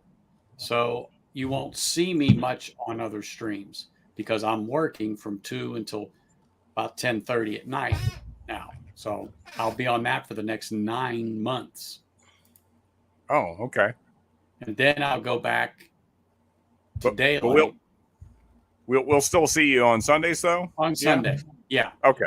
Well, it sounds like you're going to be on Scotch Down Under because that's going to be like your nightcap time. Yeah, there you go. Well, I did it before. I did a few late night streams, like when Cheech wasn't on, then I popped on, or I did something after him. Because your 2 o'clock's like 5 a.m. here, so Ken comes on 3 hours after that. So, oh yeah. So if you're still up, there's potential in there. There's potential in there. Yeah, you could literally you kind of just hop on with Ken here and there, or maybe even do an early morning stream with some of the Aussies and heck, drink before you go to work at 2 with your Aussies. And also, when does Simon go? Whiskey in the West. He's up Fridays at 8:30 Eastern or 9 Eastern. He goes on a little later than Ken. Yeah. So for us in America, he's Friday at 9 a.m. Eastern. It's Saturday night for him. Yeah. Right. Yeah. Okay. Well, yeah. So I'm gonna pop over there and just say hey and have a drink with him, and then probably gonna pop over there. You tell him I said hello. Will do for sure. All right. And cheers to you, great people, Anthony, Alex, Stacy, and Dustin. Yeah, and everybody in chat. We'll see you next week. Yeah. Yeah. We'll see you, Sean. Cheers. Yeah, so Stacy, I haven't had a chance to ask, so I did finally. I saw your comments on our video, so I hopped over and checked out your channel because I knew you had it coming, but I'd forgotten what the name was. And then I looked at it, and I was like, "Oh, I bet you that's Stacy." That's me. And so I clicked on your link. So what's with kind of going with the old school 4x3 video? Is that a stylistic decision or? I'm cheap and I'm using my phone. But your phone doesn't do like widescreen? That's a good question. I've only owned it for 2.5 That's what I'd say, Stacy. That's a good question. Well, I got a 13 and I know it does, but I was gonna say like every phone that has like pretty much come out in years should take care of that. Oh wow, we've gotten 3 new subscribers from that Killoan video, despite the fact that nobody is watching it. I shared it. Well, I shared it on the Killoan Facebook groups. Gotcha. Yeah, I'm looking at like So the yeah, views. you're gonna get some viewers coming Yeah. over from there. It's like our 10th place video in terms of like views in our last 10, which is fine. I mean, something has to be 10th. But 3 subscribers, I'm like, oh, that's pretty good. So thank you. Yes, you did, James. Yes. I almost you forgot. did. I watched your gold review. I didn't make a comment because I just didn't really have any. I have no clue what to think about that one, but It's coming. It was supposed to have been here already, honestly, and logistics delays coming from Ireland, stuff keeps getting hung up in port. So yeah, I want to get a red spot, but not at the prices that I've been seeing them at. It's just, I know I'm literally like down to my last 4 red spot, and I still pick it over gold. I think people will still pick blue over gold. I've never had blue. That's still on my list of ones I want to try. I did get to try red over at Mash and Drums, and I mean, it didn't wow me, which is why I don't own a bottle. But it's one I would like to get for like 130, 140 maybe, but not 160. No. Even 140. It's 175 in Ohio now. What was it at Matt? They just had it at a Party Source. It was 170 or 180. Yeah, and I was just like, yeah, it's a little bit lower there, I think, but yeah, it's 175. And it was one per customer, and it sold out. I love it. I don't about a think week. 75. It's a good whiskey. I just didn't think it's that good. No. So Dustin, you don't have Blue Spot around you? Blue Spot sells out here within a week. I mean, Okay. The problem is the ABV. A lot of bourbon people like it as well. Where me and Dustin have huge bourbon contingencies, so they snap it up as well. Your Irish drinkers, it's not going to sit for long. I wonder if Blue Spot's still here in Canada, because I see Peter talking about it. Yeah, I've seen one bottle of it, and they wanted 1,000 points plus retail for it, and I was just like, congrats, you can keep it. Yeah, it's a nice $120 bottle. I'm not a huge fan of it, but I don't. Wait a minute. What? Too spicy. Say that one more time, Stacy. How much? I think it's like 120 US. Oh, I don't know why I thought you said 920. That's why I was like, what did you say? $120. Holy shit. That's almost Redbreast 27 now. Pretty much. It's going to be there soon. That's why I tell people, if you can find it for under 500, get it, because it's going to keep going up. Oh, it's crazy price. Well, the crazy thing is batch 2 Redbreast 27 dropped about $100 from the batch 1, and now the price is going back up. I'm like, it's damn. 600 here. So batch 3 is I paid $430 for mine, and that was what I thought. That's about as much as I'm willing to pay for it. Oh, awesome. Yeah, Thanks, Donald. My husband got me one when it was still 500, so I'll be hanging on to that batch too. They're supposed to have Redbreast 27 at the Dublin Irish Festival that I'm going to be at, so I'm hoping that if it's batch 3, I might cough up the ridiculously high price at a festival to have more of that. I tried batch 1 and 2 side by side, and I legitimately could not differentiate the two side by side. Like if I'd flip the glasses, I'm telling you, I think they made one batch and just split it into 2 vats. I'm right there with you. It was not discern a difference. Dead on. I mean, usually I can't discern a difference. Like, I had it 6 months ago versus now. I can't tell. And honestly, that's how it should be. You shouldn't be able to discern a difference between those 2 bottles. Well, I mean, they are different proof. They were different proof by a little bit, but I mean, they were just so daggum close. I was just like, I've heard 3 is I've heard people saying different notes on 3. That's why I kind of am willing to put up the money for a pour of it. Well, when you're talking about the 27-year-old whiskeys, I'd like a little bit of batch variation, because that's kind of what justifies you buying multiple bottles. That's a good point. That is true. Like, and I mean, when you're getting that old, like, how do you get consistency on 27-year-old whiskey? Like, how much 27-year-old whiskey do you have just sitting around that you can be like, nope, these casks aren't good enough for this? Yeah. These casks are off Is that a profile. question for regular people or Middleton? Because we know Middleton has probably quite a bit of 27-year-old whiskey just sitting around. But also, like, how much freaking 27-year-old porch cask do they have? Like, Jesus. They've been in business since the 1700s. They probably have quite a bit. Where are all the releases of all these 20-something-year-old whiskeys that they apparently have copious casks sitting around up? They've been doing a lot of the single cask releases. I've got samples of the Blakes and the Le Maison Du and the Swedish release. But are they 25-plus-year-old whiskeys? The one is pretty old. The other 2 aren't. The other 2 are only like 16 years. I was going to say, I see lots of 15 to 20-year-old releases, but I don't see 25. Well, they save a bunch for those freaking dream casks that I've yet to ever win. Well, but they put out, but again, they put out so little of the dream cask. Yeah, they don't put a whole lot of out. I mean, like, I see more like 20-plus-year-old Lefroy coming to market than Middleton products, and Lefroy is a much smaller distillery. They had that 30-year, was that all sherry, the 30-year? I can't remember. It's been a while since I had it. Yeah. I've seen what you're talking about. There's actually one in Calgary, I see. Like, expensive as beyond expensive. Oh, yeah. Yeah, that one's going to be, and it's freaking fantastic. Like, I think it's like $4,000, $5,000 to $10,000, some of them. It ain't that big. I can even pull it up here. Yeah, that's definitely outside of my yeah. Like a year, 2 years ago, if Springbank 30 had come out, I'd probably be on the hunt for one for up to 2,000. But even then I couldn't go to the 4,000 that it's going for secondary. No. And that was when I was in the heat of like, I'm buying every Springbank I see. I don't give a damn. Now I'm like, nah, I see the credit card bills that came from that whole I don't give a damn thing. We're out.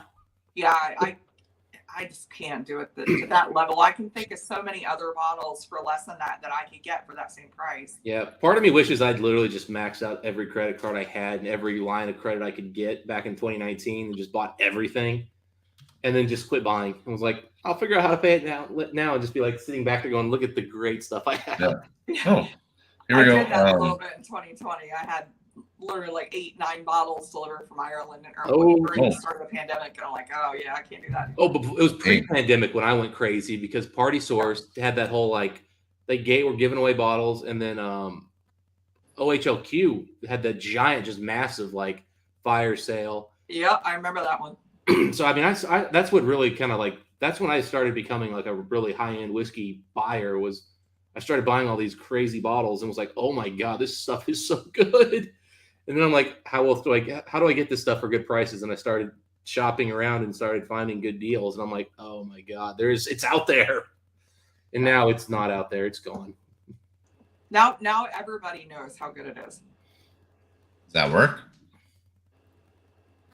We can still get it. That's the Lefroy 30. 33 Ian Hunter SB3.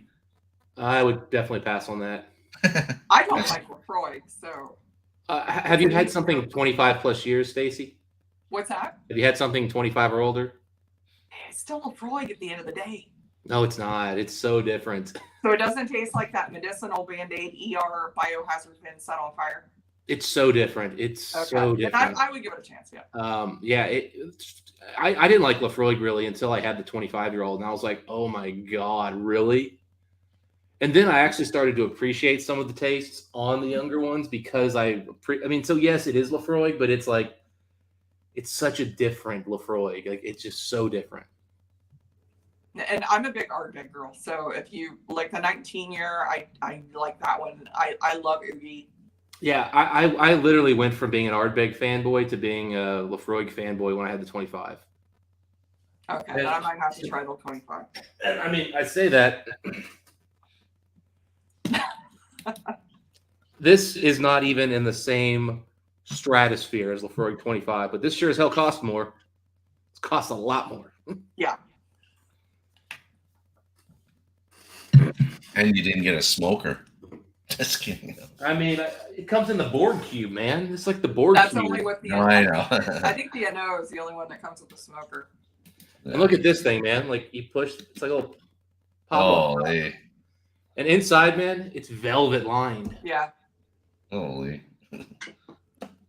Yeah. It's like a freaking casket for your whiskey. It's ridiculous.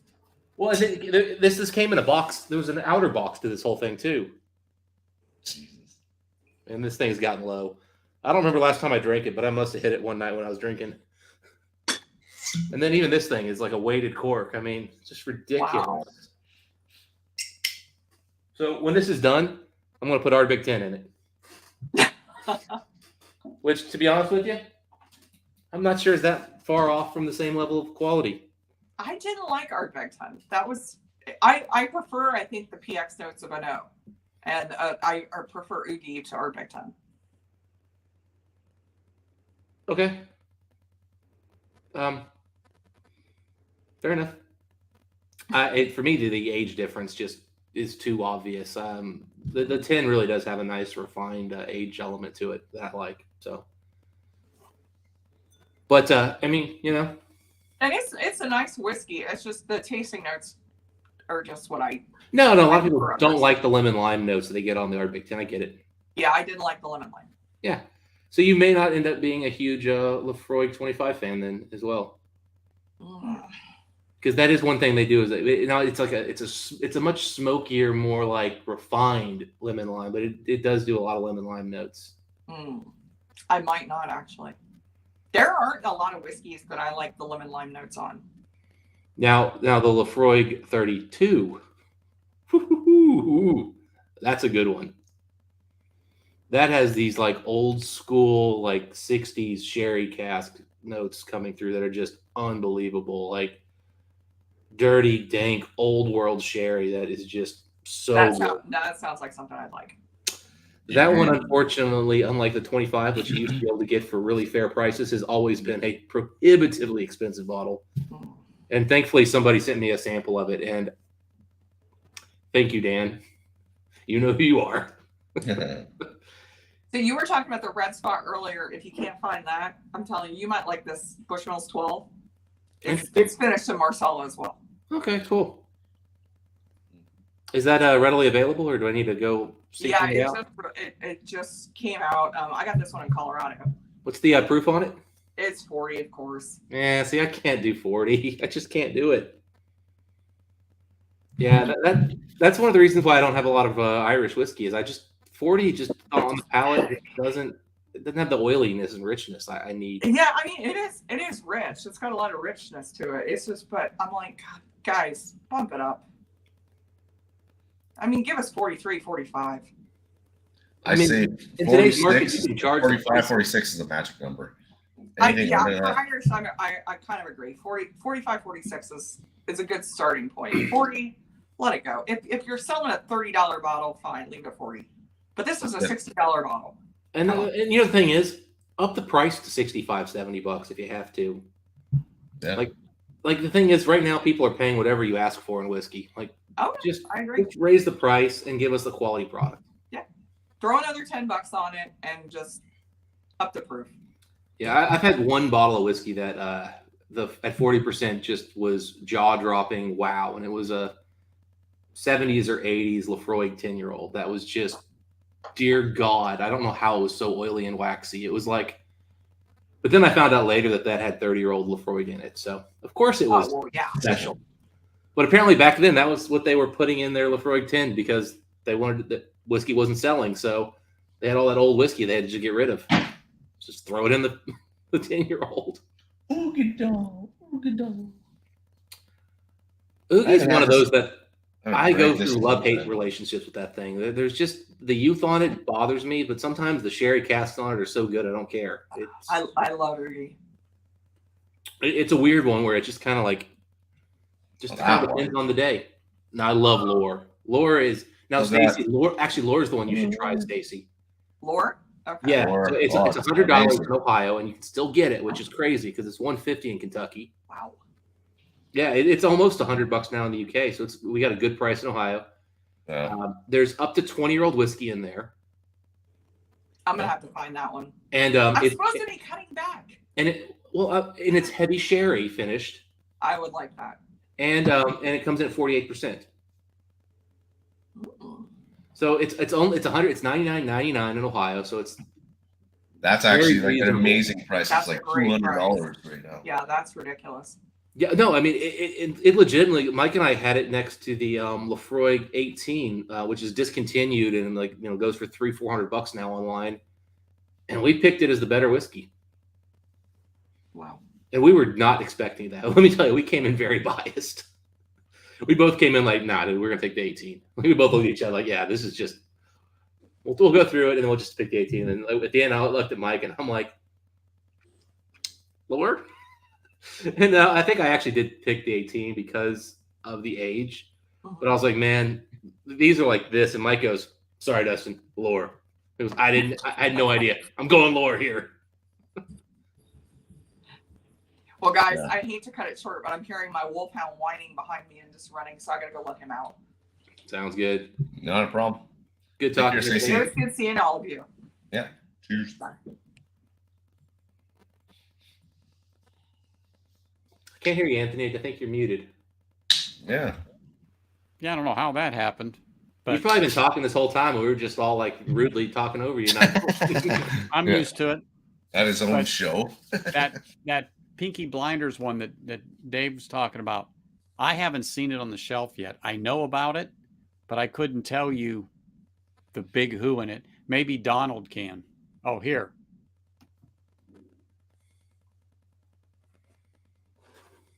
Oh, no, it's not the same thing. Sorry. I don't know. They're doing a bunch talking back and forth there, but yeah. No, I think lower is up to like here in Canada. What did he say? If lower wasn't $220, it would be in my cabin. Yeah, Peter White's saying it's $220 in Canada. It's $179 here now. Yeah, it was like 100 and I think 30 when I bought this bottle.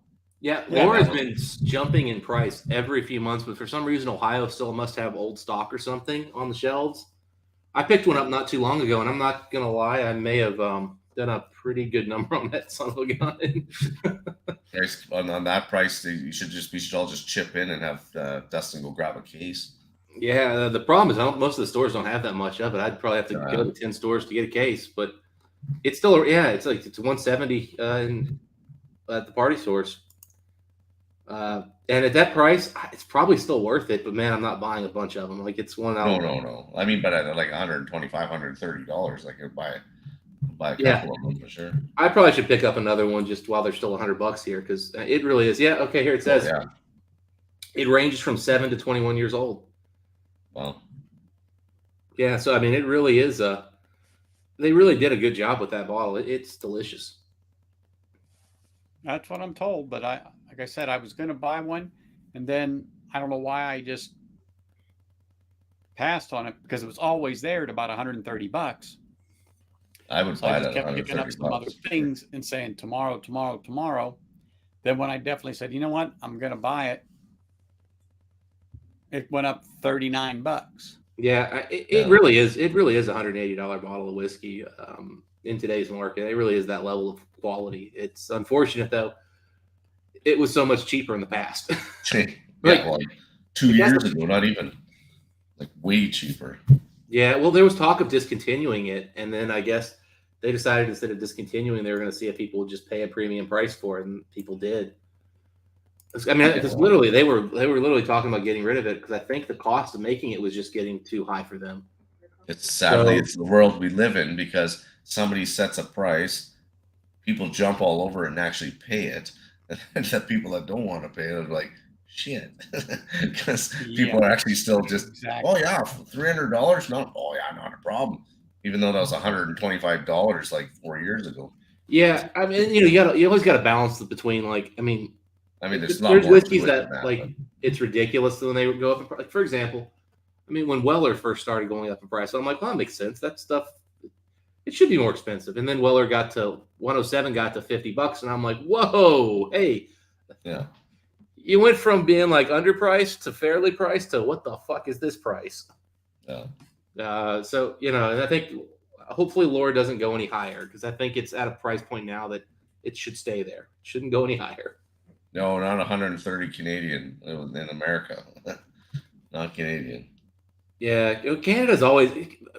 We have the same issue here. Like in the U.S., there's for some reason peated scotches, depending on the state you're in, can shockingly be different prices.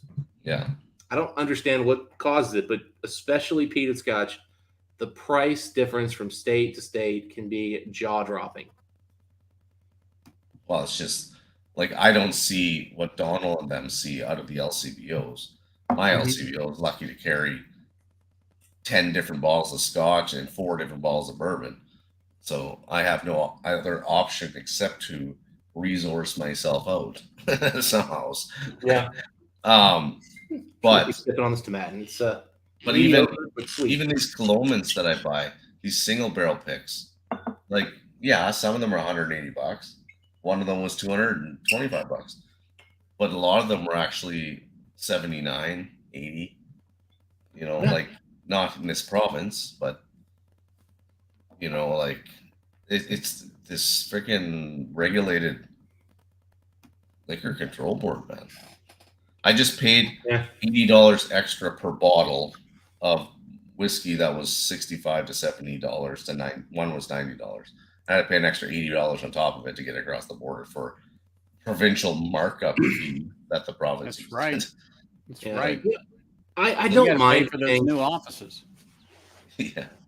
I don't mind paying a premium for the same product line in where I live based on taxes if that's all it is. Yeah. Taxes, I don't care. The thing is, hey, look, I live here. If I want to fight the taxes, I need to go out and vote, become an activist or whatever, and try to fight the taxes. Yeah. What I don't like is when one bottle of liquor is $5 more here than it is somewhere else. Another bottle of liquor here is $30 more than somewhere else. And then another bottle of liquor here is $15 less. And there's no rhyme or reason. It just doesn't there's no logic to it. And it's like, this is just asinine. And that's where I get a little more upset. Oh, yeah. If there's consistency, look, hey, I live in a place that maybe charges higher or lower taxes than somebody else. That I understand. Prices are ridiculous. I mean, just what we were saying about Lord. You know, you could get it for $100 to $130. That was a terrific price. Now we're talking $180, depending. And I mean, it's good, but to me, it's not $180 good. I mean, that's where I think a lot of people are going to stand at. To me, that bottle, if it stopped at $150, I think would be in a good sweet spot where I'd still tell everybody to run out and get it. I will still say, if you haven't had it, $180 to have it one time is probably worth it. I would definitely tell you not to go just keep stocking up on it at that price. Mind you, it's gotten hard around here to find any Lafroig products. I mean, they really do sell well. So good for Lafroig. I mean, yeah, it does sell. Lafroig sells, period. I mean, you get the people that'll pick it up and go, oh, yeah, I couldn't stand that. I tried this, I tried that. And I said, well, it's an acquired taste. Yep. And then there's people just stockpiling it. Yeah. Oh, yeah. Have you cracked that Glenlivet yet, the peated one? The Nadura? No. Oh, my goodness. You still haven't cracked that yet? No, I have not. I haven't touched it yet. I haven't cracked the Sweet Toast of Oak on the Balvenie. This one, the 15-year-old sherry, I'm leaving set a little longer. I haven't touched it since I did it last week. I'm doing good. I just wanted to open up a bit more. I haven't cracked this one, the younger. I finally found one of those. That is not on my list of things to buy. Oh, it is mine. It's like a 4-year, isn't it, or something like that? Love that smoke wagon. Yeah, I don't like MGP when it's young, man. It's just MGP is one of those bourbons that really needs age. Oh, what do you got there? I haven't cracked this yet. Okay, cool. Yeah, I'm drinking a little tomatin right now. There is a yeasty element on tomatin that I really. So I picked up a 25-year-old single barrel from a local store down south of me. They had it for like $260, $270 for cast strength 25-year-old Scotch. So I had to buy it. Had to buy it. I understand. Well, I mean, at those prices for a 25-year-old, that's insane. Oh yeah. No, I'm just saying. But it really opened my eyes to kind of what tomatin's malt does. And I'm really now picking up the tomatin malt character on these 12-year-old bottles I have that were much less expensive. I haven't touched this one yet either. Yeah, I mean, a lot of those are kind of interesting whiskeys that you probably need to have as your first pour of the night. The Glenlivet is a good night. Bad. It's 46, almost 47 ABV. So, but yeah, I had a sample of it. Oh, so you've already tried it. Yeah, holy smokes, was it good. Now it's called Rock Island. Yeah, the name's Rock Island because Rock Oyster. People weren't going to buy it because they thought there were oysters in it. Yeah. Well, somebody started making oyster whiskey, so I guess it makes sense. They're like, they did. No. Yeah, I know. I've seen that. That's something else. Or Yeah. my dog's barking, so I keep muting. Oh, you're good. The dog's not that annoying. Well, we got 3 dogs, so my wife takes one out at a time. So the other one barks. Yeah, I keep hearing about Chattanooga. I just haven't been able to pull the trigger yet on one of those. Well, I was looking for the founders, but this is all I found. So I thought that was 114. Are the new ones 111 now? Are they down the proof a little bit? I guess so. So Cheech has got his eye out for me because he has some people. And when my wife was in Florida last week, went to a couple of the haunts that he goes to, they didn't have any. So I should have picked up the bottled and bond, but I went, I was specific. I wanted certain things. And I got 2 of the founders. My cousin has to bring over for me because I don't have receipts. So, but I want to see what that's like. Everybody says that's pretty good.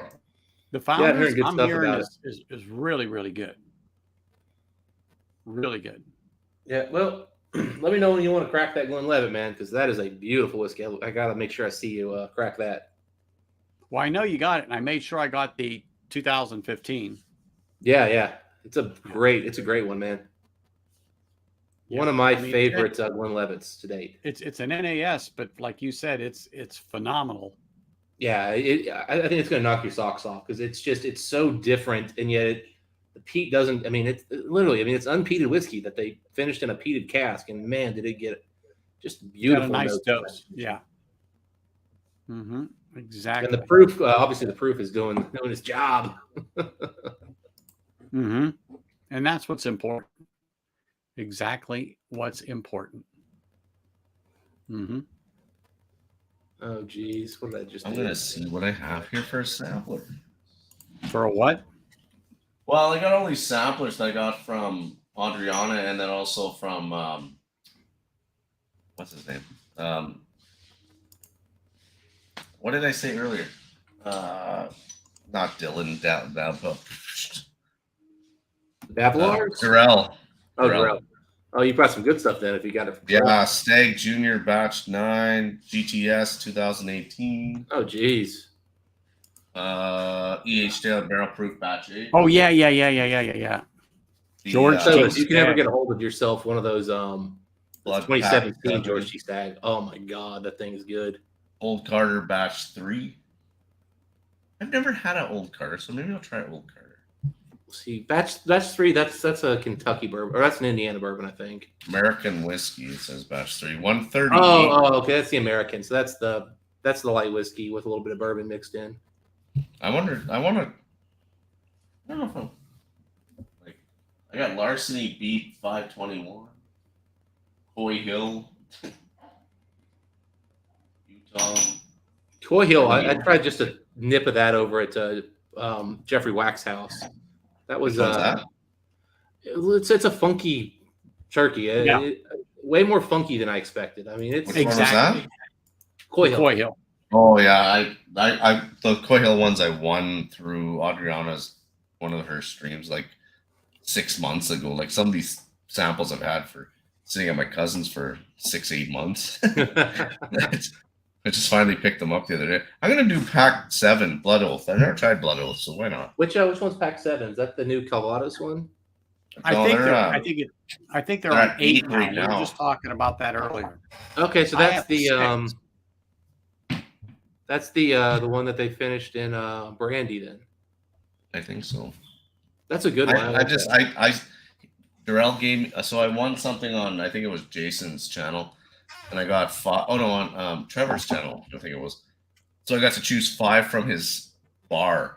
He sent me a messenger list that just kept going for about 30, 40 seconds. It's like, he says, pick 5. I'm like, oh, okay. Half of them I never even heard of yet. Yeah, you gotta start Googling like, who's got a review of this thing up? Yeah, exactly. I know. It's like, what's this? So I mean, it was good, but I mean, these things sat over there forever. So. Yeah, I mean, that's always kind of the fun thing is like, people like they go looking for something, they message you, on your channel, and they're like, hey man, just I was looking to buy this. So glad you guys had a review. Yeah. And then of course I get the same thing. Like I get people like, "Hey, have you had this?" And I'm like, "Dude, we put a video up like 6 weeks ago. Watch the review." Hey, Yeah. but it's easier if you just text me back if buy or not. I'm like, buy it. Watch the review. Come on. I know. That's the biggest thing too, right? I'm like, dude, we literally have a review up there on that bottle. It's ready to go. Most bottles, except for Canadian whiskey, you could find a review for. There's a couple Canadian bottles that I have here that I tried to find a review for. It's like, no, couldn't find anything. Couldn't even find a Joe Blow in his bathroom doing a review kind of thing. Like, yeah, I mean, there's a lot of stuff that's not reviewed out there for sure. I mean, yeah, the frog. It's hard. I mean, there you go. Well, there's so much though if you think about it. Like at the end of the day, like there's so much whiskey.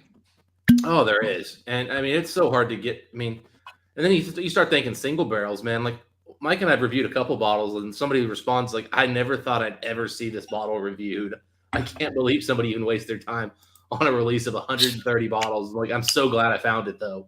Yeah, it's like that's kind of why you do it though. It's like there's gonna be that one person who wants to see it.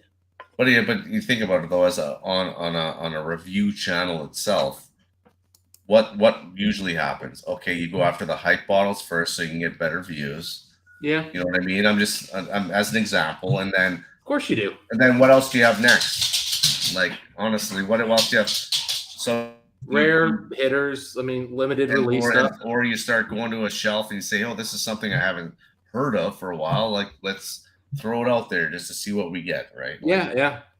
I mean, like you can only see so many Remus 5 reviews or I don't know, whatever, the Smoke Wagon reviews, uncut, unfiltered. Like, you know, there's only so many that you can see. That's kind of where I get to it. Like, there's certain bourbons that there's so many reviews of. Like, what's the point of even doing another one? Like, I've got bottles and I'm like, yeah, Mike and I could review it, but there's 60 reviews already out there.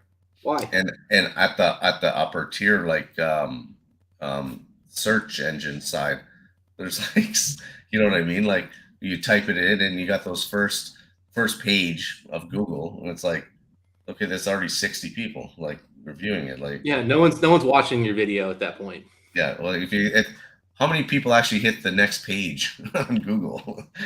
Yeah, like the only time, you know, at the same time though, like, you know, you can have the 400th review of Macallan 12 because somehow, some way, someone's going to find that video. I don't know why or how, but they do. There's certain ones that I still shake my head at. I don't know why they're heavily watched. They are what they are. Hey, I mean, I look at the channel Mike and I've got here, and I mean, you look at like most viewed. Like, you know, a lot of these are videos before I even joined the channel because obviously being out longer you've been out there, the more views you get. But Macallan 25-year-old, that makes sense. Yeah. Not a lot of people can afford that bottle, and the price on it's gone stupid. Yeah.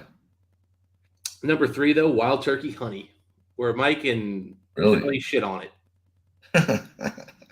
And also, it has a 34.9% like ratio. Wow. So most people have disliked that video, but hey, it's got 6,000 views. And you know what? Likes or dislikes all work. Yeah. Well, heck, like our number 7 videos when Mike and Billy reviewed Calumet Farm single rack black Kentucky bourbon. And not even a year. I mean, that was done back in that was a 2018 review, January. Oh, wow. Yeah.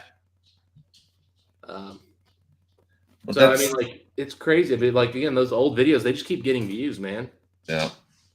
And you know what? I mean, believe it or not, that Wild Turkey Honey. Wild Turkey Honey. Wild Turkey Honey has gotten 70 views in the last 28 days. It was published back in 2016. Holy. Do they still make it? Yeah, I'm pretty sure. Wild Turkey Honey. I don't see that kind of stuff at all. But yeah. I mean, it's not bourbon. It's a liqueur. It's meant for a liqueur. Hold on. I don't think Billy took his shirt off in the Wild Turkey Honey, Peter. That's one of the few ones.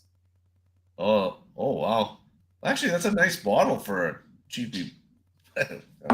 So this, I did a review on the channel just did this and how I make what I call my summer cocktail using this and iced tea or tea, just unsweetened tea over ice. Then you pour about 2 fingers of this in there, stir it. Oh my gosh. I've already been through 2 bottles of this year. This is the second one, but this is the one I keep at home. The one I got at camp has now less than this in there. And I introduced some people to this and they're like, oh my God, you got to make me some of that turkey juice. I laugh. So I know what you're talking about. Is that another like $20 bottle? Yeah. Yeah. I mean, it's meant for mixing and blending with stuff. It's not meant to be. See, here's the learning point to even what you're saying, Dustin. It's not the whiskeys that we drink that are important. Not always. Big brand names. It's the 40 ABVs, the Jack Daniels number 7s, the freaking Wild Turkey. But I won't do the Jack Daniels number 7 because the Crown Royal Peach of the world. However, put it in a Coke, you're fine. But I just think it's crap. But once you have a Jack Daniels, like, and I showed this, Dustin and I talked about it. Once you get up here into Jack Daniels, it's just not in the same league. It's epic whiskey, yeah. It's good, but nobody's. But you go to if I was to go to a Super Bowl party, right? Like I wouldn't see people pulling out that bottle. Well, no, but a Super Bowl party that'd be a little rough to drink for 3 hours. But that's what I'm saying, right? Like most of those people wouldn't even know that existed too, though. Like they're not looking at that type of whiskey for parties that they would. Well, if you told somebody, hey man, I've got a ton of whiskey, come over, we'll have a couple drinks. And they walk into your bar, they're like, I don't even know what to pour. Like, that's what I just did. I've never heard of any of this. My cousin, because I said before, but my whole big claim thing is I wanted my cousin the 62-year-old cousin to walk in here and because he loves whiskey, and he would never even see any of this stuff. I'm like, choose. He actually got to choose, so I gave him my he guides fishing guides, so he was saying a lot of his American guys glorify Angel's Envy. I'm like, well, Angel's Envy is like, it's whatever. But I said, I have an Angel's Envy pick. I said, and I showed him it, right? And I'm like, you can have it. That's $150 bottle I gave him. But you know what? He appreciates the shit out of it. He drank it. He had a drink in his hot tub the other night. He texted me, oh my God. Because he only drinks like Canadian whiskey, whatever he can get, right? Yeah. And it was just like in his glory with this pick, right? Because most of my whiskey is like a pick or something that you guys have said, you know what, I should look for getting. It's like he didn't even know, like, well, 3/4 of this he never even knew the names of. Like he didn't know certain things were Jim Beam. He didn't know certain, you know what I mean? Like, you know, Jim Beam. When you walk into our stores, you see Jim Beam, the name Jim Beam, white labels, black labels, and there's no Bookers. There's no, what else do I have here? There's no Knob Creeks. You know, like you don't see them. Well, where I am, down in Toronto, you do, but not. So yeah, he was amazing. It was awesome. It was just like a high five moment. Yeah, no, I mean that's the thing is like, but yeah, you talk to somebody like, yeah, I like whiskey, and they look around, they're like, where's the maker's mark or like the Jack Daniels, and you're like, you know, I mean those things are fine, but you know, I'm kind of past that. How about wait a minute? You get down on the floor on the bottom shelf in the back, you go, wait a minute, I think I got some here, and you reach back in there and you pull some out and you blow the dust off and you go, here. Yeah, here's my Glenfiddich 12-year. Still cleaning your freaking self. Oh my God. You get to the bottom of the pile there, Alex, for that one. Yeah. But you know what? Your dog's looking at the cat like, hey, I guess he's a person. He's sitting on the chair like he owns it. Yeah, well, that's the cat, like. This cat's name is actually Ding Ding. Yeah, but when she was a cat, exactly what's going on. Well, we brought in a stray cat like 8 years ago because like we seen there was abuse happening to the cat in the next few houses down, right? And they didn't even give a shit about the cat, but the cat was pregnant, so it had kittens. I told everybody, don't name the cats. We're going to find homes for them.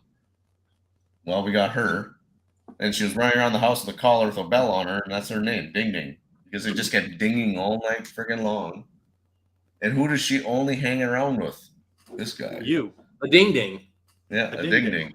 Or the ding dong, I should say. A ding-a-ling. Friggin' ding dong. So, you know, the more you drink peated Scotch, okay. Never mind, Donald. upon- Coming out of the woods where I live, there's no bookers or friggin' up here. That's true. There isn't. Where he is, But- yeah. It's like, Well, You know, he lives poured- in real Canada. You live in like the Hicks. yeah, he's in the Canada that hangs into the States. Yeah.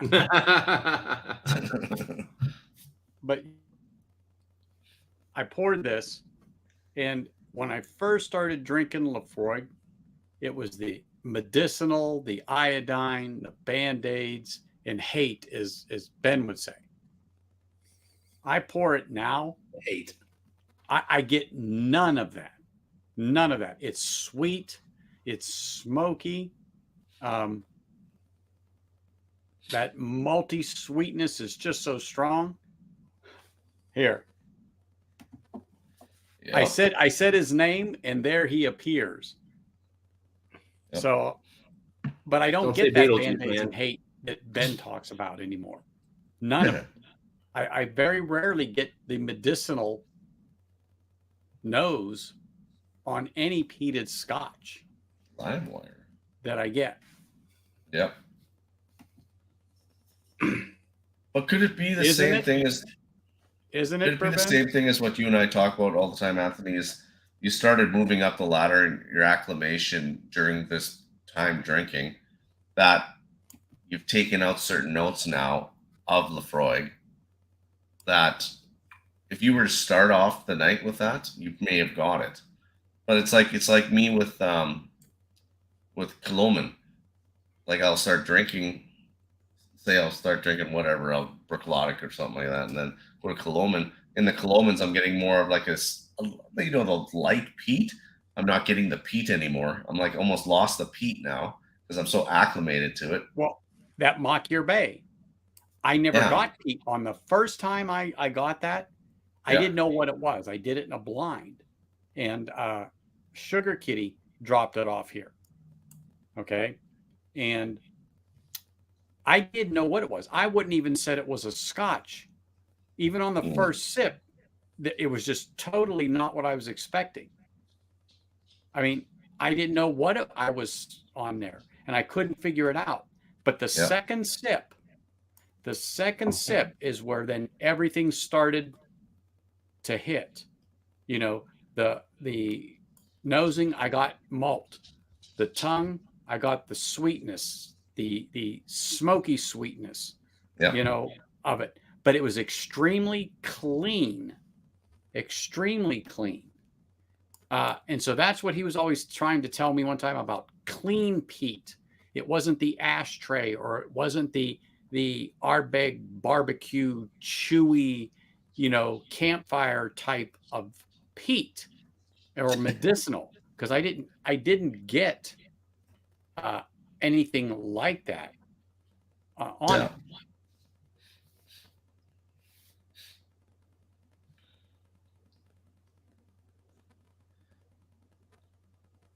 You know, this is, like I said, this is just, now I love to sit here and nose these good scotches, particularly with that malt.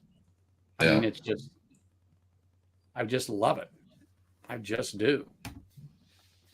I'm not saying I don't like bourbon anymore or anything like that. That's not true. But some of these single malt scotches are just absolutely fantastic. And those Highland Parks that I had on Wednesday, oh my gosh. I mean, you definitely won't have a problem spending $200 on a bottle. No, but if you think of, like, say, now that we've got drinking the scotches for so many years, I'm just looking at Balvenie, for instance. I've got the 12-year double wood, and I've got the Caribbean Cask 14-year. Now, if those were 45, 50 ABV, I think would be so much more to me right now. They're 40s. Exactly. I haven't drank them in forever because no, they're not I mean, terrible. They have their place. And that's why, like I said, I know people don't like that Glenfiddich 12, but for some reason I just do. And I'll grab that. Now, I haven't had it in months, but there are sometimes if I'm not grabbing that, I grab that Tomatin 12, which I think, I will say this is over that Glenfiddich. But when I just want a simple pour of Scotch, simple, and I'm not craving peat, but now that's unusual. I want the peat now in a Scotch. Yeah. I mean, I love my classic Lottie. Don't get me wrong. I had some because when you and Donald were having that Brook Lottie, the 28-year-old. Yeah. Oh my gosh. I just, like I said, want to live vicariously and get the basic notes out of it. You know, I didn't have the age, of course, but that's just a damn good pour, period. You know, I have the Isla barley in it. And then I got this recently. Okay, well, let me turn it. So I got this one, but let me keep going. Yeah. I still don't know. Does that tell anything to do with the ppm on it? What? You know what? It's hard for me to read this because of the color of this and it's silver writing. ppm, right? But, yeah, ppm. Yeah. But I have because I know Colomans are 50 on here. Colomans are 50. Some Octomores are 300 and something. My Octomores are all 100 and I want to say 40 and up, but I don't have the 300 and something ppm Octomore, so I think that's like Octomore 8. 8.3, yeah, is the somewhere around there. It's like 8.3 is the crazy one, yeah. Yeah. But yeah, like, this does not mention ppms. And then this was hand delivered to me because somebody didn't like it.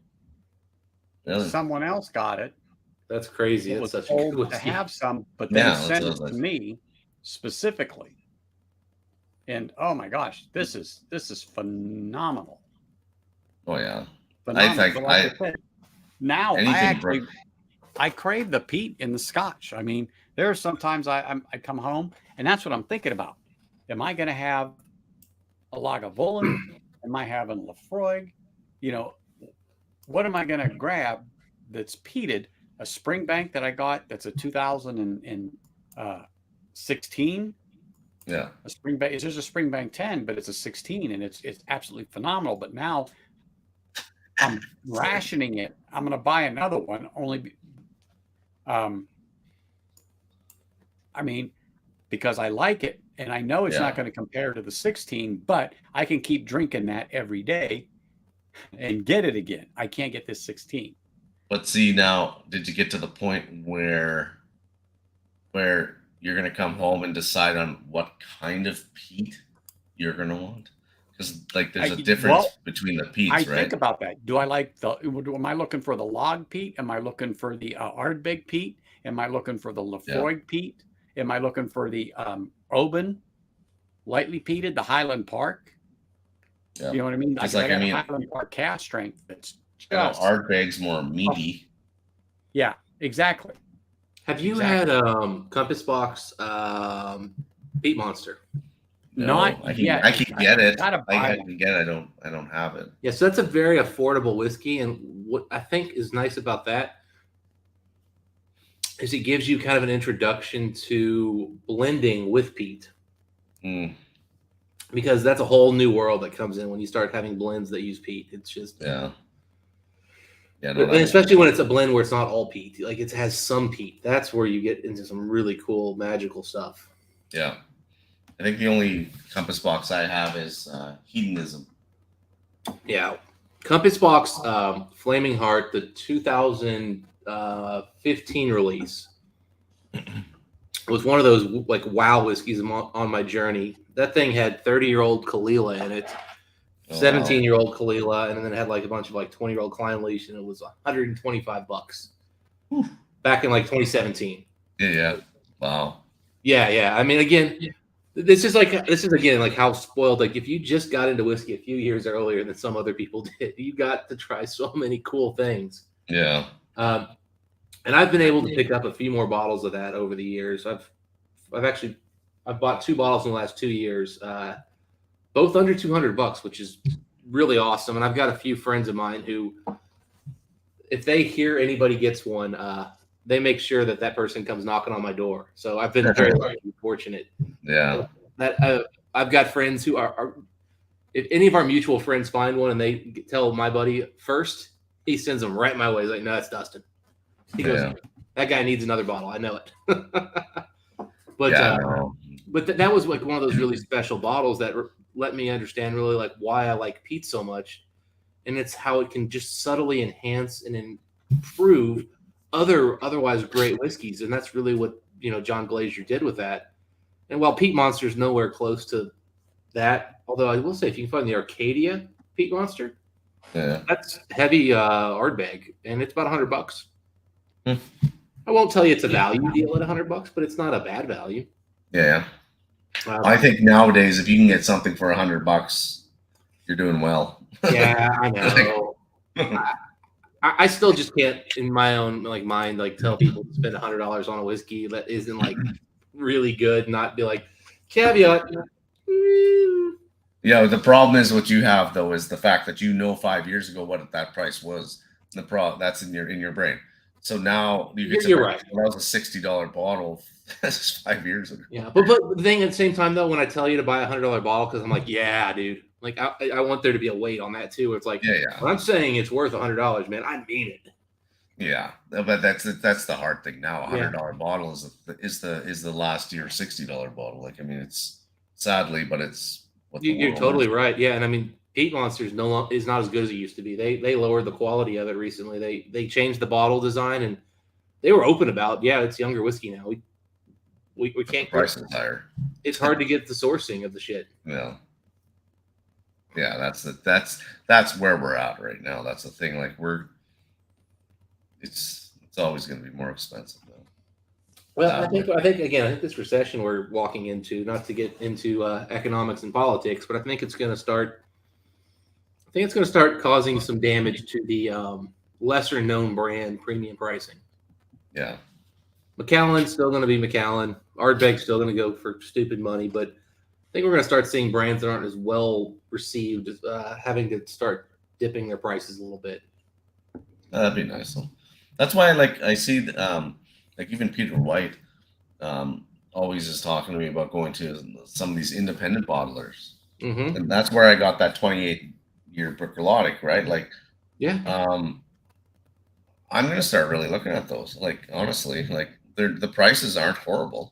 I mean, there are some expensive independent bottlers. Don't get me wrong, but well, a couple of years ago, I was talking to Eric Waite, maybe early 2021 or late 2020, and he was like, "Hey, so what are you targeting for next year in terms of just kind of your whiskey journey?" And I said, "Man, for that year, I was like, man, I'm really going to target independents, and I probably bought 20 something bottles of Cadenhead, because it's a better value and lets you explore more whiskey." Yeah. So I think that's something a lot of us are doing. The problem is there's really no value in bourbon anymore because everybody's chasing official releases, and the second, the independent bottlings in America are effectively these sourced bottles, and the sourced bottles go for more than the official bottles at retail, not secondary, but retail. So it sucks. Yeah, I see a lot in Alberta, a lot of independent bottler droppings there and stuff like that. So I started searching out those. I've always just passed on them because I'm always looking for the actual bottles, and then what killed me here was the independents. We had a ton of them for a while, and they just weren't selling. So they're still buying them, but they're buying younger ones, and the younger stuff sucks, man. I'm sorry, but I don't want 9-year-old independent bottlings. I want 12, 15. Yeah. The 20-year-olds were great, man. They're 20-year-old whiskey, cask strength for $200. Yes, please. I see an independent. But now they want 120, 130 for 9-year-old whiskey. And I'm like, man, that's no. Well, that's what I see. I see an independent bottler that has, what's the one down in Texas there? What's that? Balcones? Yeah. They have like 2-year-old friggin' some kind of Balcones. Friggin' But see, I've never liked bottle. Balcones. I've tried 3 or 4 different expressions of it. Really? And thank goodness they were just, I could try them. Because if I'd have spent the money on the bottles, even though some are only $20, I'd have been disappointed because I couldn't drink it. But that's Austin that you got, the cast strength. Alex? You're surprising me. Which ones did you have, Anthony? What's that? This one, the Still Austin that you got, Alex. Oh yeah, that's Still Austin. I got the cast strength and I got the regular one, the musician. Oh my gosh. So I like Still Austin though. I mean, this I haven't had them yet, so that's on my list. I'm going to tell you what. I'm going to highlight it here so you can just get a little better shot of it. But it's sorry, Dustin? That's me. Yeah, That's I know, Dustin. but I look way less dark than that whiskey does. So this, oops, off of me. Here we go. This is it in a cast strength, and this sucker is so dark, and it's a little over 2 years. When I say little, could be a month, could be 2. Yeah. And Whatever. it is a very, very unique flavor. I don't get that Texas funk on this bottle, and that's just my term for why I don't like it. There's something about it, so I call it a funk. But there's nothing about that. I've got the original one, the 45 ABV, I think it is, or 50. Uh-huh. I like that one, and I haven't had the cast strength, so I picked it up. I've had it at my cousin's for 6 months, so I grabbed it. Like, I'm going to compare the two, but I never had an issue with the regular one. Like, it was good whiskey. Like, and I think this is, and particularly for under $50. Yeah. Yeah. So which one you Balcones have, did you like, the Anthony? 50 ABV is like Sorry. 40 here. Yeah. So, yeah. What were you saying, Dustin? Yeah, I was wondering what Balcones Anthony had that he didn't like. I'm just kind of wondering. Any of them. I haven't found Which one I like. ones have you had, though? Like, I mean, I doubt you've had any of the crazy I stuff. can't remember because they were samples, and Okay. I got a sip, maybe 2, and that was it. And then I've actually tried some at liquor stores because they would give you. I just was not impressed with it. I just don't like what they use. I think it's shit. It just doesn't agree with me. Well, I mean, But keep in mind. this Keep in mind. I mean, Balcones has malt. They have bourbon. They have rye. They even have a rum. So when there's a lot of stuff coming out of those guys.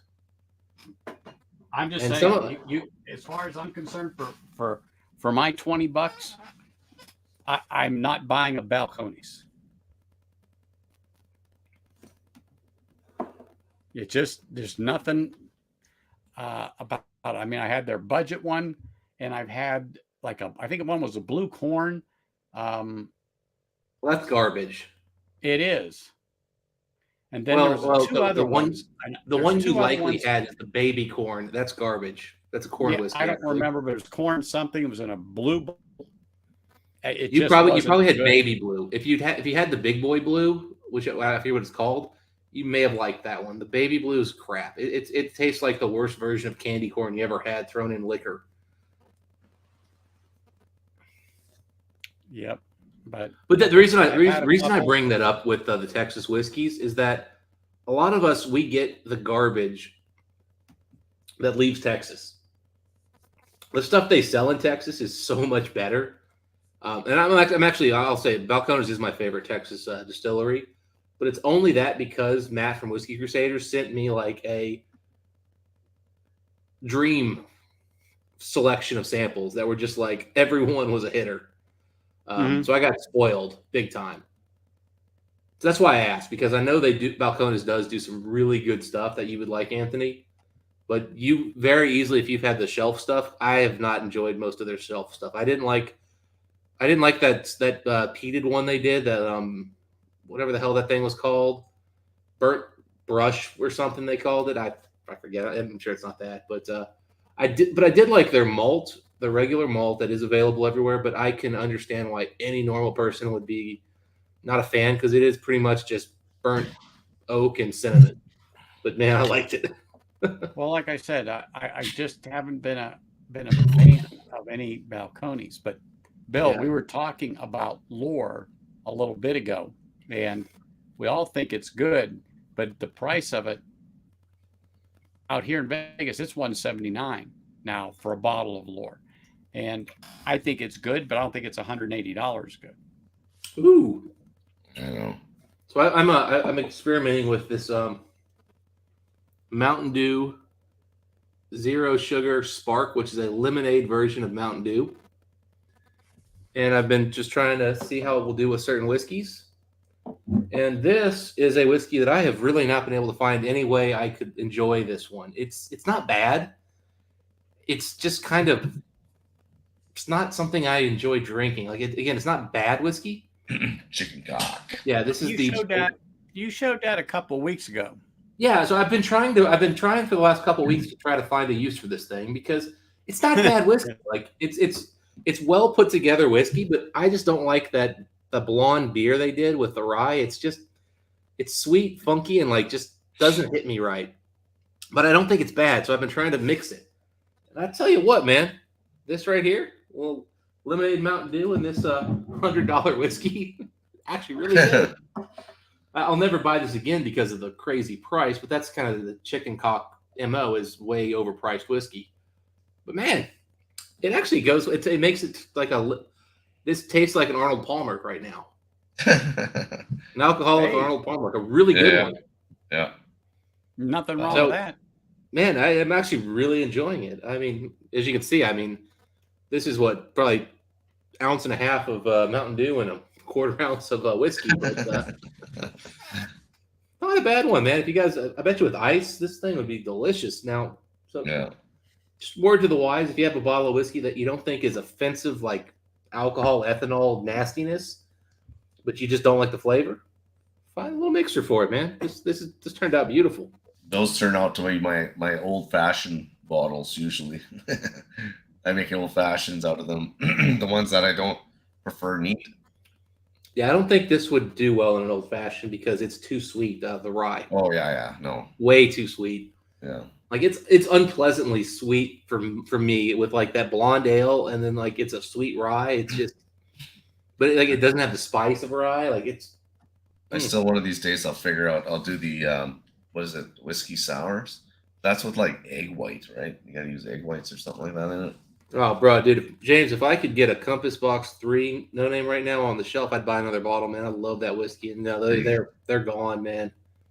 It's such a good bottle, though. If you see one, buy it. I mean, that's worth way more than lore.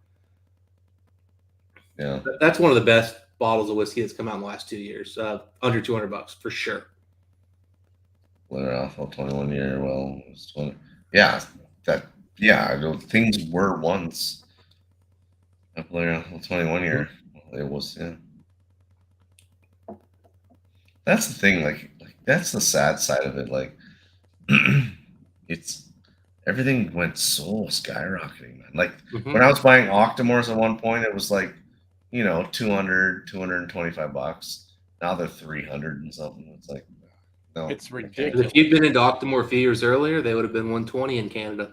Yeah, it's just ridiculous what they want for that. Not here in the States, but Canada for a while there was getting them for like $100 less than we were. It was crazy. Yeah. Well, we were getting Redbreast 21, almost $150 cheaper. You guys have always gotten Irish for better prices than us. Same with again Octomore. Yeah. Which is whatever. It's just not. But yeah, I mean, again, the price have just skyrocketed, and the thing is, I feel like the free money is going to disappear here. I know here in the States there was a lot of money that was kind of given to people for various government programs, and then during COVID, I know Canada had some of that. Yeah. That stuff's that's gone. Yeah. People are able to vacation again now, or things are freeing up.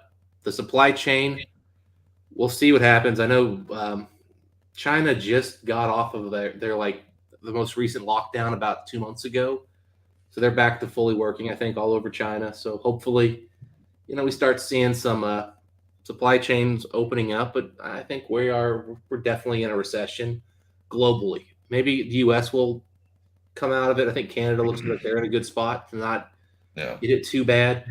Europe's going to go into a recession, and they're for sure going into a recession. Yeah.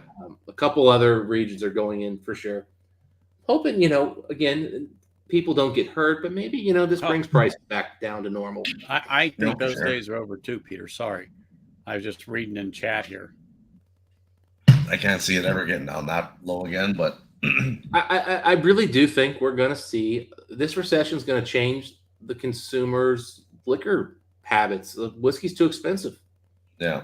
People are going to look for something more affordable. I mean, I think we might see beer spike again. Beer a few years ago was going crazy. Beer did really well after the recession in like 2009 and 10. Beer just blew up. Well, and they said like the whiskey in general, may it be Scotch, Irish, bourbons, anything, had their boom in 2020 when everybody was sitting at home, right? Mm-hmm. So, yeah, I really think we're going to start to see some pullback. And keep in mind, part of that pullback is the fact that so much more whiskey is in barrel right now than ever before. I think Kentucky is now at a record for most barrels, ever. Scotland, I think, is nearing record levels. So is Ireland. I mean, all these new distilleries, new make is just being pumped out and put in barrels. And here's the thing. We don't have to drop our whiskey drinking. The people on this chat, us guys, we don't matter. And the thing is, expensive whiskey doesn't really matter in the sense that if, we keep buying expensive whiskey, it doesn't run out because the driver are people buying the 10, the 12-year-old scotches? Are they buying the 4, 5, 10-year-old bourbons? Yep. If people stop buying those because they're looking for a cheaper alternative, so they, instead of spending $30 on a 10-year-old Russell's, are they going to buy a $6 vodka, a $6 or $12 gin?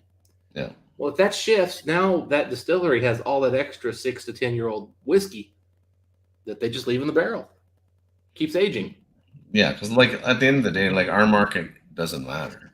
Like we sometimes hear and talk like that we're a big deal, but we're not. Well, honestly, God, we're not the big market. We matter in the sense that we drive prices on secondary higher for those bottles. Yes, but as a consumer, I don't matter because I buy the higher like cask strengths. I buy the, I'm not buying the low ABVs that there's like a million bottles of. I'm buying bottles that have like maybe 4,000 bottles of. You're helping boost their you're helping boost the profit margins for the distillery. So you do matter. But if the distillery stops selling their entry level and their early, I like to think of it as like, you have your mixer category, then you have your entry level consumer sipper. If those stop selling, well, that's going to cause all of that extra whiskey to be just aged longer. And suddenly now the stuff they're selling to us, well, they've got way more of it. Yeah. And the more of that they have, well, they have to sell it. So now they start flooding the market trying to sell to us, and we're like, whoa. Can't buy that much, buddy. Yeah. And then prices come down. So I'm curious. Hopefully it's good, but I want to see the bullets when they come out because they already have 8 years sitting of their own distillate. They used to be Four Roses, but they have their own distillate at 8-year-old as of this year, I think it is. I'm trying to think. I was actually at Bullet not too long ago. Yeah, well, that's when you guys, I think we did that. I think somebody had mentioned about they actually had their own distillate that will be becoming 8 years old. I think I think it's hitting 6, not 8. Oh, I heard 8. That's all I know. I'm curious of what that's going to be. Well, what I was told there was that they were going to release their own distillate at 6 years. Okay. And that was coming here in the next couple years. So I think they're getting ready to start releasing it now. There could be 8-year-old distillate there that they have. But I think which would make sense actually is like because if you release a 6-year-old product and you want to produce a quality product, you don't just sell 6-year-old whiskey. You top load it a little bit. Yeah. Because you want to have a few older barrels to kind of play with to make sure you get your profile. Yeah. And here's the thing, and in case anybody doesn't know this, Bullet's one of the largest sellers of bourbon in the world. Mm-hmm. Like, well, that's what I was curious about. Huge. If I didn't know, so I've been in bourbon for a little over 2 years now. Did not, and Scotch and whiskey in general. Yeah. Did not know that it wasn't Bullet's own distillate. Yeah. So, here's the thing. So now I haven't. It's been a long time since I've been to a lot of the distilleries, but I'll just put it this way: I was more impressed going to Bullet than I was going to Heaven Hill. Oh yeah. Like Bullet's distillery makes Heaven Hill look like they're some backwards redneck company. Bullet's producing some juice. I mean, they're hot. But no one's ever tasted a drop of it. Yeah. And the thing is, they're producing so much freaking bourbon. Like, bro, when they unleash that giant, where does all that other bourbon go? Yeah. That's why I'm hopefully, fingers crossed, that's going to come out as they wouldn't come out with a poor product. I can't see that. Well, no, I mean, it's owned by Diageo. Yeah. Say what you will about Diageo, they don't make bad whiskey. Yeah, but Bullet 10-year, that is not their distillate though. That's the thing. I like Bullet 10-year, but it's not. I think the only 10 years though is the rye. That is an Indiana rye. Is there a 10-year bourbon? There is a 10-year bourbon. You're right. Yeah, I've got the Bullet 10-year over here. Yeah, it's actually pretty good too. But yeah, it's a lower proof, but it's actually really good. I like it better than the actual the barrel strength or whatever that one is. Yeah, no, it's actually pretty good now that I think about it. Yeah, but yeah, so Bullet when they start putting out their own juice is going to be absolutely. But I mean, here's the big thing.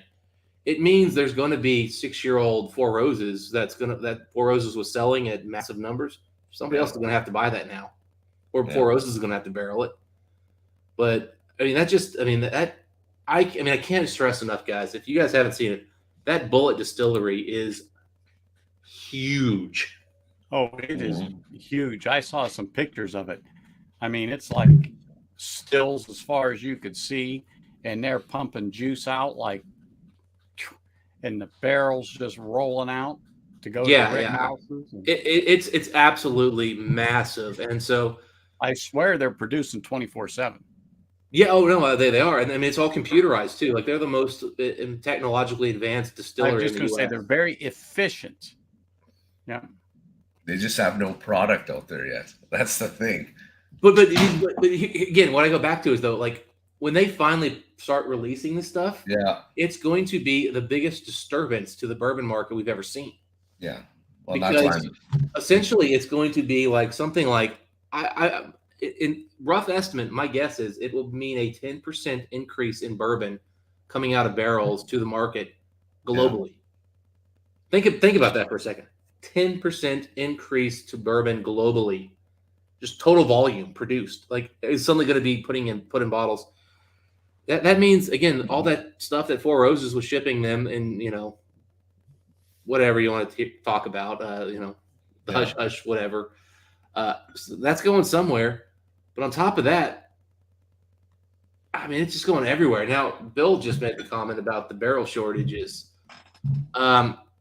So I'm not fully in belief that this barrel shortage is as bad as people think it's going to be. A lot of distilleries, for example, Maker's Mark, have already started buying forest land. Yeah, I heard that. Yeah, they're already getting into buying this. Basically, they're going to control the source of the oak. So we could have some issues there, but I don't know. I feel like that'll be resolved. The cooperages don't think that I'm not saying that they don't know, but I'm saying that they don't think about this, that it's like mining. If they're cutting down, not mining, logging, or even mining, if they're strip mining and they cleared an area, they have to replant it. So that includes trees. So don't think these cooperages, when they're cutting these trees down, they're not putting them back. You know what I'm saying? They're not reseeding, or they don't have a program, because they know They have to grow these, and it's going to take 20 years or 30 years for that to be a viable tree for them to use. And just like you said, Maker's Mark's smart because they're buying. Yeah, but different you think about it though, things of that nature, because they know to secure some stuff for them down the road, because they're going to need it. And that said, I think they can. And they're not buying 5 hectares. They're buying 400,000 hectares. Massive. Well, and the thing is, the U.S. has a very sustainable forest program in general out there. Now, that said, I think as whiskey expands, I think, what somebody said, Jack Daniels is looking at reusing barrels. I think they will. For starters, talk about a wasteful, stupid, trash decision to only make bourbon in first fill barrels. Now, I know that's the rule for bourbon. Fine. We need to start making American Spirit that reuses it. It shouldn't all be going to freaking Scotch. But if you think about the stuff that actually sells mass market, right? Say, let's go to the Jack Daniel's number 7, for instance, as just an example. Yeah, 3-4-year-old bourbon. If you were to throw that in a second barrel, have to use used barrel, is somebody that's mixing it going to notice that? Well, but here's the bigger thing: is let's make a cheaper Jack Daniel's, the old number 12 or something. Yeah. That uses a refill barrel, costs a little bit less. It's a little bit smoother because it's got less charred oak. I mean, honestly, we've probably been hurting the quality of entry-level American whiskey by making it bourbon and not making it light whiskey. Yeah. I bet light whiskey's going to taste. I bet light whiskey at 4 years old tastes better than bourbon. Nobody's drinking that stuff neat. Nobody's. Well, I mean, maybe there is somebody, but nobody's buying it off the shelf. Yeah, and then again, like Bill said, he thinks it's a dumb rule. I mean, the problem was, that rule was originally put into place. Yeah. Not by bourbon distilleries. They didn't care about it. It was the American government wanting to increase jobs for cooperages. Yeah. Well, so now in Canada, we spell bourbon without the vowels. I think American whiskey needs to move towards offering more of these light whiskeys because, well, as you can all know, people are gleefully paying $200-$300 for those old Carter American whiskeys. I think people are fighting, throwing bows. I mean, people will see. Bobby, cheers, man. People are like, "Oh my God, you have that?" I'm like, "Yeah, I do. What's the big deal? It's good whiskey. Not great." No. Let's see. That's like me. I got under the kick. Well, I only have one bottle, mind you, right now. But the Forgate. Yeah. I find that's good whiskey too. That's like an old Carter kind of scenario. Yeah, I like what Forgate's doing way more than old Carter. Okay. I will tell you that. But it's like that same. If you look at it it's like those price points. So price point, yeah. For me, old Carter, they're probably using better components initially going in, and they may be better blenders. But at the end of the day, it's not that much better, and it's not that much better blending. And Forgate's like, hey, we're gonna finish our whiskey in cool shit, and that to me makes for a better product. Yeah, and they were just starting out. Now they're just growing. That's all it's gonna be. They're the new name too. So Forgate and Old Carter came out about the same time, I think. Well, yeah, but I mean, it seems like Old Carter's like on everybody's lips that you can never have, right? And yet Forgate, I can see bottles of Forgate that I can get every day. Yeah, it's weird. Yeah, I don't understand why Old Carter blew up so much bigger. I mean, for me, they weren't the better of the two starting out, and the gap is only widened because Old Carter's not getting as good a whiskey. But hey, that's me. I'm in Kentucky, so maybe. But that's well, part of it's Old Carter was selling in California too, I think, which was part of why their stuff blew up more because the California douchebags got it. Whereas Forgate was strictly here in Kentucky, with a little bit going into Tennessee, and now they're spreading out. And now I can't get any more. Yeah, and lately, some of the Bardstown expressions I've had, like Disco 5, Fusion 7, and I'm not the only one to say it because some of the people have some of the other ones. They're not as good as they were in the beginning. No. People aren't getting the Miss Evan, I'm not totally disappointed with it yet because I know it needs a little time. But it's really got that young note, and I'm worried that's just never going to go away because 70% of that juice is 3-year their distillate. So people are having a hard time getting their source product anymore, though. Well, that's the problem for Bardstown right now is they can't get the bourbon they used to get, and the problem is also and their stuff isn't ready yet. It's got a few more years to go. Yeah, well, and the bigger issue for them is I think they were, for better or worse, they were pricing their bourbon fairly, whereas the old Carters of the world were not. Oh yeah. And so the old Carters can still afford to keep chasing, continue to buy those barrels because they've been able to charge those super premium prices. Bardstown has been charging premium prices, not super premium. And when you can charge an extra $60 to $80 a bottle, that makes a huge difference in what you can source. Yeah. And you know what, though?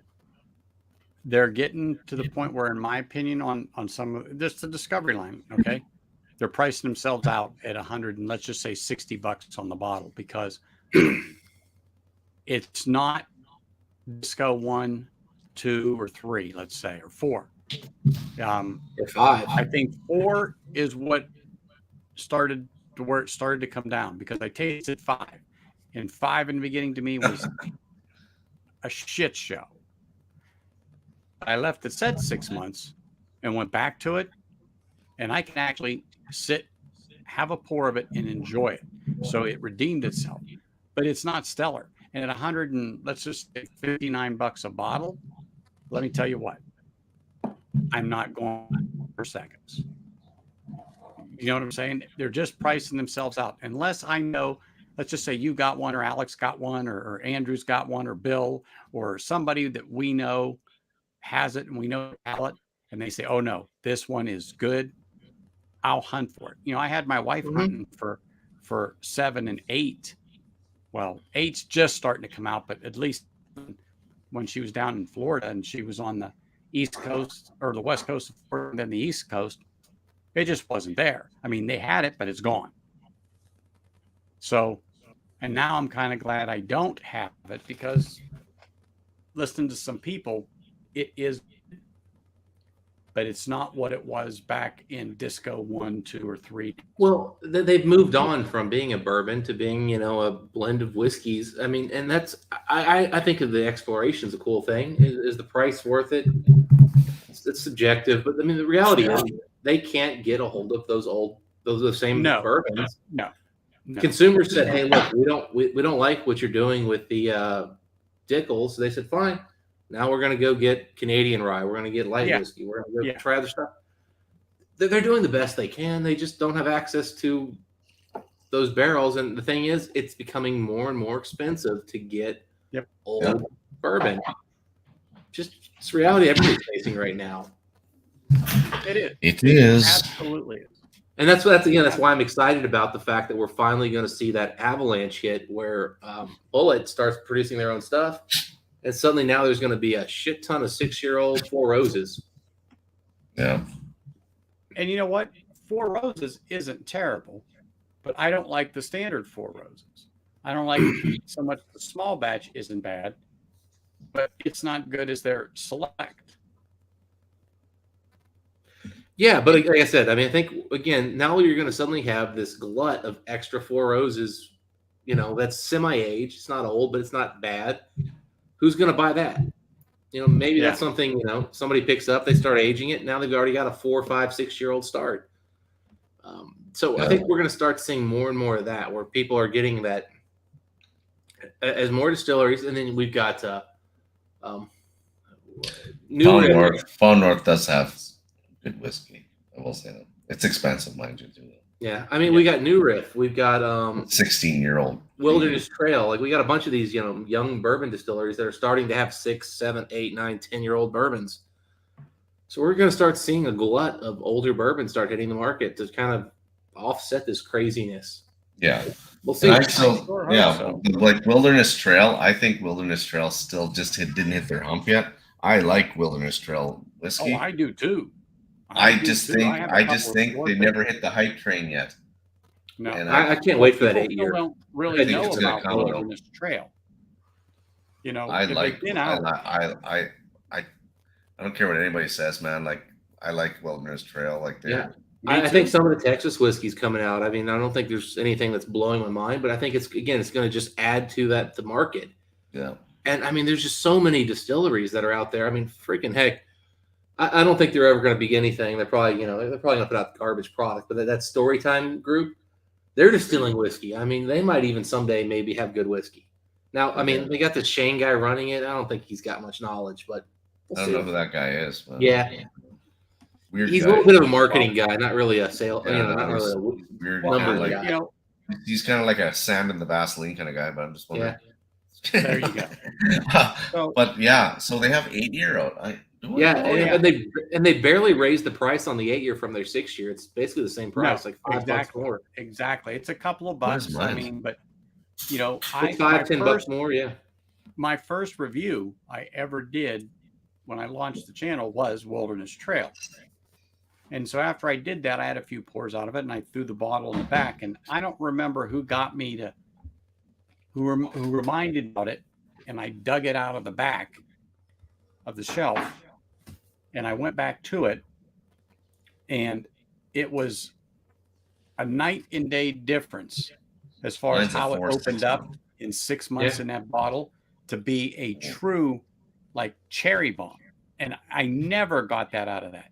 Never got that out of that. And I savored the last, 2.5, 3 inches at the bottom of that bottle because I didn't know what to do. And so my wife was at Costco and she picked me up another bottle and I haven't opened it. It's still there because I finished the very first bottle, but oh my gosh, that Wilderness Trail, I'm telling you, it's definitely a sleeper, and for the money, it's pretty darn good. I just checked. I really like that first bottle that I had. I just checked my Wilderness Trail. I didn't have That's an open, the HBR but pick, I have. And it's 4 years. Yeah, the 4 picks. years, 6 months. 4 years. They're kind of their standard. Was their standard release. They did a 6 year. Now, single barrels are all different, but they now have an official 8 year release. Not a single, but an actual official release. So I wonder what that's. I can look at it. Well, and then you've got like Town Branch. They've been around for about 12 years now. They're putting out 10-year-old malts and 10-year-old bourbons. Yeah. I think that's another one that people don't know about. I mean, I see it, and it's around the $50 range. And they're owned by a multi-billion-dollar company, Alltech. That's $1 billion company that's backing them. So there's a lot of money involved in that company. And again, they've got a lot of whiskey they're putting out at reasonable price and stage. And let's just think about Breckenridge. Breckenridge just got bought up by Canada's biggest cannabis company. I don't know where that's going to go, but well, yeah. And Breckenridge was a brewery that got into whiskey. Like I have their port finish here. I like it. It's a 6-year port finish, but a lot of people say that the other versions are not very good. Yeah, well, Dogfish Head was getting into distilling. Rogue Brewery is getting into distilling. So a lot of the beer guys were getting into distilling. Yeah. So, we're going to see more and more of stuff from those guys. And I mean, those are kind of big companies with actual money backing them. And that's what it's going to take to get over this hump of, and I'm going to use the term a bust that happened where you have a glut on there. And like you said, this older stuff is going to come up to where it's going to be here. There's going to be a lot of it. And I think the prices are going to drop, but you're going to get some good quality stuff coming out again in a couple of years just because of the flood in the market. Going back to the Bullet, when they really start pumping stuff out, and there's going to be a few others, like I'm going to name Bardstown, that's actually going to have mature distillate on their own. They're going to be pumping it out. But you already have established companies like Four Roses, who has good 6+ year juice that is going to kind of get caught in this crossfire. So Nope. I'm hoping it's going to be good times for us. Yeah, well, like when Lux Rose got purchased by MGP, the big thing that people hadn't really talked about is Lux Rose started distilling their own bourbon, but they hadn't released any. So Lux Rose, owned by MGP, they're cranking out Kentucky bourbon under the MGP brand now. Who knows when that's going to come to market? But they're making it. They're making it, and they're building rick houses. I mean, all of them are, because they can't look at keep up the with announcement. the demand. Beam I think it's Beam doing a $400 million expansion to their distillery. I mean, if you drive by Heaven Hill, I mean, you see rick houses being constructed everywhere. Yeah. So all of these guys are cranking out more juice than ever. They're putting in more barrels. And then on top of that, you've got all these little guys just cranking it out. I mean, I heard Jackie Whiteman talking about that Colorado distillery she started working with. Oh, Barn something. Yeah, and she's telling them, no, we need to make more. Yeah, Barn something. I forget the name of it. I did kind of chuckle. She's like, in my experience, you can never make too much. And I'm like, Jackie, how old are you? 10. You've not been around for like a downturn in the whiskey world. Of course, your experience says always make more. Anybody who's under 45 years old has only experienced make more. Guess what's coming? There's going to be a pullback at some point. I don't know when, but it's going to happen. It's just inevitable. But there's going to be markets that we don't even know that have been sitting on distillate sitting there for 6 to 7 years, 8 years, and because we don't know all the distillers that are sitting on stuff. Right absolutely, now. Absolutely. Somebody's going to come out with something. It's going to be like Brokeback Mountain, and like what the fuck is this? Meanwhile, it's like an 8-year distillate that may be amazing. You don't know, or may suck. You don't know that either, but. Yeah, it's coming, and the glut to the market. I mean, again, we've got Scotch distilleries selling $100-$200 bottles that are 6 years old right now because they're new, and everybody likes it. You got 5-year bottles for $300. Bimber is just going for crazy prices. You guys pick on me about Booker's spending $100 on 5.5 year to 6 year. Yeah, of course that's Jim Beam. Octomore, but Octomore's 5 year, right? Yeah, but Octomore is a different level of quality, man. No, but I'm just saying though, it's a 5 year. There's more to whiskey than just age, but $800 dollars, mind you. I can't do any more Octomores after that. Booker's has reached that point, in my opinion. They've priced themselves out. When they hit that $100, even when they were at around $89, I was like, damn, they're getting high. But you know what? Booker's now is a 1 per customer bottle at every place I see it when it comes out. Pretty much. And it's on points now. So Booker's has raised the price, kept the age the same, kept the quality the same. And now it's like a limited edition now. We get up here, so I just bought the new 2022 01s, which is Ronnie's batches. We get them still for $79. They're not $79 here in Kentucky. That's almost a pound there for a 6-year bottle. Yeah, but I mean, it's going up in years. The next one is 6 years something months. I can't remember. The 02 is the what the hell's the name of it? Well, Booker's has always been 5 to 7. Yeah. That's the Booker's profile. The problem was they had about a 3-year period where they didn't reach 6 years. You're like, guys, it's supposed to be 5 to 7. Why are all your whiskeys under 6? Yeah. And remember, they skipped a batch 1 year because the product was just so bad. They basically were like, nah, nothing we can do is any good. So they skipped one of the batches to get some older whiskey because they were just like, shit, we fucked up. So hopefully, Booker does start getting better, but. Everyone's going to be his own with whatever. Like, I don't like every Booker's. I like certain Bookers, and that's it. Yeah, which is fair. But I won't pay little book prices. Little Book is Oh. crazy. Like that's like $200 here in Canada. It's Well, like Little Book came out with some good whiskeys, then they just freaking jumped the shark and started putting crap in those things. Like, God. Like it's like I understand they're older, but Not they're anymore. still, The new Little Books are younger. Oh, They're putting 4 and 5 year old whiskey in there. And for like $180, $190. Like, yeah, no, seriously. I'm out. Yeah, I loved Little Book 1, 2, 3, and 4. After that, everything went to trash. Oh, it's just too much. Like, it's like, yeah, no. But okay, I'm gonna jump out of here, Anthony. I'm gonna go on Livewire for a bit just because I don't want to be too much of an asshole. Well, yeah, I think I'm gonna get off, Anthony, because I think I'm going to bed here soon. I'm gonna end tired. I've been streaming for 4 hours and 15 minutes. Yeah, I know. Bullshitting about whiskey. So yeah.